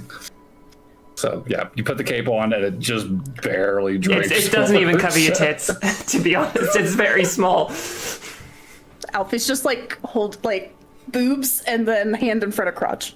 Sybil, protect my butt. I can do that. It's too late. I've seen it all. Don't you haven't seen anything at this going? All right, Sybil. Nothing to see Why here. don't you read my Everyone, thoughts? come on. Let's get inside, Alfie. Come on. You're so you're not high pitched. I can't hear you. Your mic literally didn't pick that up. No, everybody's gonna be in there, and then everyone's gonna see it, and then I can't, like, It's hide. only Reese and Natavine. Come on. Would you prefer Athos Aaron? Sybil's gonna, no, he's gonna run into the woods. She's like, oh my No, god, no, and no, go no, no, hide Alfie, behind a please don't bush. run away. Oh, we don't know what's out there. She's very close. She's just, like, on the tree edge. Also, if her clothes disappeared, I'd be worried about hypothermia at that rate. No, my clothes are still I here. can feel the them. clothes on her. Interesting. I should find a way to do something with that kind of magic. All right, come Okay. with Alfie. Come. DM. Aaron's in the woods. Yes. I rolled a d20. I'm not going to say what's on the dice. Which set of numbers or how high would a roll need to be for me to run into a not quite naked Alfie. Alfie? She's tremendously naked. I mean, Alfie didn't run far from the campsite, doesn't sound like. She's just hiding behind a bush. Yeah, she went, like, a few feet into the woods and is like, no. No, I know. I'm asking because it's not It's not how far away, it's a directional thing. So give me random numbers, or number/numbers. Out of a D20? Out of a D20. Okay. If you're within... And if I hit them, or if I hit one of them, then I run into Alfie. I'll say if you're within 2 of 12. I am not. Okay. I rolled an 18. Okay. The first effect, though, that they can read each other's thoughts is still in effect, right? Read thoughts. Well, they're As out long of as they're within range. 30 feet. As now. long as they're within 30 feet. Okay, yeah, all right. Okay, so I'm gonna run back over Alfie. Okay, let me just come inside. At the very least, I'll tell Reese and Nadavine to close their eyes, and we'll find a blanket or something, okay? Roll a persuasion. Oh, I'm really good at these. That is actually correct. You don't care if Aldrich closes then? Aldrich's, I don't even know if he's awake. 6. I don't know what you want from me. That's fair. Alvin's just gonna be like, no, all my bits are out. I know! That's why I said we get a blanket, we put it over you. They close their eyes for 10 seconds. I don't even think Reese wants his eyes open. He's in so much pain right now. Yeah, for his part, Reese is literally just trying to sleep and close his eyes. He's just He's like slumped against the wall, just like... And the only one to worry about, I mean, I'm pretty sure Aldrich is half asleep already, too. The only one to worry about is Nadavine, and he's hot as hell, so who cares, right? You know, come on.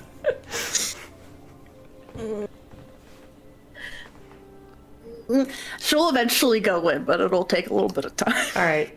And I will do as I say as we're getting close to the door. I'll open it and say, Nadavine, Reese, Aldrich, anyone have their eyes open? Please close them for 1 second. I'll explain in a moment. Okay. I'll tell you when to open them again. All right, come on, Alfie. You know, like you walk in and they're Athos closed. says, 1 Mississippi. Sure. No, just wait till I say you can open them. And Wait, where's Athos before I walk out of these bushes? perception check. Up a tree with his binoculars. Or are you Athos? Are you I'm in my hiding? darkness bubble. Oh, he can't see shit. Oh. The Athos, are fun you went away, peeking? so I can't see shit. I'm in a darkness bubble. Are you gonna stay in your darkness bubble? Yes, it's nice and comfy here. I've got a fire in here. Insight We check. see like some smoke coming out the top. 22. What's the point of having a fire in darkness? To keep you warm. Oh, okay, yeah. Makes It's sense. cold out here. All right, Alfie will go inside. Okay, well, I'll find some kind of bedroll, blanket, something to drape over her. Grab my Yeah, blankets capelet. for sure. Yeah, grab my capelet back. Okay, eyes can open.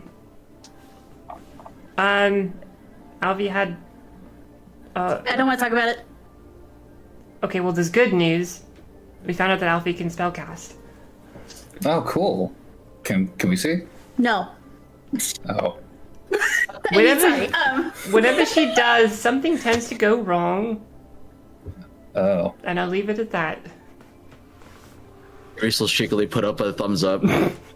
That's awesome! Need to go to sleep. I'm Ned, I mean, fine. just nods, says, okay. Sorry about getting caught up with Ramsey, too, by the way. I feel like I should have been in there to help. No, you're fine. Oh my god, Ramsey! Alfie's gonna take her bedroll and go back inside. Ramsey! What are you doing carrying like the full thing of logs? He's on the Nothing. roof. Nothing's happening over here. What's your brain say about that? Oh my god, he can't know I'm naked under this. Alf, you're naked under? I'm not naked, I have my clothes on, but they're all invisible, okay? I don't want to talk about it. And then you hear the thought process. I mean, I know that they do kind of weird things because sometimes they don't know any better, but I think Alfie would learn after last time to not go outside in the snow with not enough clothes on. I know, I feel like she'd be like, okay, look, touch. She'll hold out her leg and be like, touch my leg. And you'll just see like barefoot and bare leg. And she'll be like, touch it, you'll feel the clothes. It's really weird. Why is she asking me to touch her leg? Is this a sex thing? Probably. God, you don't believe me, just... Is this all in your heads? Are you guys just staring at each other very intently right now? No, the only whatever I do, it's one of those. It's what he's thinking in the back. All right. Touch the leg. And you feel His pants. clothing. Or I guess Fabric. a skirt or pants? I don't know. Yeah, the dress. Yeah. Oh, all right. Why is that different than the last one? And also, if that's the thing that most of the time, whenever you're concentrating real hard on something, it stops the previous whatever you're concentrating real hard on. We did talk I'm not about... concentrating on anything. We talked about this once before, Aaron, but my speculation was something like wild magic. I think I talked about that with you. Well, I mean, what makes it all magic's kind of wild, really. I mean, most folks can't just like set things on fire or turn things glowy or you know, all that kind of stuff. What's the difference? Some magic is more wild than others, I would say. There is this way of harnessing arcane energy that does... Sorry, just a second. Alfie will hear in head. Oh boy.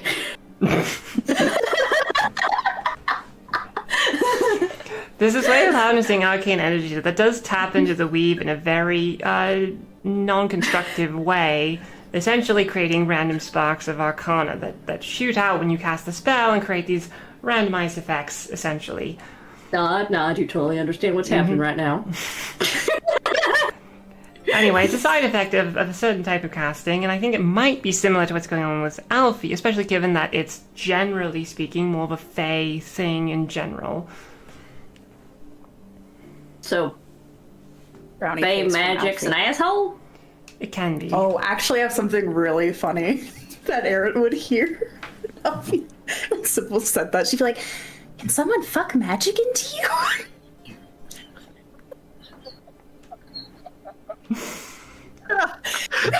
Sybil just keeps rambling. My head popped out of the darkness bubble. What was that? We need to What did separate Aaron you. say? I said, God, I hope not. But I said it out loud. You hope not what? Oh, sorry. Alf had a concern. That just slipped out. Please Oh continue. my god, you heard that. Get away from me. I can. I'm listening to a very well said lesson about magic, which you should probably listen to, because I really don't want to. Annoyed. For what it's worth, I think my explanation is largely complete. Oh my god. Point being, Man! randomness can sometimes affect magic, yeah, when it... depending on different ways that you access the weave and you actually draw in the energy, that's all. So, I think that might be what's going on with Alfie. That probably makes sense. Sorry, I'm not real good at all this magic stuff. Sure. That sounds... It's okay. It would be interesting to... It would be interesting to talk to someone who actually knows a little bit more than I do, to be honest. I mean... Oh, wait. Here, I think I have an idea. Aaron will think to himself, wow, they look really good without any clothes. It's such a shame Athos ain't here.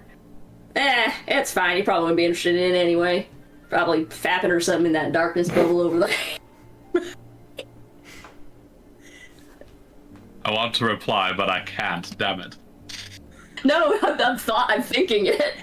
I know. I'm far away from you. I'm in a darkness bubble. Oh, I thought no, because you responded to something earlier, so I thought. Yeah, we're all pretty close to the cabin now, so you're probably within the range.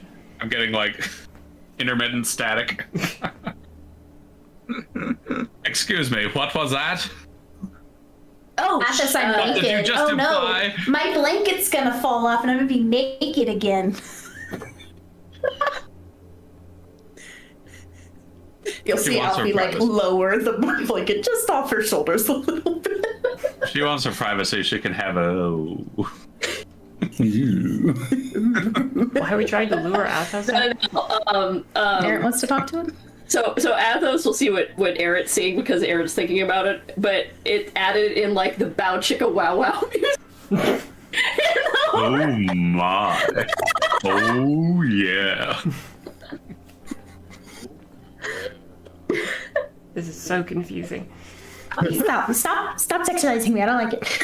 I'm sorry. It seemed the most effective way. I'm not. Athos, you know You magic. called for me. You know magic shit, right? A little bit. I thought I knew magic, and then this shit happened. But anyways, what's up? Sybil wants to talk magic. All right. Well, I was just postulating that perhaps this has something to do with wild magic, the effects that Alfie's been getting. Wait, what does But- magic have to do with zits? That would be something close to postulating, which isn't a word. Anyway. Well, that's what I was trying to tell her. I think she's a sorcerer. I studied about those, You think she's and a now I am sorcerer? one. Well, yes. That's what wild. That was one of the things we learned about sorcery. There's quite a few groups. I suppose that would make some amount of sense. But what would have triggered this? I mean, does sorcery come from literal nothing? I mean, I know people can be born with it, but usually you're either born with it or some kind of divine blessing or, you know, some magical accidental mishap happens. Something will trigger it. And Aaron are wearing the same face. Yeah. We're Let me just show you something. wide-eyed, red face, like not making eye contact. Like, oh no, they can't fuck magic into people. I don't think that's how that works. Sybil, as That might be what a happened. wizard, do you have the spell Mage Hand? Sure, yes. I'll Oh, cast it. How do you cast it? Do you cast it with vocal and somatic? Assuming that's what it needs, yes, probably. Yeah, vocal somatic, sure. See, watch here. Your vocal and somatic is I imagine by the book. Here, I will just bend my toe this way and point my left finger to the right, and boom, I get Mage Hand. And a part of that entire sentence was part of the somatic. That's how sorcery works. That So doesn't you're make saying- any sense. You're saying There that you go. that Sable has to follow like a rule set, and you just don't? Or do Pretty you use a much. different set of rules? Sorcery is all about, as near as I can understand, it's all about talent versus study. Somehow it just works for sorcerers. Right. Well, my question was more about... I mean, I understand what you're saying. I guess my question is, then maybe it would be helpful to know, how did you get your sorcery powers? You said you wanted Great to be point. a wizard. I went into a crypt. I don't remember what happened or where I came out of, but after that, I was a sorcerer. So you had an encounter with some kind of dark energy, probably. That'd be my guess. Was this just dark? Because it was in a crypt. Yes. Also, you've only cast necromantic things, apparently. That sounds dark to me. So, turn back to Alfie. What happened recently for you, then, that might have triggered this?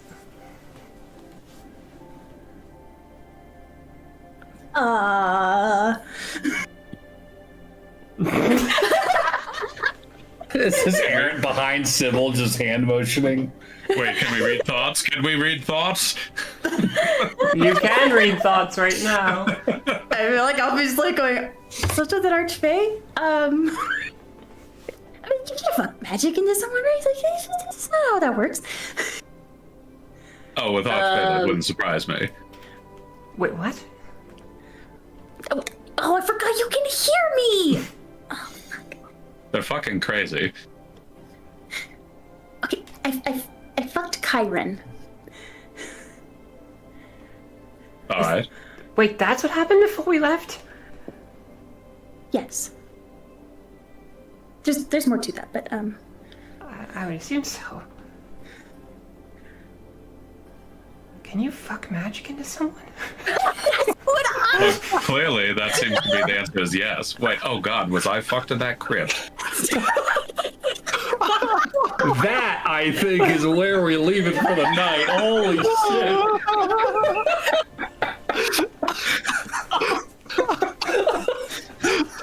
Was I fucked in the crypt? I don't remember anything. Oh no. Fucking Was I roofied by a ghoul? music plays. The screen cuts to credit.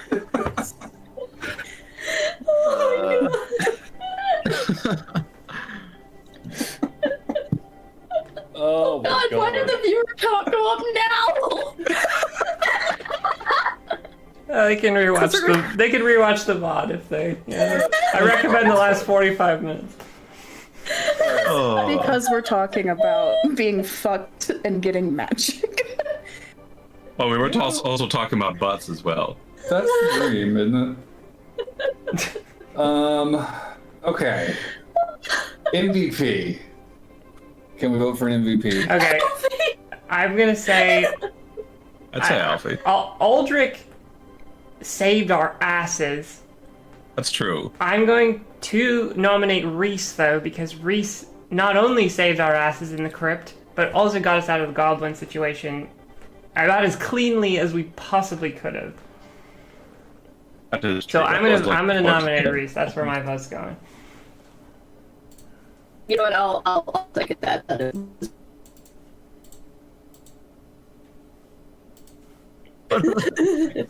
I already have inspiration though. Just saying. It shouldn't matter. You can hand it to who you want. Yeah, it shouldn't matter. Just vote for whoever you want to vote for. Yeah, I still want to vote for Alfie because that was really fun. I think Reese is just gonna be like this is all just like hasty trade The building just like Next morning he's like, did all that? Did I hear all of that? Annex outside. I heard some strange things outside, but I don't know. I'm so tired. It's all gonna be my brain.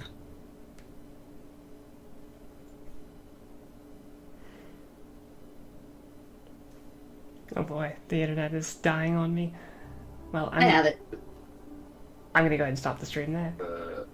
Bye, stream.